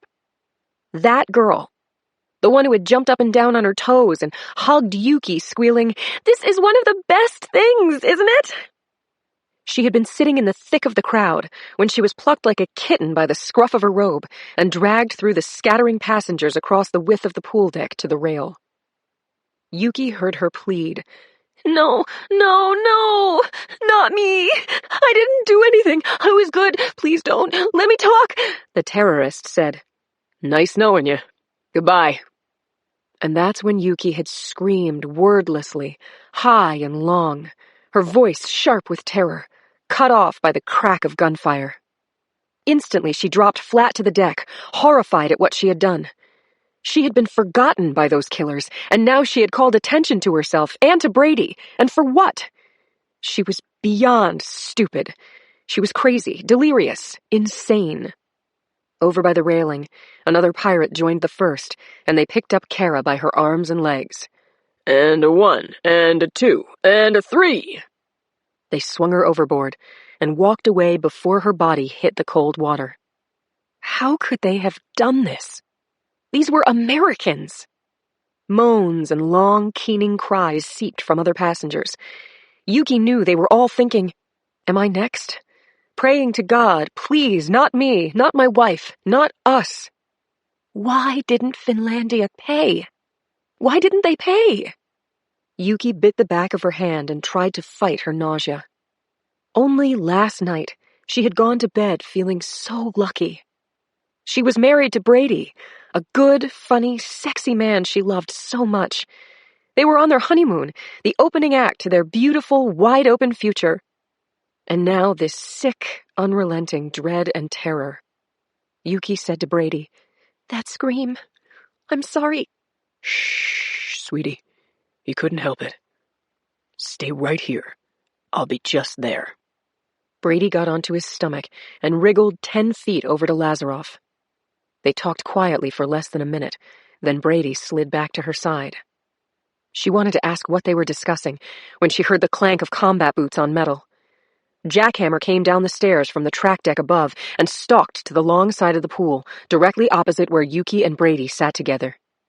Yuki was shaking again. The sight of the man, the way he walked, his hardy-har attitude, and the random murders were so crazy-making, she felt this close to going bug-fuck. Like the man who'd thrown the chair, she was seized with a need to pick up something, or throw something, or find an insult so humiliating. But she couldn't think of anything that would achieve anything but her own certain death. Brady shifted his position so that Yuki was hidden behind him. She heard him say, "Okay, honey. Shh." She'd been whispering. Or maybe whimpering. Jackhammer struck a pose, legs apart, hands on his hips, mocking them all. He said, I have good news. Chapter 77. Yuki shivered behind her husband's broad back, remembering other times when Jackhammer had said he had good news. About an hour ago he had said, Good news, everyone. The execution is over, and we have sent proof of death to your hosts back in Finland. You can all relax for a little while. For 59 minutes to be exact. Maybe we'll be lucky enough to see the Northern Lights. what news would Jackhammer deliver now? Buffet dinner in the Luna Grill? Aerobics on the sports deck?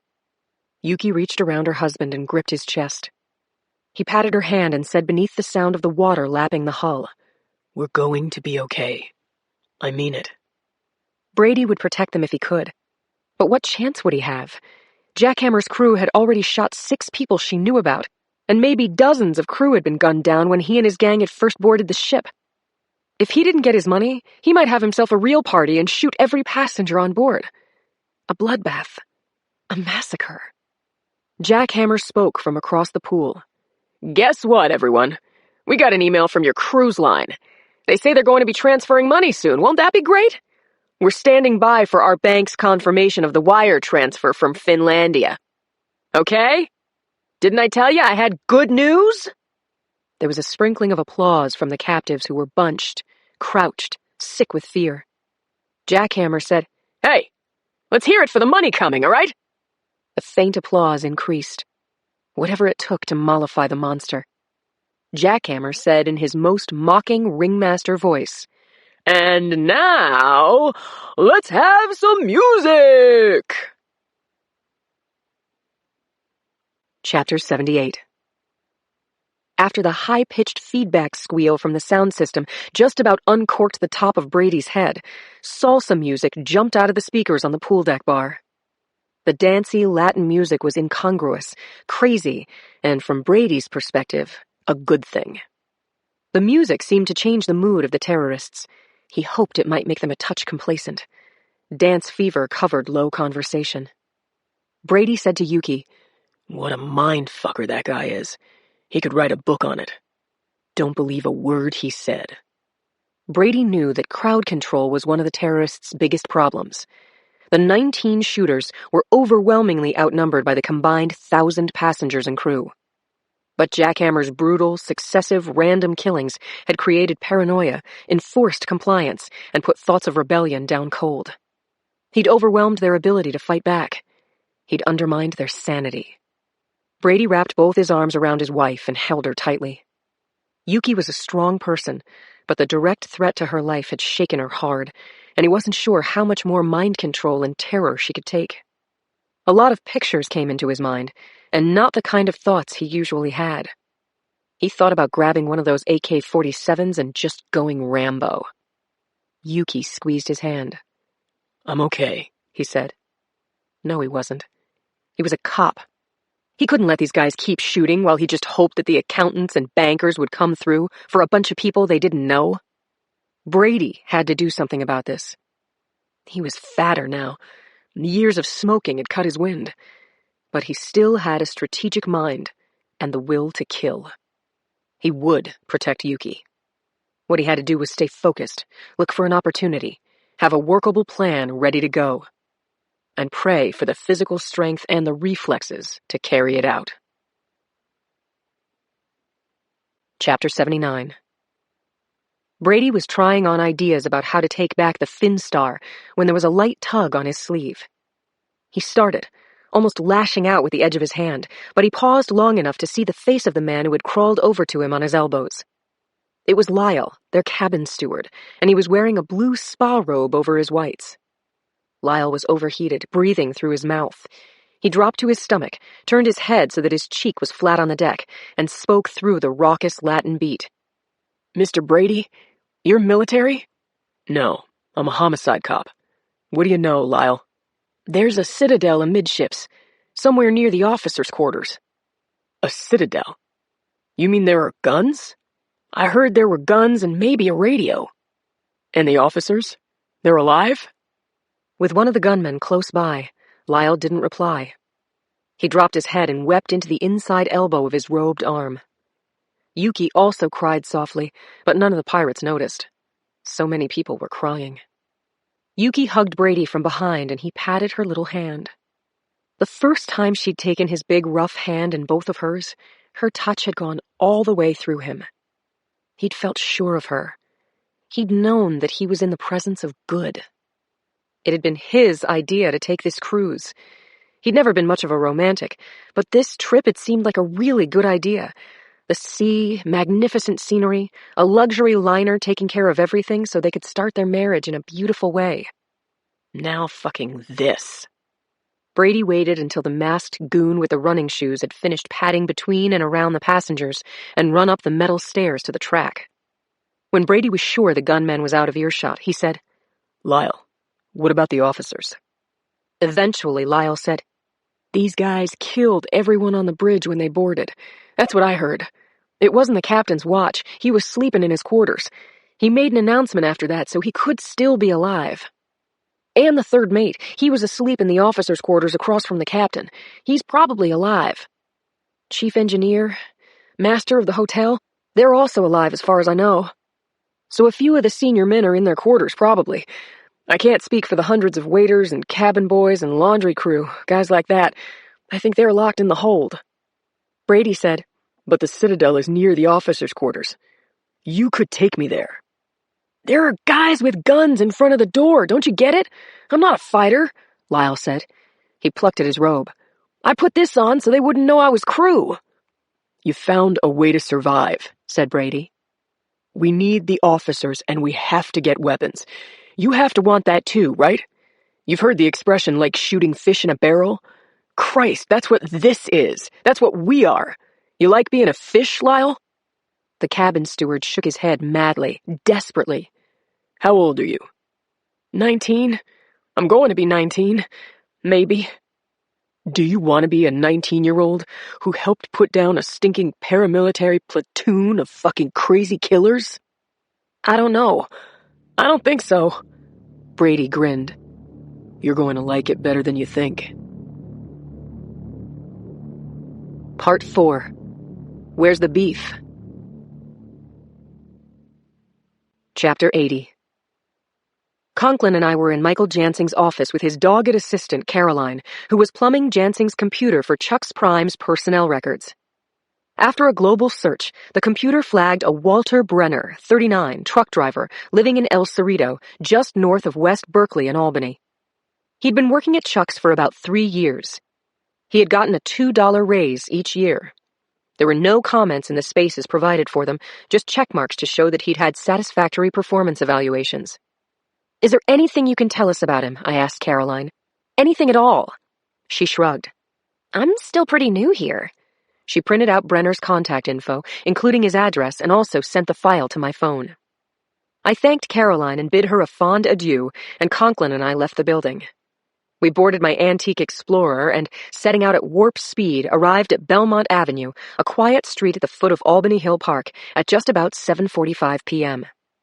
The 1920s craftsman-style homes in this residential street were garnished with a fringe of trees out front and had good-sized backyards with gardens and swing sets and occasional shade trees. Although the homes were cute and folksy, the freeway provided a persistent industrial undertone. Walt Brenner lived in a small yellow house trimmed in white and squarely placed on a corner of the block. It had a slab porch entry, a fruit tree in the front yard, and a stockade fence shielding the backyard from the roadway. We didn't stop at the house, but instead rounded the corner and stopped a block away. Stepping out and opening the hatch, I took out 2 vests and handed one to Conklin. I put mine on and zipped my windbreaker over it. We got back into the vehicle, crawled along Belmont Avenue, and returned to Brenner's tidy little home. Conklin pulled the Explorer into the driveway next to a newish black SUV, which seemed a little above a truck driver's pay grade. Conklin said, "I'm thinking softball approach. Walter makes a weekly drop-off to all the Chucks in this area.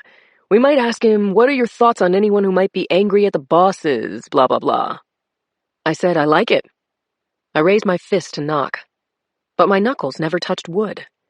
The door opened, and to my utter amazement, Donna Timko was standing right there. It was Donna, all right. She was wearing a flowered tent dress and slippers and had a quizzical look on her face. I wondered what kind of expression she saw on mine. Donna said, "Sergeant Boxer and, Inspector Conklin. This is a surprise." Conklin said, "We didn't realize you live here, Donna. This is Walter Brenner's address, right?" She nodded. Conklin went on. "He lives here? And you're expecting him at home?" Donna nodded again, looking from my partner's face to mine, then back to his. Conklin said, "Well, if you have a couple of minutes, maybe we could come in and talk while we wait for Walter." "Certainly. Come in. Go right on through to the dining room," she said. I had a lot of questions for Donna, starting with, "Who are you to our belly bomb suspect?" But that could wait until I was looking into her big brown eyes. Chapter 81. Walter Brenner's house smelled like a bakery.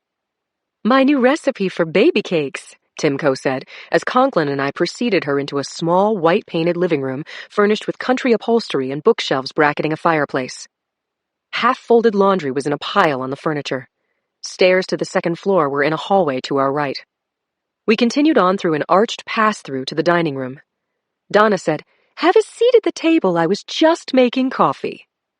I looked at Conklin, shrugged, and he shrugged back. Then we pulled out a couple of ladder-back chairs at the round, four-person dining table and sat down. The dining room was small, maybe 150 square feet, with a view of the kitchen just ahead and through the windows to our left, the charming houses across the street. In a couple of minutes, Donna Timko returned with a tray of coffee cups and individual-sized cakes and some details about the recipe. I was watching Donna's expression as she busied herself at the table. She was talkative, but definitely preoccupied. I had my hand around a gold-rimmed coffee cup when I asked, "Donna, what is your relationship to Walter Brenner?" "Oh, you didn't know? Walt is my half-brother. We own this place together." "Terrific house," said Conklin. "Very homey. How long have you been living here?" "About 3 years. What's wrong? Is Walter okay?" Conklin said, "He's fine, just fine. You know, we're talking to all of Chuck's employees. We noticed that Walter pretty much goes to every store once a week. We hoped he might have some thoughts on anyone with an attitude, a grudge against the company, something like that." "Walt loves his job, if that's what you want to know. He's the poster boy for Happy Employee of the Year." "Gee," said Donna, "talk about timing. Here he comes. You can ask him whatever you like." I followed Donna's gaze to the windows and saw a white van with a Chuck's logo on the side pulling up to the garage doors. I hadn't planned on the complication of Donna Timko, so the next few minutes were going to require finesse. I thought of several scenarios, including the one where Timko shouts at Walt to run, and he does it. Timko said, "Walt's a very funny guy. Everyone thinks he ought to do stand-up. Sit, sit," she said to us. "He's coming through the back door." Timko placed her napkin next to her plate, got up from the table, and went into the kitchen. I heard the kitchen door open to the garage, and then I heard the voices of a man and Donna talking low. I took out my gun and put it on my lap, and was looking to Richie to do the same, when Donna returned to the dining room with her brother. There he was in the flesh, Walter Brenner, the skinny man I'd seen in several different guises on security tape. But this time he was life-size, in color, and clean-shaven, and he had dimples that hadn't shown up in the hunting wolf run-through. He was also holding a .38. I jumped to my feet, raised my gun, and shouted, "Drop the gun! Do it now!" I was aware of Conklin getting to his feet at the same time, but my eyes went to Donna as she lifted her hand from behind her voluminous house dress and pointed a small gun at me. She said, "Take it easy, Sergeant. Sit back down. Put your gun on the table and slide it over to me. Take your partner's gun and give me that too. Let's go," she snapped, "or I'm going to shoot the two of you where you stand." Chapter 82. I sat down, took my gun up out of my lap, and put it on the table as Donna had told me to do. But I didn't release it from my grip. I moved slowly, using whatever few seconds I could gain to assess our situation. The dining room was a 12 by 12-foot open-ended box with two arched entranceways, one from the living room to the dining room, the other from the dining room to the kitchen. There was a squat lowboy on the wall to my right, and past Conklin, on the opposite wall, were a pair of windows. The table and chairs were too big for the room and took up the center of it, leaving very little margin around the sides. Donna was standing 6 feet across the table from me, aiming her ladylike Colt with steady hands. If I leapt for her, she'd shoot. No doubt about it. The only way she could miss was if her gun jammed or if she had a heart attack. I couldn't count on either of those possibilities. Accordingly, I didn't see how we were all going to get out of this room alive. I put the safety on my gun and slid it across the table. Conklin was also sitting down. He's a quick draw and a good shot, but his gun was in its holster on his hip. He showed Timko that he wasn't holding a gun and said in a very reasonable tone of voice, Donna, no. Put that away. You too, Mr. Brenner. We're just here to talk. No need to get bent out of shape. You don't want to accidentally shoot a cop. You really don't. And just so you know, I called for backup before we entered the house. So there are going to be cruisers in your driveway any minute. Had Richie called for backup? That would have been prudent, but I'd been too busy getting out our Kevlar vests and hadn't noticed what my partner had done. Time had slowed to 1 solitary frame per second. I was alert to the facial expressions of the 2 people holding the guns, watching the tension in their hands at the same time. Donna Timko was focused and tightly coiled. Walt was relaxed. He handled his weapon casually, like he was familiar with it and welcomed an opportunity to let her rip. Right, Walt said to Conklin. Cops are on the way. Conklin said, Pulling a gun on a cop is plenty bad enough, Walter. But if you shoot a cop, no one can help you. Understand what I'm saying? Put the guns away and we'll forget this happened, right, Sergeant? Or you have a running head start. See how far you go. Donna sat down and braced her elbows on the table. She held her Colt with both hands, the muzzle pointed at my face. I was still desperately trying on scenarios, looking for something that would get the fewest number of us killed. Sweat beaded on my scalp. I thought of Julie and Joe, that I might not see them again. Had I even kissed them on the way out the door this morning? I couldn't remember. I knew that I wouldn't survive a headshot. Donna Timko was showing visible signs of stress. She was red-faced and the muscle in her left jaw was twitching. It looked to me like she could go off at any moment. She said, Walt, take Mr. Conklin's weapon, why don't you? And then we've got to figure out what to do with these crumbs. Chapter 83. I had no problem believing that Donna Timko was a loose cannon. She was adrenalized. Her gun was braced 4 feet directly across the table from me. Her finger was on the trigger, and she'd aimed her gun just so. If she sneezed, she'd shoot me between the eyes. 2 feet to my left, Conklin sat in the chair with his hands in the air at shoulder height. Walter Brenner stood to the right of his sister, training his gun on Conklin, grinning and bouncing on his feet like a 4-year-old waiting for a pony ride. Forget ponies. Make that a crazy 4-year-old with a gun. Some wave of serenity came over Timko's face, which I read as her having made up her mind. To her, we were dead cops walking, and now she was thinking ahead to how to get rid of our bodies. She said to her brother, Walt, here's an idea. We can get into the processing plant. You can work the grinder, right? You're thinking cop burgers? Exactly. Cop prime, with bacon. Well done. They both had a good laugh. I couldn't help it. I pictured my body going through an industrial-grade meat grinder and heard the whir of the blades cutting through muscle and bone. It gave me the horrors. Why didn't Walter and Donna just shoot us now? Simple answer. It would be easier for them if we went into the transport van on the hoof. I wanted to look at Conklin, but didn't dare take my eyes off the sweetheart of Chuck's executive board. A woman who had sympathized with the bomb victims and the little people who worked at Chuck's and was now transformed into a grinning, bloodthirsty ghoul. Timko was not only thinking ahead, she wanted my opinion. She said, That'll work, right, Sergeant? Take you out through the garage and we'll all get into the van. Who knows, we might drop you off somewhere and make a run for Canada. That's a better idea than the meat processor, I said. We go missing, the FBI will be all over that plant, and you know human blood and remains will spell it all out, PDQ. Good point. Well, I'm loaded with ideas. That's my best one so far. Walt, get his gun. Come on, I can't do everything. Walt was a lefty. He walked over to Conklin and pressed the gun muzzle to his temple. Sweat rolled down my sides, but my partner was cool, give him credit. Give him all the credit in the world. Walt said, "Take out your gun with the tips of your fingers and pass it to me. No sudden moves. My metabolism is high normally. Now, I could shoot you out of pure freaking jitters. So do what I say, okay?" If Conklin didn't hand over his gun, Brenner might reach for it.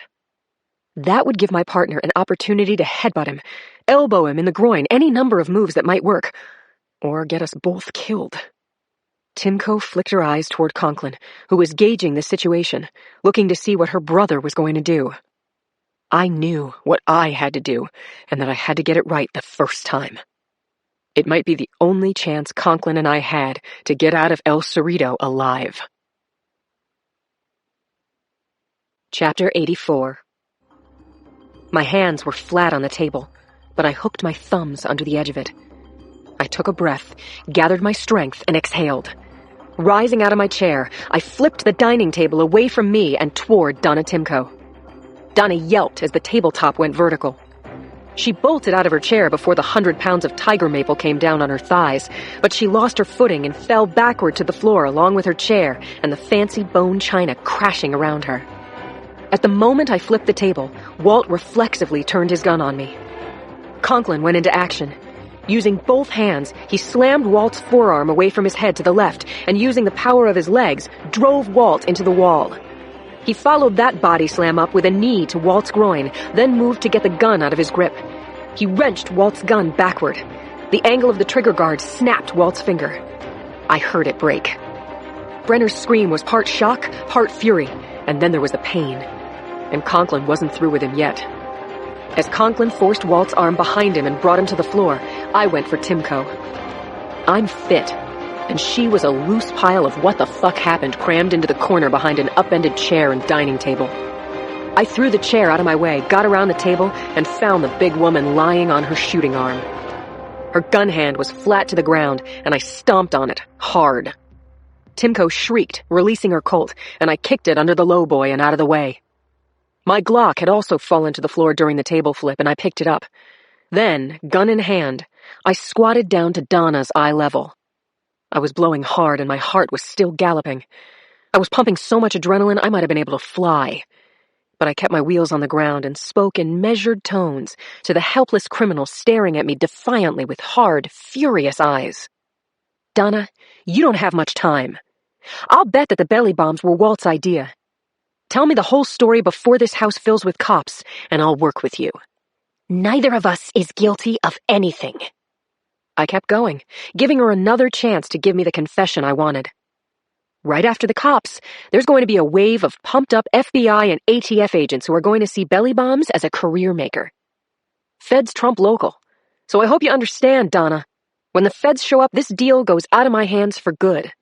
Feds will seek the death penalty. I want a lawyer. That's all I have to say. Sure thing, Donna. No problem.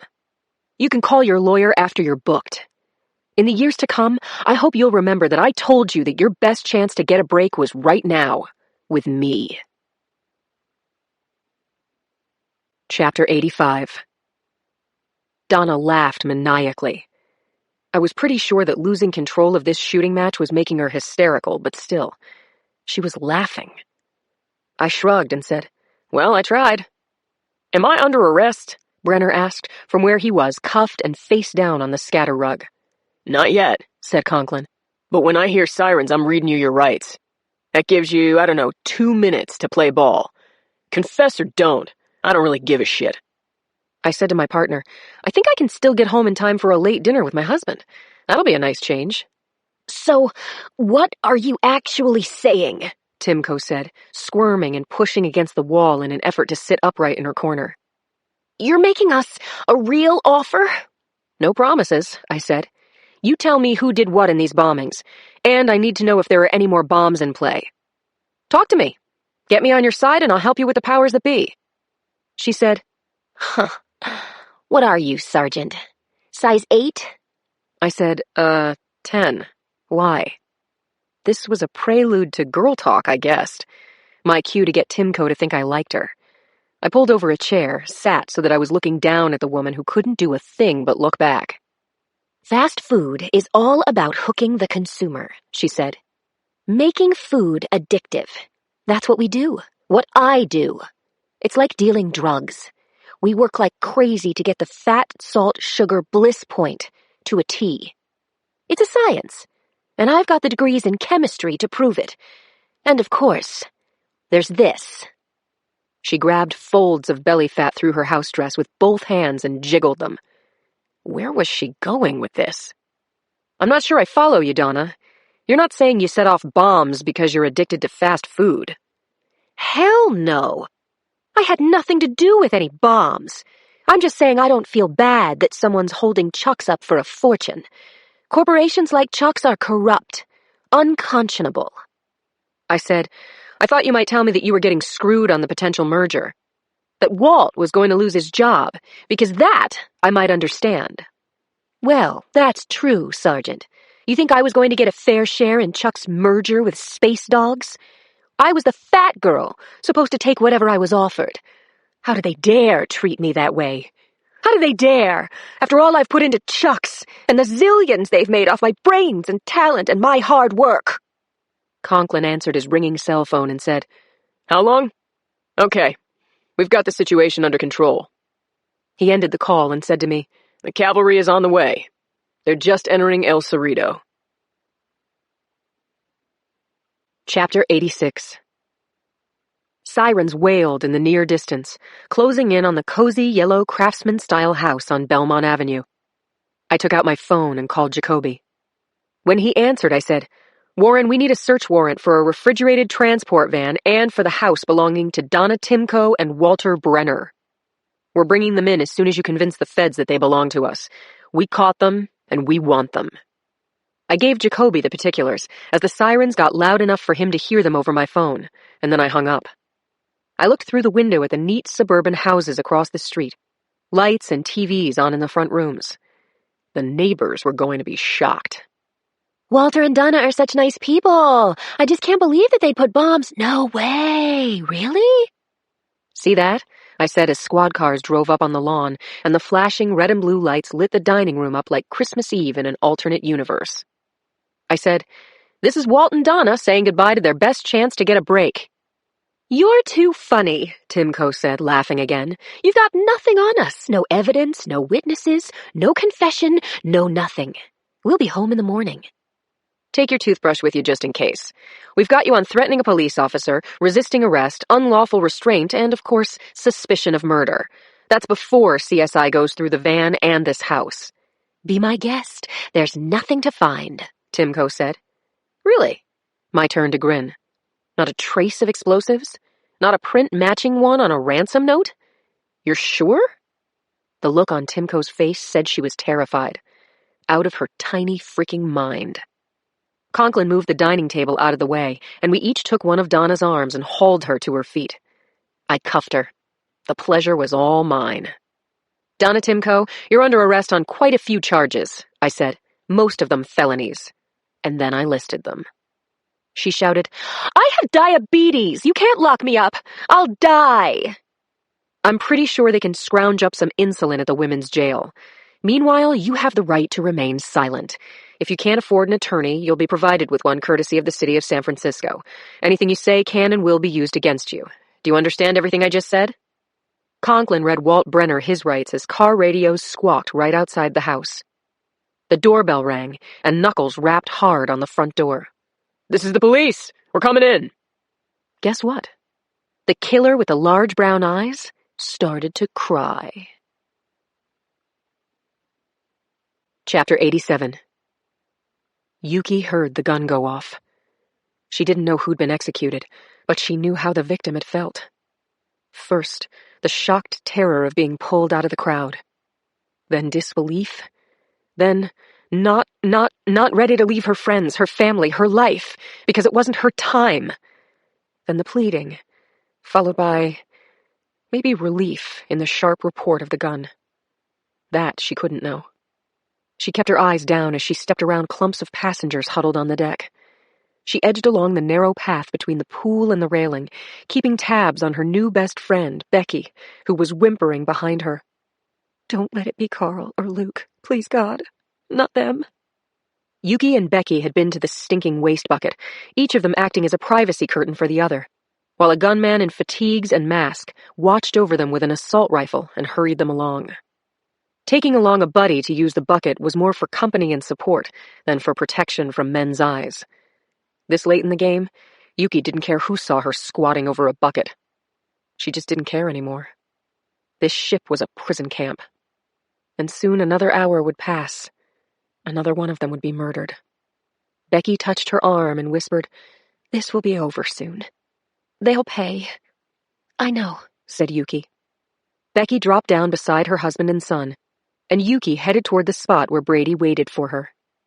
He raised his hand and she went to him and placed her hand on his shoulder. He helped her down beside him. "Are you okay?" he asked. "Frickin' fabulous," she said. She handed him the bottle of water the gunman had given her. Brady twisted off the cap. He returned the bottle to Yuki, who took a few gulps and then passed it back to Brady. 20 yards away on the other side of the pool, 3 guards leaned against railings. One smoked, one paced, and one talked on his radio, speaking to someone in their militia, checking in as they did every half hour. Another goon was on the track above them. He swept the mass of prisoners with his torchlight 3 or 4 times before shutting off the light. Brady put his hand to the back of Yuki's head and, drawing her close, kissed her temple. She hugged her knees in the chilly dark, glad for the comforting weight of Brady's arm around her shoulders. The guard who had been pacing went to the rail on their side of the pool. He flicked his cigarette into the water, then, still with his back to them, lit a match and bent his head. Brady was on his feet fast, like a panther. The match was still burning when Brady reached his left hand around the man's face and hooked his mouth with his fingers, getting a grip on his skull with his right. It took less than the count of 3. Before the gunman even got his hands up, Brady had twisted his head with a powerful jerk. The gunman went slack, and Brady lowered him soundlessly to the deck. Yuki put her hand over her mouth to muffle a scream as Lazaroff got up to help Brady. The two worked as one in the dark, wordlessly stripping off the dead pirate's clothes and mask, then sliding his body under one of the lounge chairs piled nearby. As soon as that was done, Lazaroff melted into the amorphous blackness of the crowd, and Brady sat down beside her. He lifted his shirt, took her hand, and placed it on the terrorist's fatigues and mask. Then he put her hand to the waistband of his jeans, before wrapping his arm around her again. My God. My God. Brady had on pirate gear, and more than that, he had a gun. Chapter 88. One of the masked thugs had put a 70s rock track on the bar's sound system. As You Make Loving Fun blasted overhead, Brady and Lazaroff lay next to each other on the deck, talking mouth to ear in the dark. When Brady worked narcotics for the Miami PD, he'd worked with undercover cops, run stings with them, and led raids against drug traffickers. Cops got almost no training in hand-to-hand combat, but Brady had taken some training in mixed martial arts on his own. As for guns, he knew and could operate almost any weapon in current use. His new friend aboard the Finstar, Brett Lazaroff, had been a Navy corpsman in the early days of Vietnam. He had been involved in search-and-destroy missions and worked with the Marines as well as local irregulars, going into villages and finding and killing guerrillas. Lazaroff was in his mid-60s and had arthritis all through his joints, but the two of them would make a good team. And then there was Lyle. Lyle was a nice kid, but that was all he had in his kit. He'd told Brady that he had held a variety of odd jobs over the past 3 years, washing cars and mowing lawns, before moving to Alaska and getting a dishwashing job in a 1-star hotel. He gave that up when he heard of an opening as a cabin steward on the Finstar. Lyle's no-forethought series of pick-up dead-end jobs had accidentally positioned him to be part of a life-and-death operation he could never have imagined. After Brady and Lazaroff blocked it all out, Brady filled Lyle in. "Lyle, you have to take us to the crew quarters. Lazaroff and I are going to keep you out of the way when the shooting starts.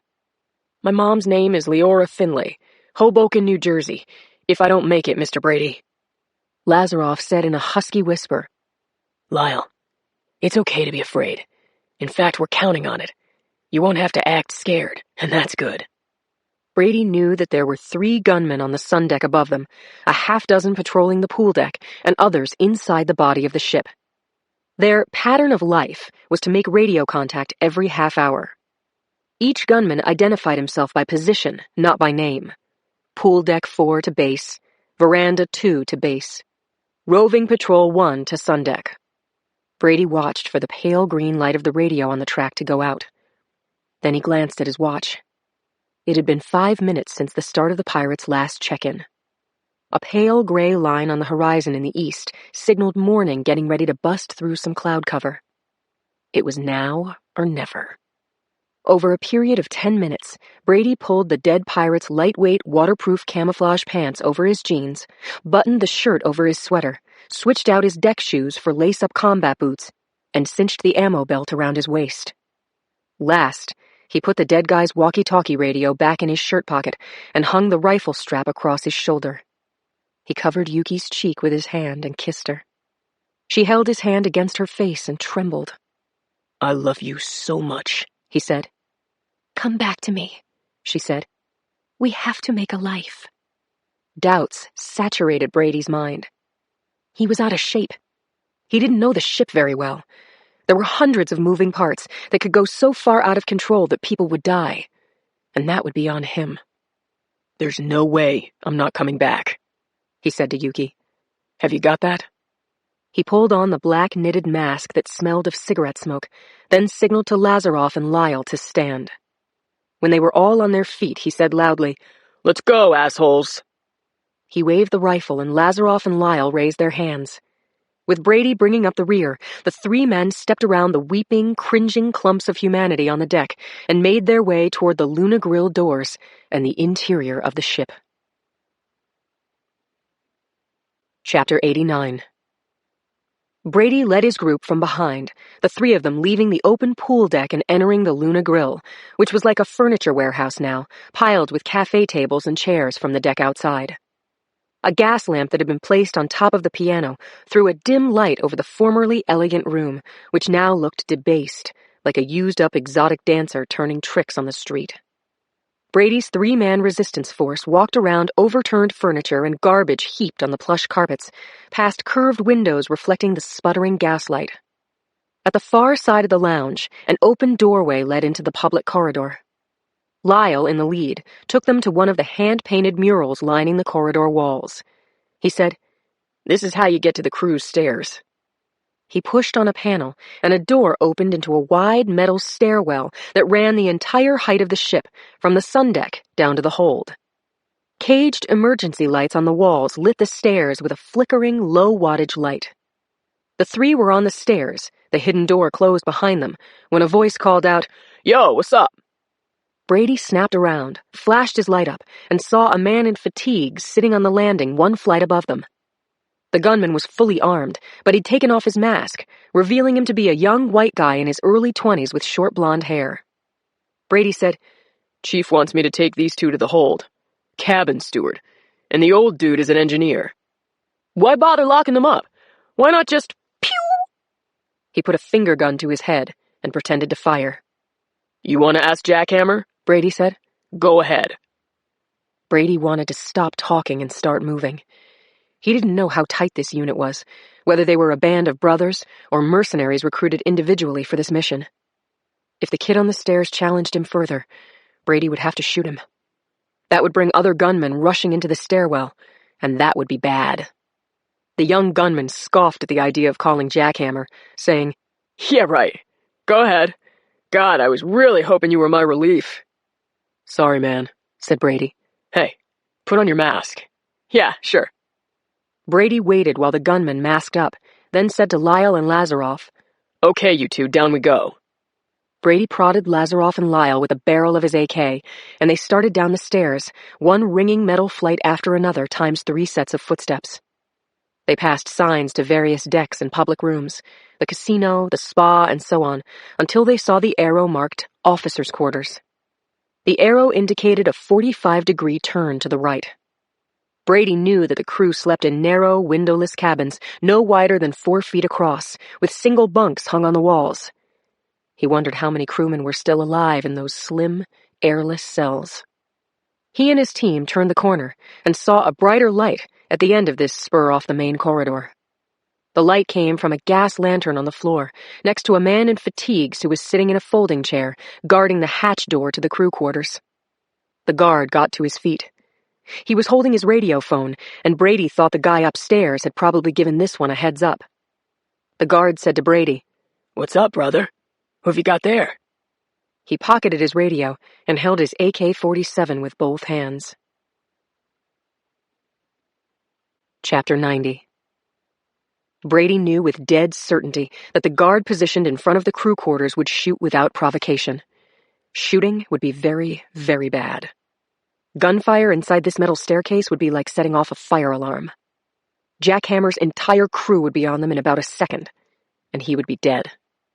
Along with the AK-47 and the combat clothes, Brady had taken the dead gunman's knife and belt, which he was wearing.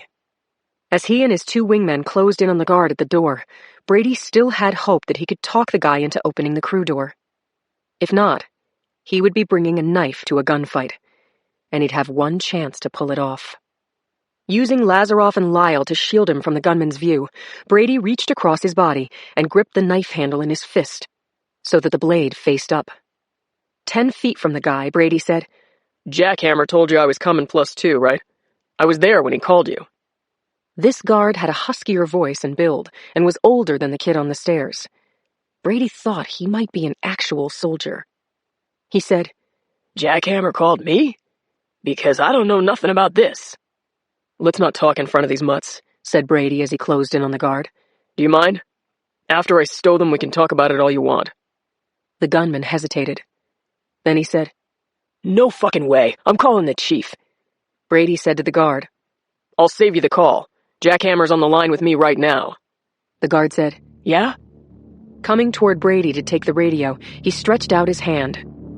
Brady grabbed his wrist with his left hand, jerked him forward, and slashed his throat, slicing through his carotid artery, larynx, and jugular. The gunman reached up but never got his hand to his neck before he dropped, blood pumping out of him, adrenaline speeding up the flow. He breathed in blood, coughed up more blood, and gurgled his last words as he tried to speak. Lazaroff got behind the dying man as the blood gushed and held him down until he no longer moved. Then he took the AK away from the dead man, while Brady told Lyle to sit on the chair and put his head between his knees. Lazaroff got up, checked the corridor, and reported back, "All clear. Great job, Brady. They teach you how to do that in the police department?" "I picked up a few moves along the way." He and Lazaroff each took one of the gunman's arms and dragged him through the blood pool to the side of the corridor. Then Brady took off his mask and turned the wheel on the hatch door. The hinges squealed as the door to the officers' quarters swung wide open. Chapter 91. A group of officers stood in the narrow aisle between two rows of cabins. They were unshaven and rumpled and pale. They stood shifting on their feet and angry, what you'd expect of men who'd been imprisoned in their cabins below deck while their ship was under siege. Brady saw knives and lengths of wood or pipe in their hands. He put out his hands to show that he wasn't armed, then put a finger to his mouth in the universal signal to be quiet. He said, "I'm Jackson Brady. I'm a passenger, also a cop. We're getting you guys out of here." Men exhaled, sheathed their knives, and broke into tears.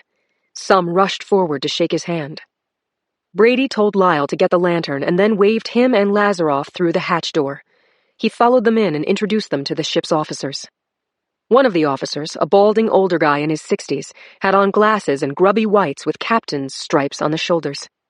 He held a pistol loosely in one hand and shook Brady's hand with the other. "I'm Captain Berlinghoff," he said. "George. Thanks very much," he said, choking back tears. "Mr. Brady, we haven't seen light. We haven't spoken with anyone. What's happening to the ship?" Brady said, "The terrorists are in charge and executing passengers on the hour." He briefed the captain on the terrorists' demand for payment. "They've killed a lot of people," Brady said. "I don't see that they've got a viable exit plan whether they're paid or not. At some point, they might realize that. There's no telling what they'll do." "What are your thoughts?" the captain asked Brady. "Gotta get control away from them, and that means arming as many people as possible. Are your guys trained on the weapons in your citadel?" Who said we had a citadel? The captain asked. I did, sir, Lyle said. And who are you? Brady put his arm around Lyle's shoulders. Lyle Davis, our cabin steward and a very brave young man. The captain said, I don't know what you've heard, Mr. Davis, but there's no citadel. There's a lockbox on the sun deck marked open in case of fire. We have a few handguns in there, some flares and fire extinguishers. That's it for our weaponry, except for this thing, he said, lifting his revolver by the trigger guard with a finger. It looked like a souvenir from the Korean War. There's one bullet in it. I'm saving it for Jackhammer. I've been waiting by this door since he took over my ship. Brady nodded his head, then asked, These stairs go to the sun deck? He was thinking of the lockbox with some make-do weapons, the blonde kid with the assault rifle sitting on the top landing, and then the pirates up on the track. They'd have to go past all of them. Berlinghoff said, Mr. Brady, tell us your plan. Chapter 92. Brady climbed the crew's stairs alone, catching his breath between flights. When he reached the veranda level, he called up to the gunman at the top landing. Hey, buddy. I need you to take a look at something for me. Distract. Disarm. The ploy had worked before. Would it work again? He heard Kid Commando getting to his feet, the scraping of boots on metal stairs echoing up and down the dimly lit stairwell. The kid called down, What's the matter? What happened? The dude I relieved told me to pass something on to you, Brady shouted back. He didn't want it going over the radio. Brady was almost panting from walking up 5 flights. Too much desk duty had layered some fat over his frame. He shouldn't have missed all those workouts. This was not good. Not good at all. Walking up the last flight, he got his breathing under control. He was going to need everything he had to neutralize this kid. He wanted to keep something from Jackhammer? The young man asked. Brady had the two-way radio in his hand. The time was counting down on the screen, telling him that in about 3.5 minutes, Jackhammer was going to be looking for his 18 guys to check in. Brady wasn't sure of the answer code, the password, or whatever the fuck these guys always said to let him know that they were at their posts and that all was well. He stood 3 steps down from the kid and said, Can you just read this? Will you fucking just look at it?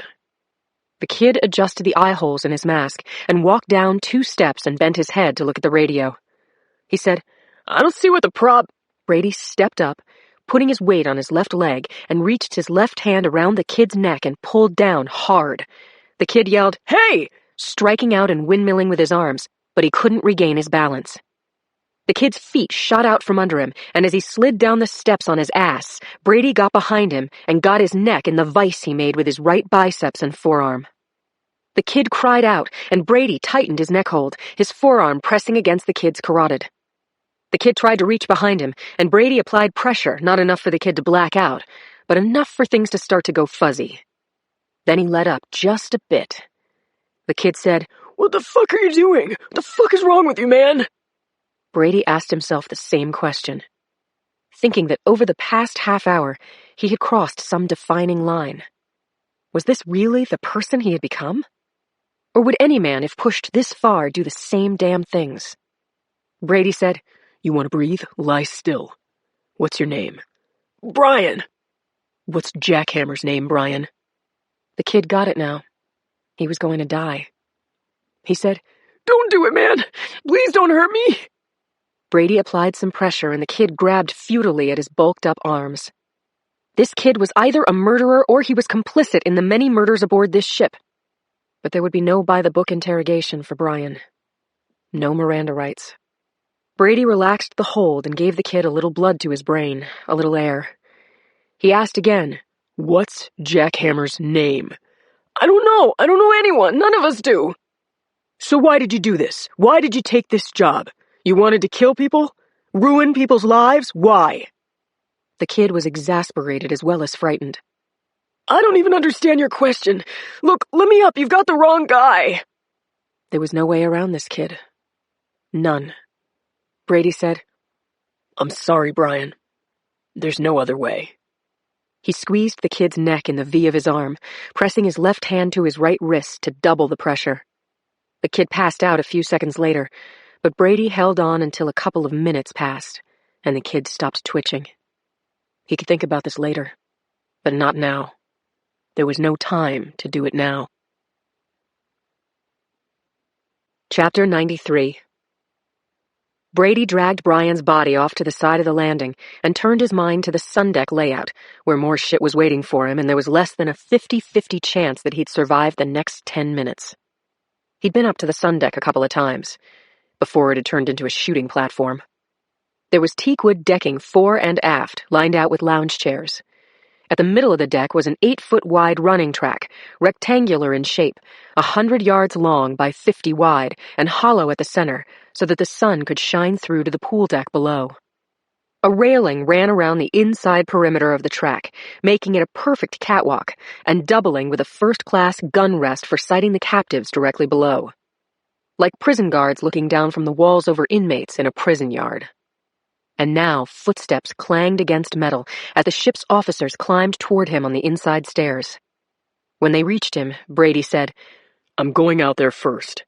After that, you all know what to do regardless." The captain said, "Good luck to you, Mr. Brady. And to you, sir. Everyone." Brady's assault rifle hung from the strap over his right shoulder, and he had a loaded pistol on his hip. He said a quick prayer and pulled the knitted mask down over his face. Then he turned the wheel that opened the lock and pushed open the door to the sundeck. He closed it behind him. Squinting through the mask, Brady tried to see everything at once. The rising sun was streaking the horizon with pink bands, backlighting mountains in the distance and glinting on the railings at the bow. There were 3 men on the track, 2 on the far short side of the rectangle, the third guy standing by himself on a long side, 50 feet away. Brady called out to that one, "Bro, got a second?" Without waiting for an answer, he set out along the composite rubber track toward the guard. "I hope you brought me the beef taco," the man said. "I already had the chicken. Beef is better if there's any left." Brady had considered using the knife, but he wasn't that good or that fast. So he pulled the gun. "I don't know anything about the chow," Brady said.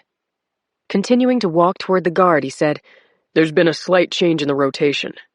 The man was only a few feet away. He said, "Don't tell me I've got to go to another watch. I'm dead on my feet already." The guard sensed something wrong in Brady's posture or demeanor, or maybe he was close enough to see the gun. He backed up, saying, "Let me see your hands, man," while shouldering his rifle. Brady aimed, squeezed the trigger, and fired twice, hitting the guard in the throat and chest. Immediately, shouts came from the men on the far side of the track. Brady dropped his handgun, gripped the automatic rifle, and fired across the open track. The bullets made the gun's signature report, hitting the gunmen who were running toward him like cartoon commandos in a video game. The men flailed and then dropped. Brady heard the tinny voice of a radio in the shirt pocket of the man lying near his feet. "Pool deck 4 to track 1. Brady picked up the radio and, what the hell, set into the dangling mouthpiece. "Yeah, track 1, all secure." Then he went to the hatch door and tapped on it. The door swung in, and Brett Lazaroff, George Burlinghoff, and 3 of his officers, including the hotel manager, dashed out onto the track. Burlinghoff went directly to the locker with a small lot of weapons. He shot off the lock, and his officers emptied the box, then pocketed what they could as others collected guns from the dead gunmen before returning, as planned, to the crew staircase. Brady was standing with Brett Lazaroff on the track when gunfire exploded upward through the center of it. They propped their AKs on the railing, aimed at the muzzle flare, and returned fire. Then there was a break in the shooting. Brady said, "Lazaroff, you ready to roll?" Chapter 94. Yuki was scrunched up against the overturned wet bar outside the spa when gunfire opened up from the track deck. There had been shooting before. Sporadic blasts of automatic weapon fire meant to scare the prisoners who had already become zombies from unrelenting, paralyzing fear. The spate of gunfire was worse now, more sustained, purposeful. There was a spray of gunfire, and a gunman near the pool grabbed at his neck and went down, toppling half into the pool. What was happening? Were they being rescued? Where was Brady? Music was blasting from the speakers across the deck. Gloria, you're always on the run now. Bullets rained down from the deck. Passengers screamed, scattered, and tried to hide under lounge chairs. Gunmen took cover and fired back. Yuki moved aside as 3 passengers converged on the wet bar, looking for protection from the gunfire. "We're going to storm the spa," one of the passengers said to her. He grabbed her hand briefly and said, "Good luck." Then he was gone. There were shouts and the sound of breaking glass. Everything was happening fast. Automatic weapons fired from the bow sent people running toward the stern, where Yuki was crouched near the barricade. Then a movement on the staircase over the spa caught her eye. A guard jogged down the steps from the sun deck. He stopped outside the spa's shattered doors and pulled off his mask. White blonde hair spilled onto his shoulders. Brady! Oh my God, it was Brady! He'd been shot. Blood ran down the side of his face and the shirt he was wearing was dripping red. He didn't see her. Brady shouted, "Passengers! I'm a passenger too! The crew is now armed! Lie flat! Keep your head down!" The double doors opened out from the spa and the Luna Grill at the same time. Men in whites ran out and took positions where they could find them. They were ordinary men, pot-bellied, gray-haired, and some of them were holding rifles, others handguns. Yuki recognized them as the ship's officers. Looking around, she saw 6 men in fatigues, all of them finding cover. There was shooting, and people yelled and cursed. Glass shattered. Bottles flew through the air. Yuki squatted behind the bar, hands over her ears, when Becky grabbed her arm. Yuki, come with us, run! Yuki said, "That's Brady, my husband." But Becky was already heading for the Luna Grill, her arm around her 10-year-old son, her husband corralling them from behind. A blast of gunfire came from a gunman kneeling beside the bandstand outside the grill, and Becky's husband went down. Becky's screams were lost in the commotion on the deck, but even in the gray dawn, Yuki saw that the passengers were fighting back with guns, knives, and glass shards, whatever they could throw, swing, or stab with. Yuki looked for something she could use to arm herself. There was a bottle of champagne deep in the back of the bar, and she grabbed it by the neck. She found a paring knife in a drawer and slipped it into her pocket. She looked for Brady. He'd been right there. Suddenly, a hand in her hair pulled her from behind the bar. She kicked out, dropped the bottle and punched air, and then she was dragged to her feet. It was Brady who yelled, "Put her down!" The voice belonging to the man who held her asked, "Is this your wife?" Yuki recognized the voice. It was Jackhammer's. The realization rose in her from her feet to her throat, as if her body had filled with frigid water. She wasn't going to be saved. This was her last moment on Earth. She looked at the pink line of sun rising over the railing. She thought of her dead mother, Keiko, holding out her arms to her. She looked at Brady for the last time. She focused on her husband's eyes and heard Jackhammer saying into her ears, "Here's my little volunteer. Just in time." Chapter 95. Captain George Burlinghoff ran out onto the deck from the Luna Grill at the bow, 4 of his officers behind him, men who'd never been in battle, men with wives and children and aspirations. Maybe they thought of the ones they loved as they stared out at the chaos and the bloodshed, the downed passengers crawling, trailing blood, the nearly dead and the clearly dead, innocent people in pajamas, many of them fighting back with fists and bottles and whatever they could find. As the captain of a tourist ship, he was going by Brady's plan and a lot of old war movies he'd seen from his couch. He waded into a battlefield, armed with one of the dead commandos' assault rifles. He did what Brady had said to do. He assessed the situation, and he looked for opportunities. And then he saw Brady, frozen in place right at the foot of the stairs. Incongruous music from the speakers in the bar wafted across the deck. Was it something that he said? As Burlinghoff tried to put the scene together, he saw that Brady was advancing on the overturned bar. Actually, he was coming toward one of the terrorists, who was holding a woman in front of him, using her as a shield. He heard the gunman shout at Brady, "Is this your wife?" Burlinghoff slung the AK and pulled his handgun from his belt, the old revolver with 1 round in the chamber. Jackhammer was occupied with Brady and didn't see or hear Burlinghoff come up from behind. Burlinghoff looked over the gun sight to the back of the commando's neck. He was too close to miss. He had his finger on the trigger, when suddenly shots rang out and his gun spun from his hand. Blood spurted from his wrist, and he shouted, "Damn!" He gripped his wrist, but blood pumped out between his fingers. More bullets punched into him. Mother of God! He was hit. Chapter 96. Bullets chattered across the pool deck. Pop music blasted out of the bar speakers. But despite the terrifying and discordant sights and sounds, Brady's focus was on Yuki in Jackhammer's headlock, staring at him as though she was already a ghost. Jackhammer had pulled Yuki tight to his body, and he leaned over her shoulder. Brady thought he was talking to her, like he was telling her that she was going to die. Brady saw that his only way to save Yuki was to shoot her himself. He would aim for her shoulder or her hip and hope that she would drop and Jackhammer would lose his grip on her. Could he fucking shoot straight? Please, God, help me. As he was taking aim at Yuki's shoulder, Brady saw George Burlinghoff come up behind Jackhammer unseen. He was holding his one-shot revolver pointed at the pirate's neck. Brady saw what would happen. Burlinghoff would kill Jackhammer. He could not miss. And then Brady would come in quickly and swoop up Yuki before Jackhammer hit the ground. But it didn't happen. In the split second before Burlinghoff pulled the trigger, there were shots from behind Burlinghoff's right-hand side, and the revolver spun out of his hand. The captain yelled, "Damn!" and Brady saw him grab his wrist. More shots hit him, sending blood spurting across the captain's white uniform as he fell. Jackhammer was distracted by Burlinghoff's shout. He swung his head to see Burlinghoff's falling body, and in that instant, Brady yelled at Yuki, "Now!" Yuki seemed to come back to herself. She twisted in Jackhammer's grip and kicked him in the knee.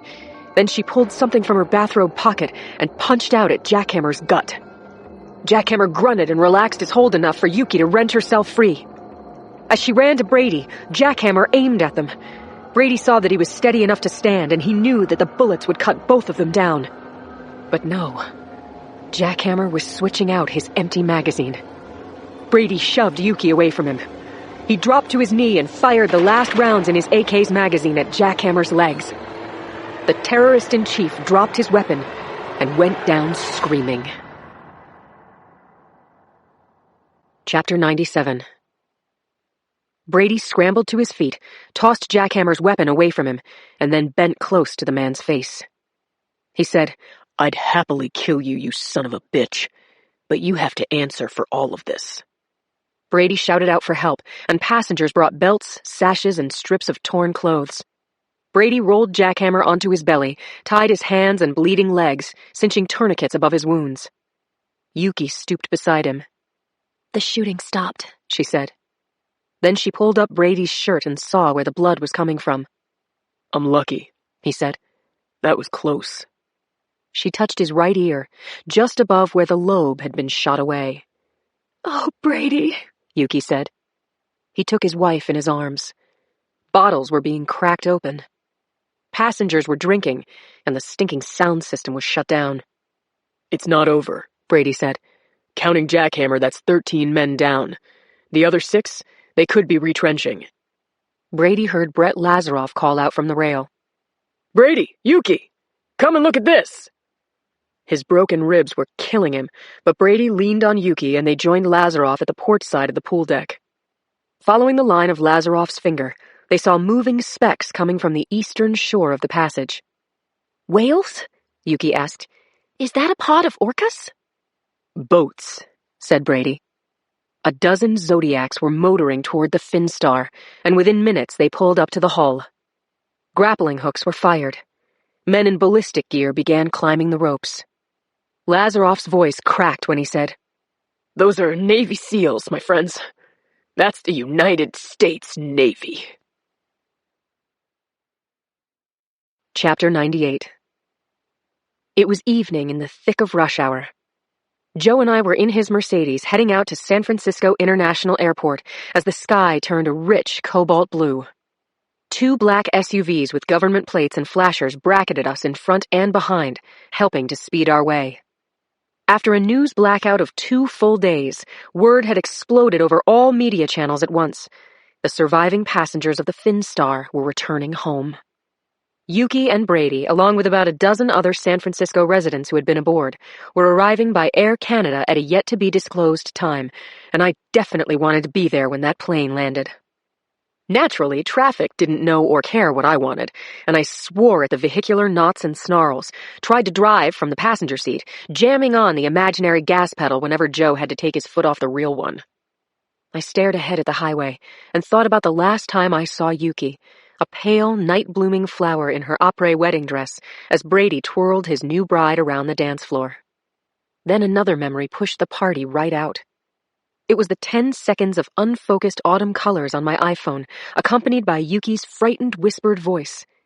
Lindsay, our ship was attacked. Before her phone was snatched, and the lights went out. The car swerved as we took the exit, and Joe said, Hun, lock up your gun. I stowed my Glock in the glove box as we turned up the airport access road and swooped to the curb fronting the magnificent winged entrance to the International Terminal's arrival hall. Homeland Security agents jumped out of their SUVs, opened our doors, and turned us over to a pair of Air Canada's security officers.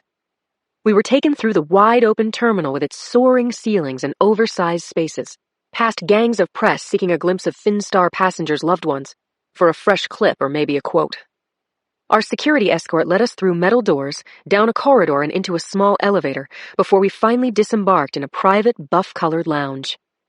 There was food and coffee, cushy upholstered furnishings, and dense carpeting. I knew that this lounge was generally used by the grieving families of passengers involved in airline fatalities.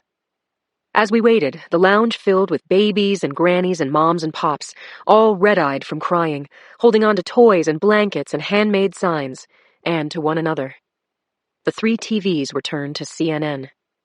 Wolf Blitzer was telling his viewers that some of the terrorists were in detention and others were at the Alaska State Medical Examiner's office in Anchorage. Next, he showed a satellite image of little stars bursting, blooming, and winking out, the big firefight aboard the Finstar. Then Blitzer introduced a live guest, a former admiral who said, The SEALs couldn't board until they mapped out where the shooters were. If they'd gone in too soon, there would have been many more casualties. But when the firefight started, they just went in balls to the walls and took the ship back. A tight-faced man who had been sitting with his large, weeping family got up and switched off the television sets one after the other. I can't take any more, he said. No one protested. I looked around at the friends and families of Finstar survivors and at the pain on their faces. I know my face was radiating the same kind of pain. How was Yuki holding up emotionally? Was Brady more badly injured than we knew? Would the two of them want to come home with us, or would they want to be alone? What did my friends need? What could we do for them? I couldn't know a damn thing until I saw them come through the door. Chapter 99. It felt like ball bearings were rolling around inside my guts. I couldn't sit still. I ate food that I didn't want and paced the floor, texting friends and searching the web for any tidbits that might be leaking out around the edges of legitimate news. I was taking a nap around the lounge when I glimpsed the small Air Canada jet with wheels down, rolling toward the gate. I shouted the completely obvious, "They're here!" then pressed my hands against the windows as the plane was waved in. Joe joined me, and then everyone in the lounge found a few square inches of glass that they could claim as their own. People bounced on their toes, shouting, and thanked God. But then nothing happened. Time crawled on its hands and knees, one slow second at a time. Cranky babies were shushed. An elderly man in a yellow windbreaker began repeating, God damn it. God damn it. By now the passengers must be in the building, right? What was the holdup? Where were our people? Joe put his arm around me as we waited, and then finally a door opened. There were a lot of people between me and the door, but I found a gap in the crowd and focused through that. First in, an Air Canada pilot came through to cheers and mad applause. He was pushing a young woman in a wheelchair. People screamed, "Jenny!" and raced toward the chair. Other crew came through that narrow doorway pushing wheelchairs, and every time a chair came through, the new arrival was greeted with shouts and tears.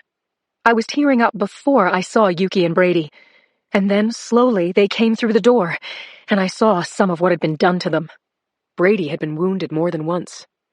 His left arm was in a sling, and there was a huge bandage over his left ear. He walked stiffly, and it looked to me like his ribs were taped under his shirt. Yuki looked like a child who'd been living on the street. Her jeans and sweatshirt hung from her frame. Her face was thin and pale. I yelled her name. She turned toward my voice, and when she saw me, it was as if a light went on behind her eyes. Painfully and holding onto his ribcage, he said to Yuki, I want another chance. Joe was shaking Brady's hand when a woman in a bright red sweater appeared and grabbed Brady's right biceps. She said, You're in my prayers for life, Mr. Brady. Christmas cards until the end of time. I'll write to you soon. People flowed around us as Yuki said to me, He saved us. I mean, Lindsay, he saved us all. I don't know how many passengers, many, hundreds. Brady said, "You have no idea what strong stuff my wife is made of. Brady stopped, putting his hand over his eyes. His shoulders shook, and that great big man, the hero who fought for the passengers of the Thin Star, started to cry. Yuki put her arms around him very gently. Okay, she said. It's okay, dear one. I'm not crying, he said. This is... It hurt to hear his huge, racking sobs, but I understood that he was feeling overwhelming relief. He was alive. Yuki was alive. He was home. Let's get out of here, Yuki said. Car's right outside, said Joe. Chapter 1. Every cop in homicide, all 3 shifts, as well as robbery, vice, and the brass on the 5th floor, was crowding our squad room, spilling out the gate and into the waiting room and halfway down the hall. It was an insanely happy crowd and a very tight fit. Cappy and Samuels were trying to hang a Welcome Back Brady banner over Brady's office door. Really. Watching those 2 extra-large cops balancing on wheelie chairs, ordering each other around, well, it was hilarious. I was putting out cookies on Brenda's desk, telling Conklin about last night. So Yuki says, I want barbecued spare ribs. No, make that I need barbecued spare ribs. And Brady says, pasta with red sauce, eggplant parmesan, ossobuco. Conklin laughed and popped a chocolate walnut cookie. And Yuki says, egg rolls, pork fried rice, oh my God, lobster and black bean sauce, anything in black bean sauce. And Brady tries to hold his broken ribs and he says, please, darling, whatever you want, just don't make me laugh. Conklin and I both fell apart at that, and then a shadow fell across my desk. It was Jacoby. There was a bad look on his face. There's been another belly bomb explosion, he said. Young guy just back from Afghanistan. Supposed to get married next week. Conklin said, not possible, Chief, not a belly bomb. Tell that to the dead soldier with his guts blown out. This time the victim had his burger to stay. There were assorted non-fatal casualties as well. Jacoby took out his phone and showed us the interior of a Chuck's restaurant after a consumed belly bomb went off. Ah, fuck, my partner said. Jacoby nodded, then said, Conklin, you and I are going upstairs to question Walt Brenner. Maybe he'll brag on planning a delayed action bomb. That's what we're hoping for. I'll talk to Timko, I said. The women's jail is around the corner from the hall on 7th. Timko was incarcerated there, awaiting trial, and I hoped she was getting a good sense of life without an office, a staff, a new caddy, a house, nothing but a jumpsuit and a lot of time to catalog her mistakes. I made a couple of calls as I jogged down the fire stairs and then continued out the lobby onto Bryant. 5 minutes later, I ran up the steps to the huge Sheriff's Department building. I passed through security with no hassle, found my way to the appropriate reception area, and twiddled my thoughts while Timko was located. An hour later, Officer Bableen Waters found me. She'd gone blonde since I'd last seen her, and she'd been working out with weights. She said, Lucky you, Sergeant. Ms. Timko will see you now. What a nasty piece of work. And her lawyer? She doesn't want him because she didn't do anything and she's not going to say anything. And that's a verbatim quote. Huh. She wants to give you the evil eye, she told me. Okay. I'm wearing my invisible force field. So. Oh, wow, where can I get one of those? Walmart, where else? Officer Waters laughed, and I followed her into an elevator. I stared up at the blinking numbers as the car rose to the 7th floor. She escorted me past more security checkpoints and through several gates to a gray, windowless room with 2 plastic chairs and a yellow Formica table. This is where I waited to talk with the former head of Chuck's product development division. Then I heard Bableen's voice in the corridor saying, You got 15 minutes to stare your eyes out, Ms. Donna Timko. Go right in. Chapter 101. Donna Timko shuffled into the small meeting room. She was dressed in orange, wore no makeup, and had stringy hair. She looked sallow and yet cheerful. Why? She should be hitting the bottom about now, I figured. With shackles clanking, she edged onto the plastic chair across the table from me and was compliant as Officer Waters linked her cuffs with a chain through the hole in the table to the chain around her waist. "I'll be back," said Officer Waters. The door closed and Timko and I were alone. "I'm getting that déjà vu feeling," she said. "Only this time no coffee, no baby cakes." Okay, good. She wasn't giving me the silent treatment. I said, "Donna, how are you doing?" "Not bad. First vacation I've had in years. Nice of you to ask. Why are you here?" "Well, maybe you could help me out with something." "I refuse to answer any questions that you'll try to use against me, so let's talk about what I want to talk about." "Go ahead." I sat back in my wobbly seat as Donna teed up whatever she had in her twisted mind. She wanted ball game scores and headlines on Dancing with the Stars, and she wanted to know if I knew how Walter was doing. I told her about the 49ers' crushing win over the Packers, said that I didn't watch the other thing, and told her that as far as I knew, Walter was making friends in jail. "I'll get word to him that you were asking after him. I promise." "My turn," I said after that. "I'll listen," she said, "but I told you, Sergeant." Then she motioned, zipping her lip. Donna Timko was looking playful, almost cute. But Bableen Waters hadn't exaggerated when she said of Timko, "She's a nasty piece of work." My mind filled with pictures dominated by the color red.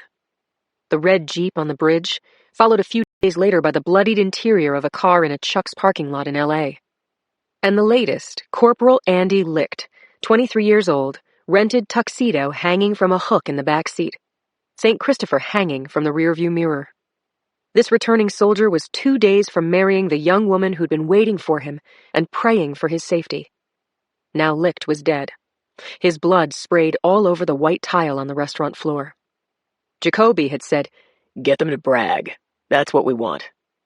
I looked at Timko and said, "Something just happened. I'd like your thoughts on it, Donna." "Oh, yeah?" "What's the magic word?" she said, cocking her head like a predatory bird. Chapter 102.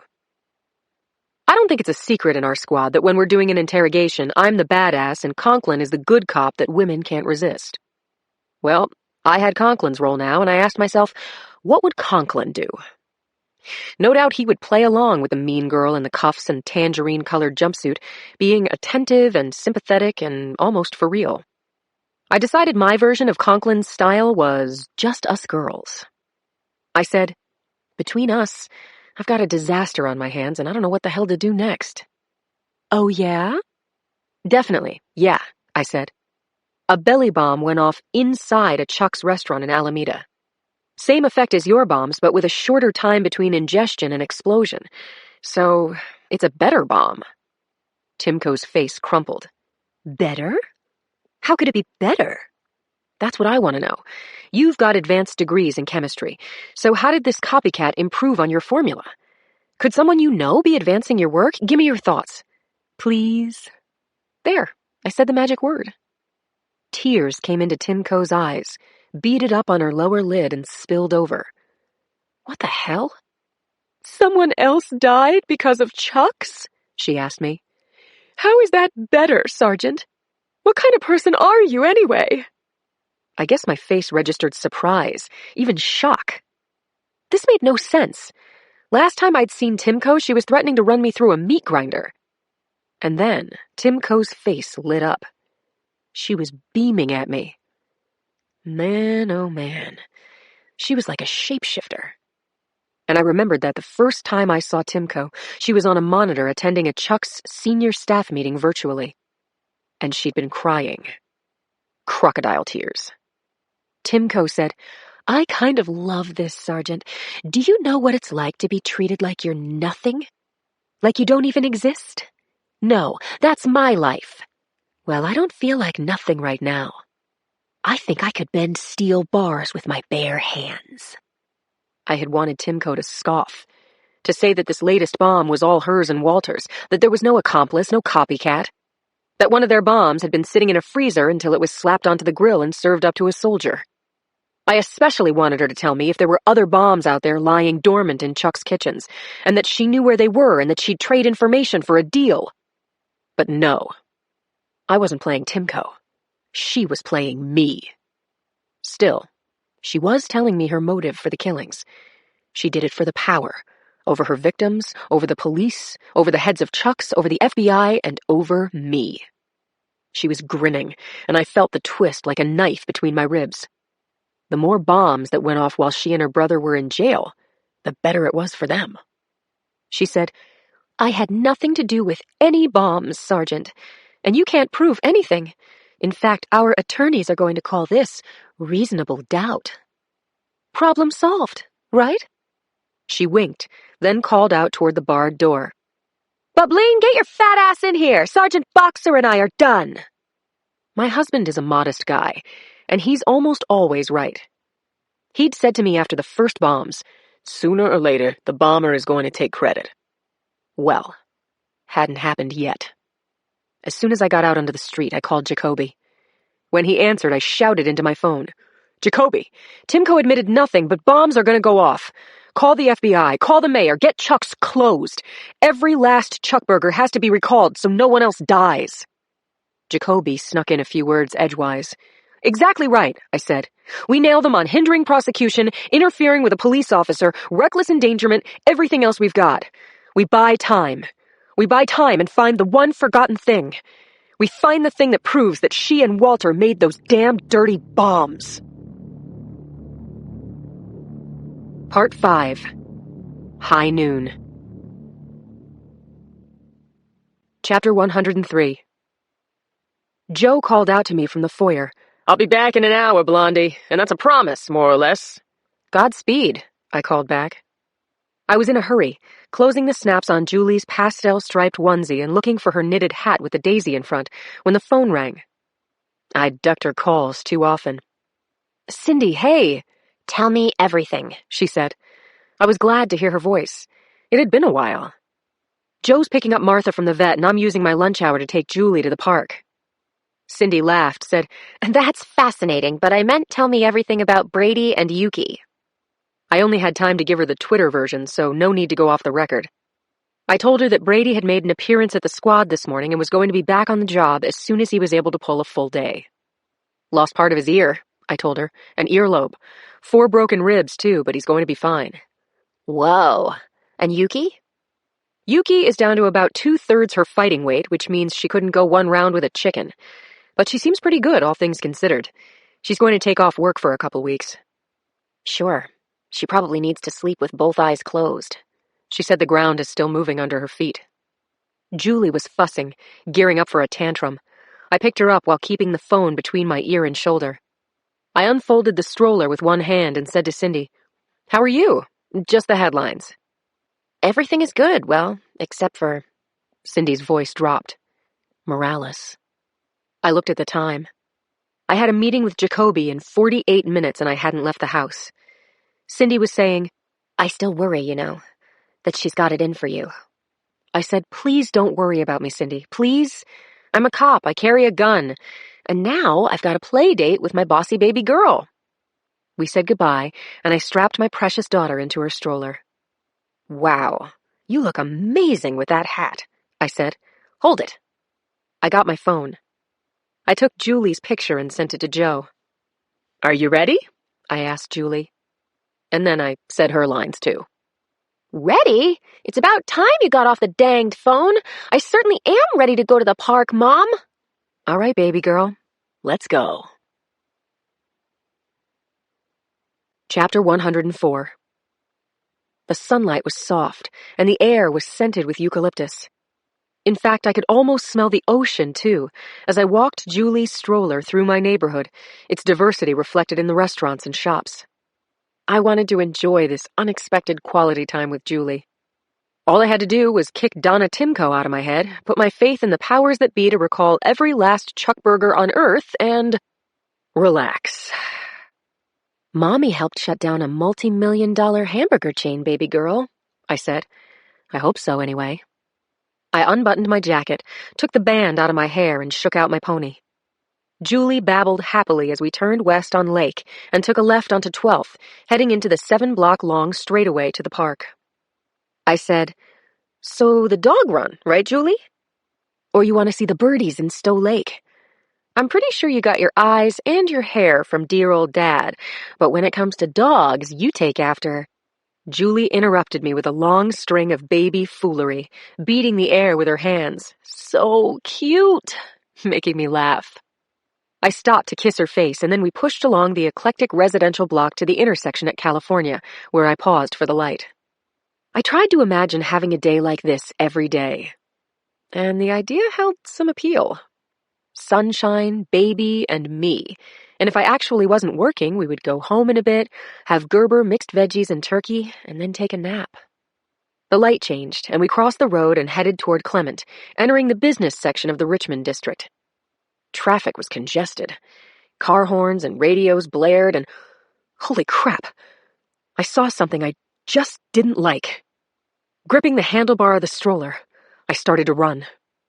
I used the crowded sidewalk as a buffer, looking ahead of me and on both sides all at the same time. All I cared about was Julie, getting her out of sight. I stepped on a crack in the sidewalk, turning my ankle, but I recovered my balance before I dropped. Julie wasn't aware that I'd almost gone down because I kept the stroller steady. A clot of teens were taking up the breadth of the sidewalk, smoking cigarettes, texting, and joking around. I screamed at them to get the fuck out of my way. They yelled back, but they made way for me, and I kept going, running, fast and furious. Between 12th and 11th, I turned onto Clement and stayed on the south side, which was lined with a wall-to-wall row of shops. There was an alcove halfway up the block, an entrance to a Chinese restaurant. I shoved the stroller down the stone steps and stumbled behind it, hiding behind the alcove to the shuttered wing hose happy eating.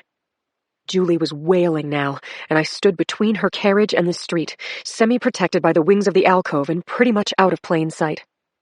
I watched, and when I felt it was safe, I grabbed my child and held her over my shoulder. I picked up the stroller with my free hand, took the stairs up to the sidewalk, and ducked into the boutique next door, Rosalie's Fanfare. I found a shop girl at the back of the store. She was wearing a black tunic, tight pants, and black leather boots to her knees. She froze and stared at me with huge black-ringed eyes. I tucked my baby into the stroller and said, "I'm a cop, on a case." I opened my jacket, showed her the badge pinned inside and my gun on my hip. Then I touched Julie's head and said, "Honey, I'll be right back." The shop girl said, No, you can't leave her here." I said, "You watch her." The baby's cries followed me as I went back toward the front of the store. I bumped hard into a woman coming out of a dressing room. She fell back against a bunch of cartons that tumbled like a stack of blocks. The sound of the customers' curses mingled with Julie's screams as I made for the shop's front door. The weight of a human female heart is about 9 ounces. Every bit of mine was with my baby, as if that small, pounding muscle could protect her. Chapter 105.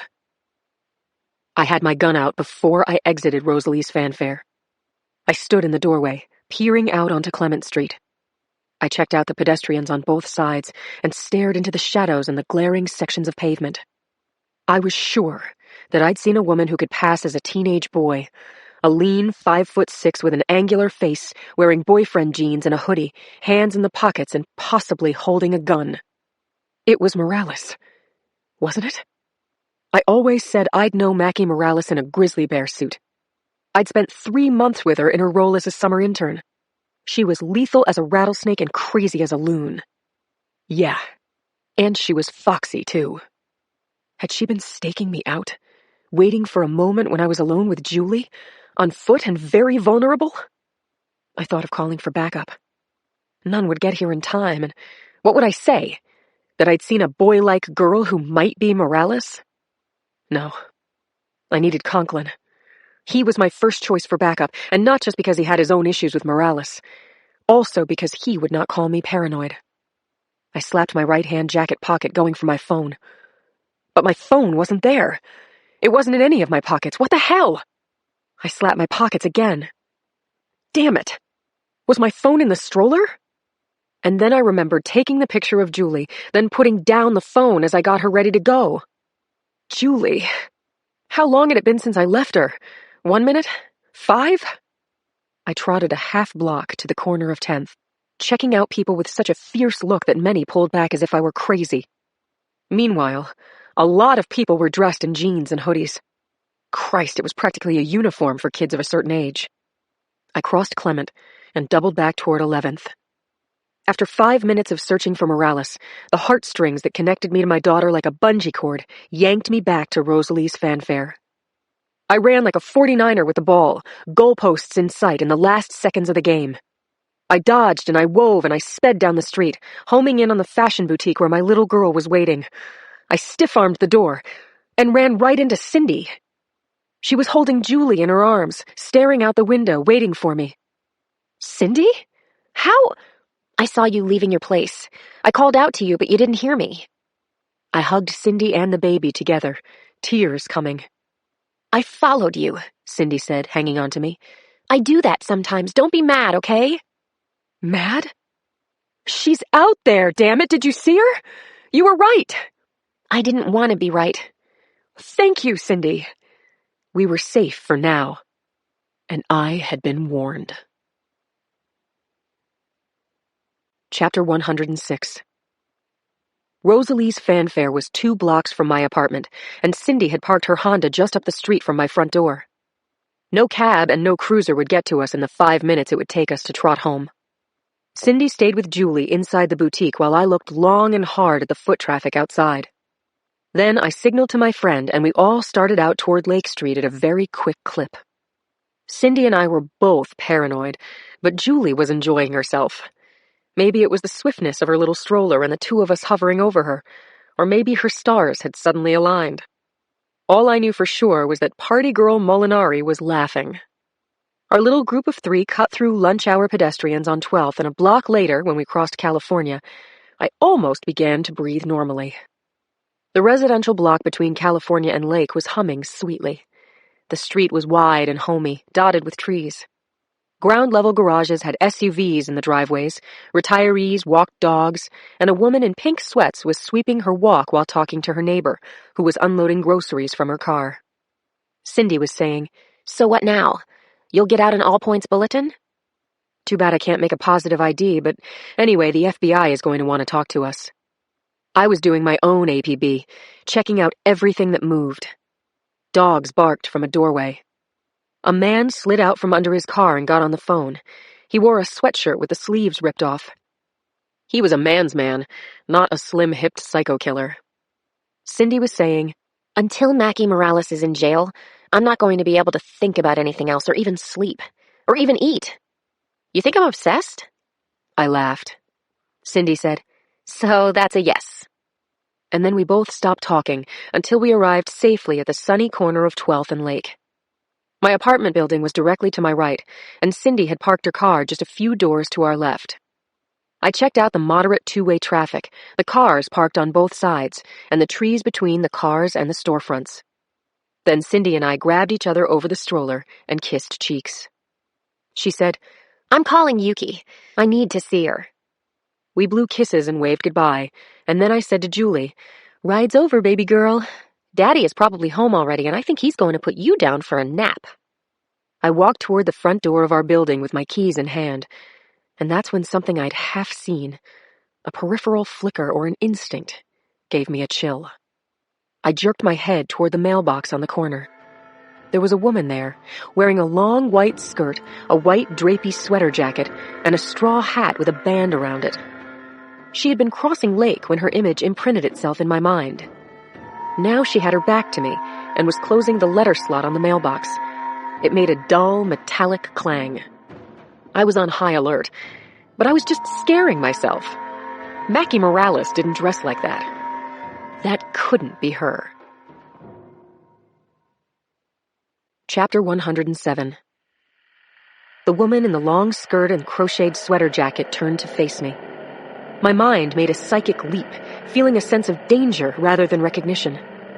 Cold sweat broke out over my body, especially the palms of my hands, where I was gripping the handle of Julie's stroller.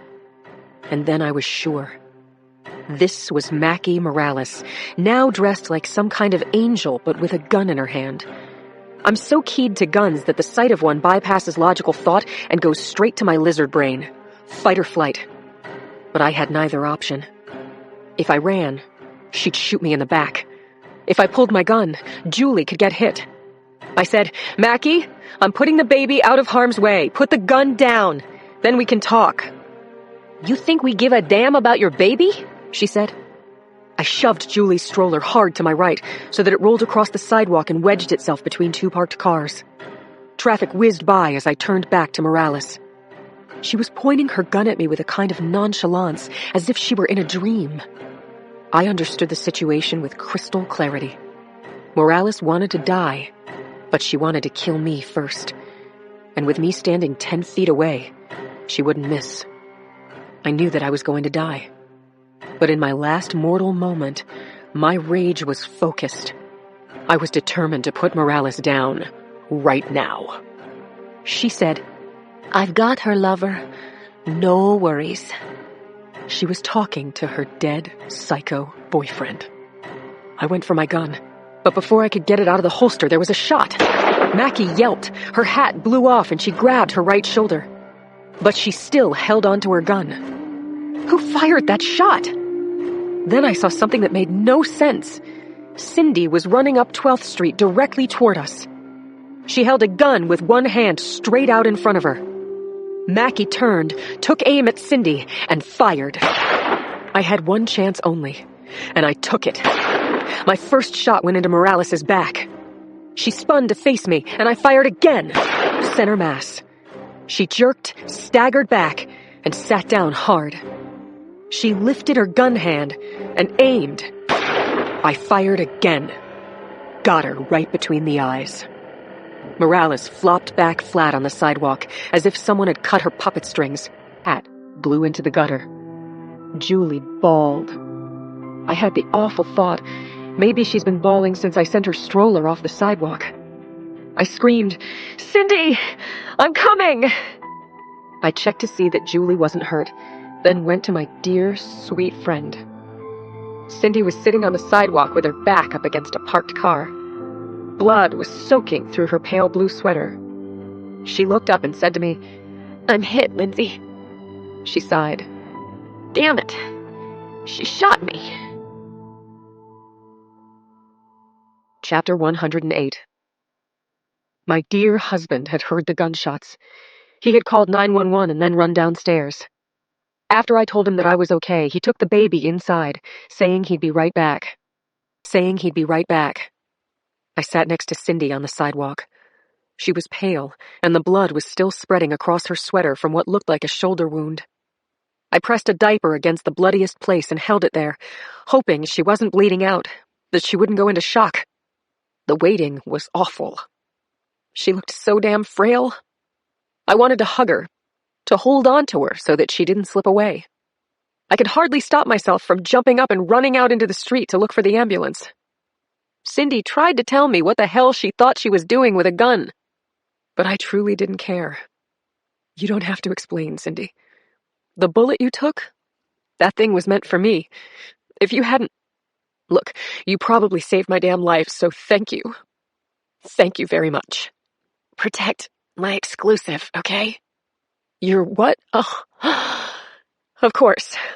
Interview me all you want, Sin. I'm exclusively yours. Until the end of time." She gave me a wan smile. That'll be great. I squeezed her hand, and 2.5 minutes after Joe's call, black and whites screamed into the street. Doors slammed. Cops advanced. I unclipped my badge and held it up. I identified myself to a uniformed cop from where I sat at Cindy's side. "Boxer, it's Nardoni, Bob Nardoni. You okay?" Sergeant Nardoni asked what had happened, and I kept it simple. The shooter was Mackenzie Morales. She's a fugitive, wanted by the FBI. I shot her in self-defense. I was spelling out Cindy's name and Mackie's when incoming sirens drowned out my voice and the ambulance wailed to a stop. Paramedics swarmed around us and questioned Cindy as they lifted her onto a board. I struggled to my feet, then stepped over to where Morales lay in her bloodied white drapery. No one was there anymore. No one home at all. Maybe Mackie was already checking in at the gates to hell. "Room key, please. Mr. Randy Fish is expecting me." Joe called out to me. "Julia's with Mrs. Rose," he said of our neighbor across the hall. I said, "Great, Joe, I'm going to the hospital with Cindy." He said, "Take this." He handed me my phone, then put his arms around me. I think I was shaking as I held him tight. The EMTs were closing the doors to the bus, so I broke away from my husband and told him, "I'll call you." I never made it into the ambulance because Jacoby was standing between me and the doors. "Jacoby, you see what happened here? It's Morales. She's the one who shot Cindy. I have to go with her," I said. "You can't leave, Boxer. We've got a fatality here, you know that." I had no fight left, and it wouldn't have helped if I had. I said, "I need a minute." I climbed up into the back of the bus and said to Cindy, "I'll see you later. You're my hero, and I love you. And Cindy, you're going to be fine." I stepped back down to the street. I gave my gun to Jacoby and walked with him to his car. Chapter 109. My arms were full of flowers when I burst into Cindy's room at UCSF Medical Center. Cindy shouted out, "Thank God the flowers have arrived." I looked around. There were flowers everywhere, lining the windowsill and on the various dinky tables with some potted things on the floor. "Who died?" I asked. Cindy laughed. "Not me." She was in the bed that was cranked up to a sitting position, wearing a little pink robe. Right beside her in the bed, wearing oversized denims and a navy blue SFDA sweatshirt, was Yuki Castellano Brady. Hey, I said. And yep, Claire Washburn, MD, was hovering over the two of my girls with a plastic cup of neon green Jell-O and a spoon. They all looked very merry. "You think this is lime Jell-O, don't you?" said Claire. "Well, you'd be wrong. This is my own brew, made with margarita mix." I laughed. That explains everything. Since all the vases and vase-like objects were in use, I went to the bathroom, took the lid off the toilet tank, and dropped the flowers in, stems down. When I returned, Yuki said, "There's a no crying rule. Okay, Linz?" I nodded. I was too choked up to speak, really. Cindy was fine. Yuki was fine. I went around the room and kissed each of my friends, and they kissed me. There were hugs, too, long ones, no one wanting to let go. Speaking for myself, I was thinking how life could end without warning, and how frickin' wonderful it was to have moments like this. When we were exhausted from the hugging, I pulled over a chair for myself and sat down hard next to the bed. I said, "I want what you're having." There were peals of laughter, one distinctive peal coming from Yuki. She said, "Was that me laughing? I haven't done that in a while." She was a little drunk, but that was appropriate. She had told me and Joe most of the horrific story, including that she'd shivved the bad guy. "You told everyone?" I asked her. "Yep. The Women's Murder Club kicked ass this week." "I've got Ms. Mackey's three-eyed corpse in my cooler," said Claire, "so I'll drink to that." Claire raised her cup of Jell-O, and just then there was a knock on the door jamb. The unsung hero of the hour, the man who'd taught Cindy to shoot, was standing there. I said, "Well, I've got to go now, Cindy. I hear my baby calling me."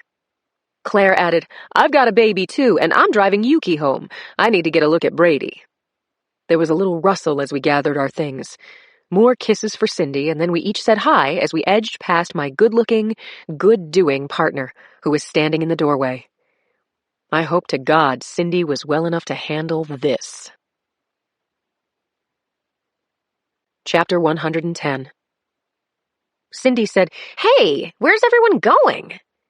The girls waved goodbye, blew kisses, and let themselves out the door, letting Richie in. Her pulse shot up.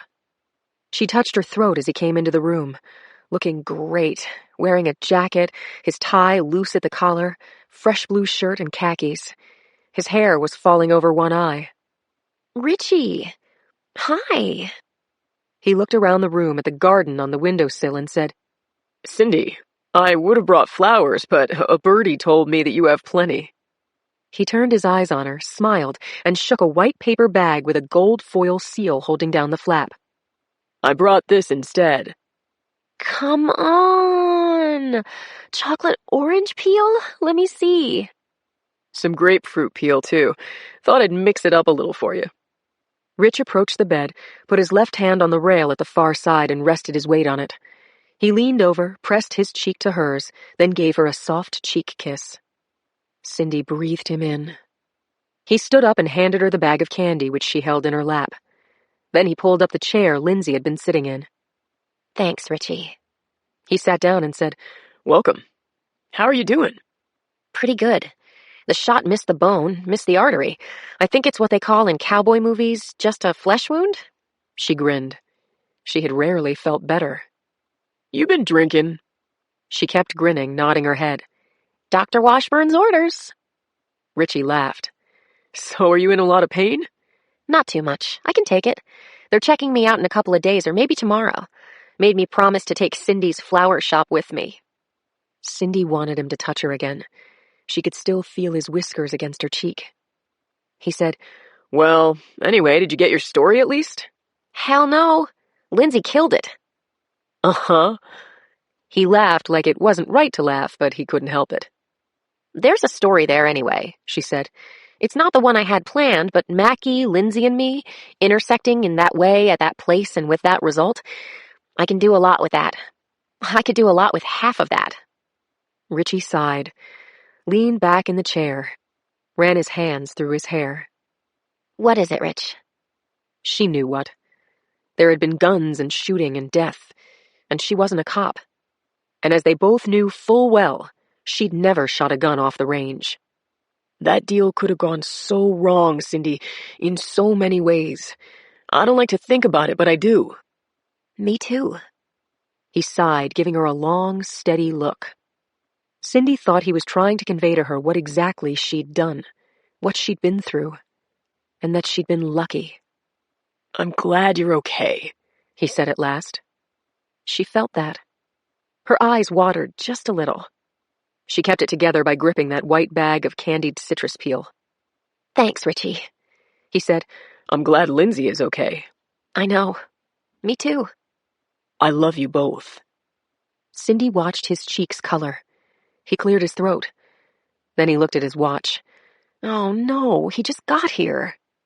Richie said, Hey, the game is on in a little while. You want me to keep you company and we'll watch the Niners kill the Seahawks? Cindy laughed. That's the best offer I've had since I got here. I'll go out and get a pizza. Okay? Excellent. Mushrooms and sausage. Perfect. Richie, hey, it would be really fun to do something with Richie again. Cindy put the white paper bag on the table by the bed, grabbed the clicker, and turned on the TV.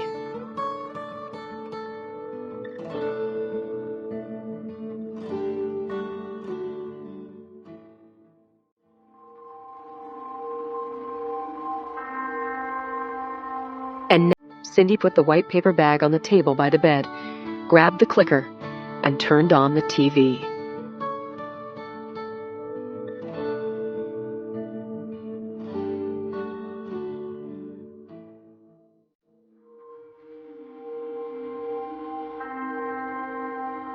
And now a sneak preview of Invisible by James Patterson and David Ellis. Chapter 1. This time I know it. I know it with a certainty that chokes my throat with panic, that grips and twists my heart until it's ripped from its mooring. This time, I'm too late. This time, it's too hot. The orange flames rippling across the ceiling above me, dancing around my bed, almost in rhythm, a taunting staccato, popping and crackling, like it's not a fire but a collection of flames working in collusion. Collectively, they want me to know as they bob up and down and spit and cackle, as they slowly advance. This time, it's too late, Emmy. The window. Still a chance to jump off the bed to the left and run for the window. The only part of the bedroom still available, like the enemy is cornering me, like they're daring me. Go ahead, Emmy. Go for the window, Emmy. This is my last chance, and I know, but don't want to think about what happens if I fail. That I have to start preparing myself for the pain. It will just hurt for a few minutes. It will be teeth-gnashing, gut-twisting agony, but then the heat will shrivel off my nerve endings and I'll feel nothing. Or better yet, I'll pass out from carbon monoxide poisoning. Nothing to lose. No time to waste. The flames hit my flannel comforter as my legs kick over to the floor, as I bounce up off the bed cushion and race the 1, 2, 3, 4 steps to the window. A girlish, panicky squeal escapes my throat, like when Daddy and I used to play chase in the backyard and he was closing in. I lower my shoulder and lunge against the window, a window that was specifically built to not shatter, and ringing out over the alarm's squeal and the lapping of the flames is a hideous roar, a hungry growl, as I bounce off the window and fall backward into the raging heat. I tell myself, breathe, Emmy. Suck in the toxic pollution. Don't let the flames kill you. Breathe! Breathe. Take a breath. Damn, I say to nobody in my dark, fire-free room. My eyes sting from sweat, and I wipe them with my t-shirt. I know better than to move right away. I remain still until my pulse returns to human levels, until my breathing evens out. I look over at the clock radio, where red fluorescent square numbers tell me it's 2:30. Dreams suck. You think you've conquered something. You work on it over and over and tell yourself you're getting better. You will yourself to get better. You congratulate yourself on getting better. And then you close your eyes at night. You drift off into a netherworld. And suddenly your own brain is tapping you on the shoulder and saying, "Guess what? You're not better."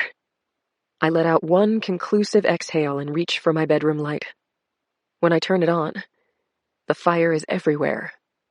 It's my wallpaper now, the various photographs and case summaries and inspectors' reports adorning the walls of my bedroom, fires involving deaths in cities throughout the U.S. Hawthorne, Florida, Skokie, Illinois, Cedar Rapids, Iowa, Plano, Texas, Piedmont, California, and of course, Peoria, Arizona. 53 of them in all. I move along the wall and quickly review each one. Then I head to my computer and start opening emails. 53 that I know of. There are undoubtedly more. This guy isn't going to stop. Chapter 2. I'm here for the dick. That's not what I actually say, but that's what I mean. Emmy Dockery for Mr. Dickinson, please. The woman parked at a wedge of a desk outside Dickinson's office is someone I've never met. Her nameplate says Lydia, and she looks like a Lydia. Cropped brown hair and black horn-rimmed glasses and a prim silk blouse. She probably writes sonnets in her spare time.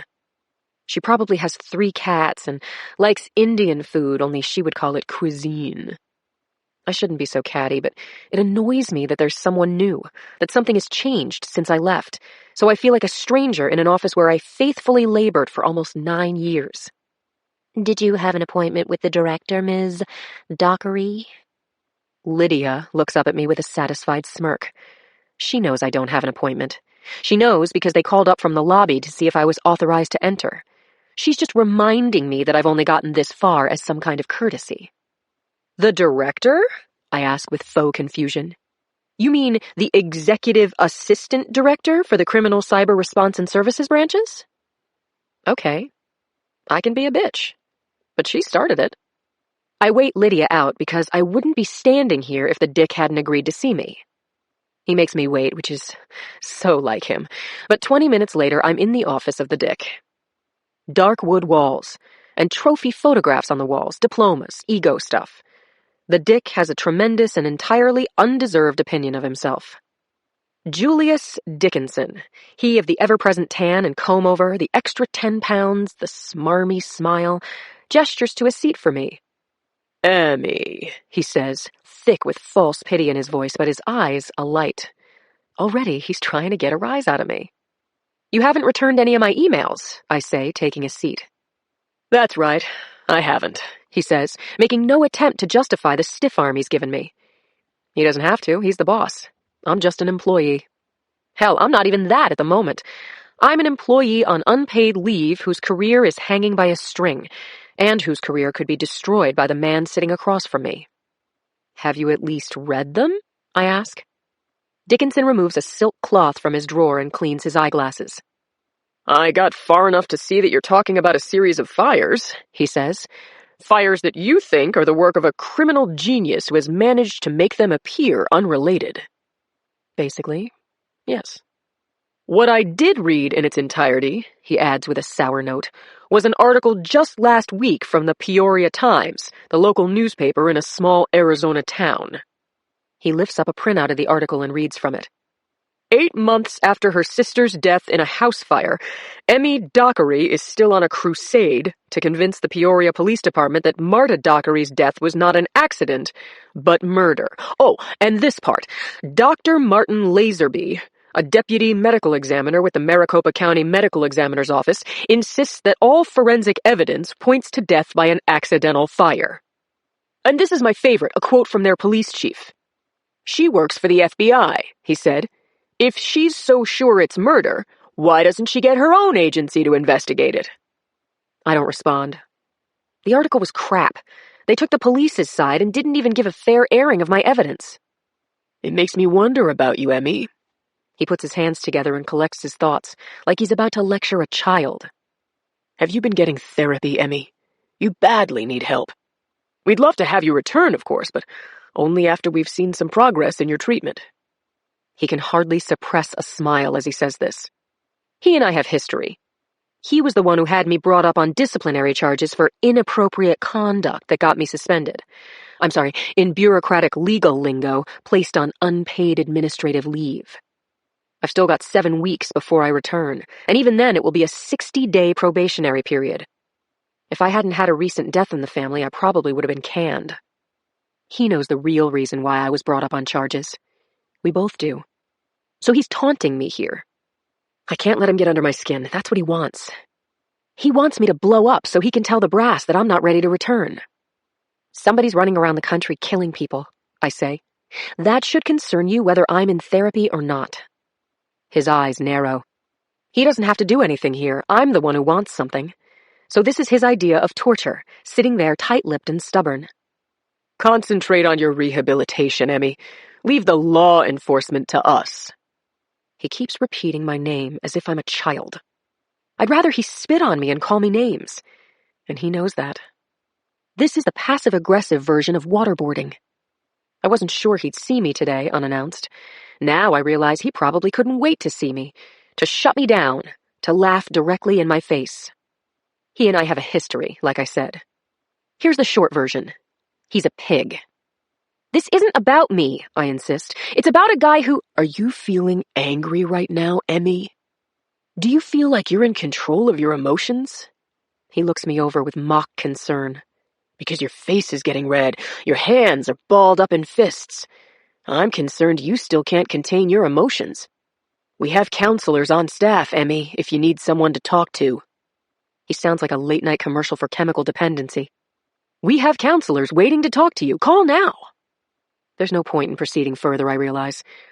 It was dumb of me to come, dumb of me to expect he'd listen to me in person. But I was screwed before I got here. Good luck with your therapy, he calls out. We're all rooting for you. I stop at the door and turn back to him. This man is killing people all over the country, I say, one hand on his office door. And it's not that we're chasing him and can't catch him. It's that we don't even know there's someone to catch. It's like he doesn't even exist to us. Nothing from the dick but his cupped hand, a tiny wave goodbye. I slam the door behind me. Chapter 3. I wait until I leave the building before I blow off any steam. I won't give Dickinson the satisfaction of seeing me angry, and I won't give him fodder to use against me when I try to return to my job in 7 weeks. The truth is, I probably already have.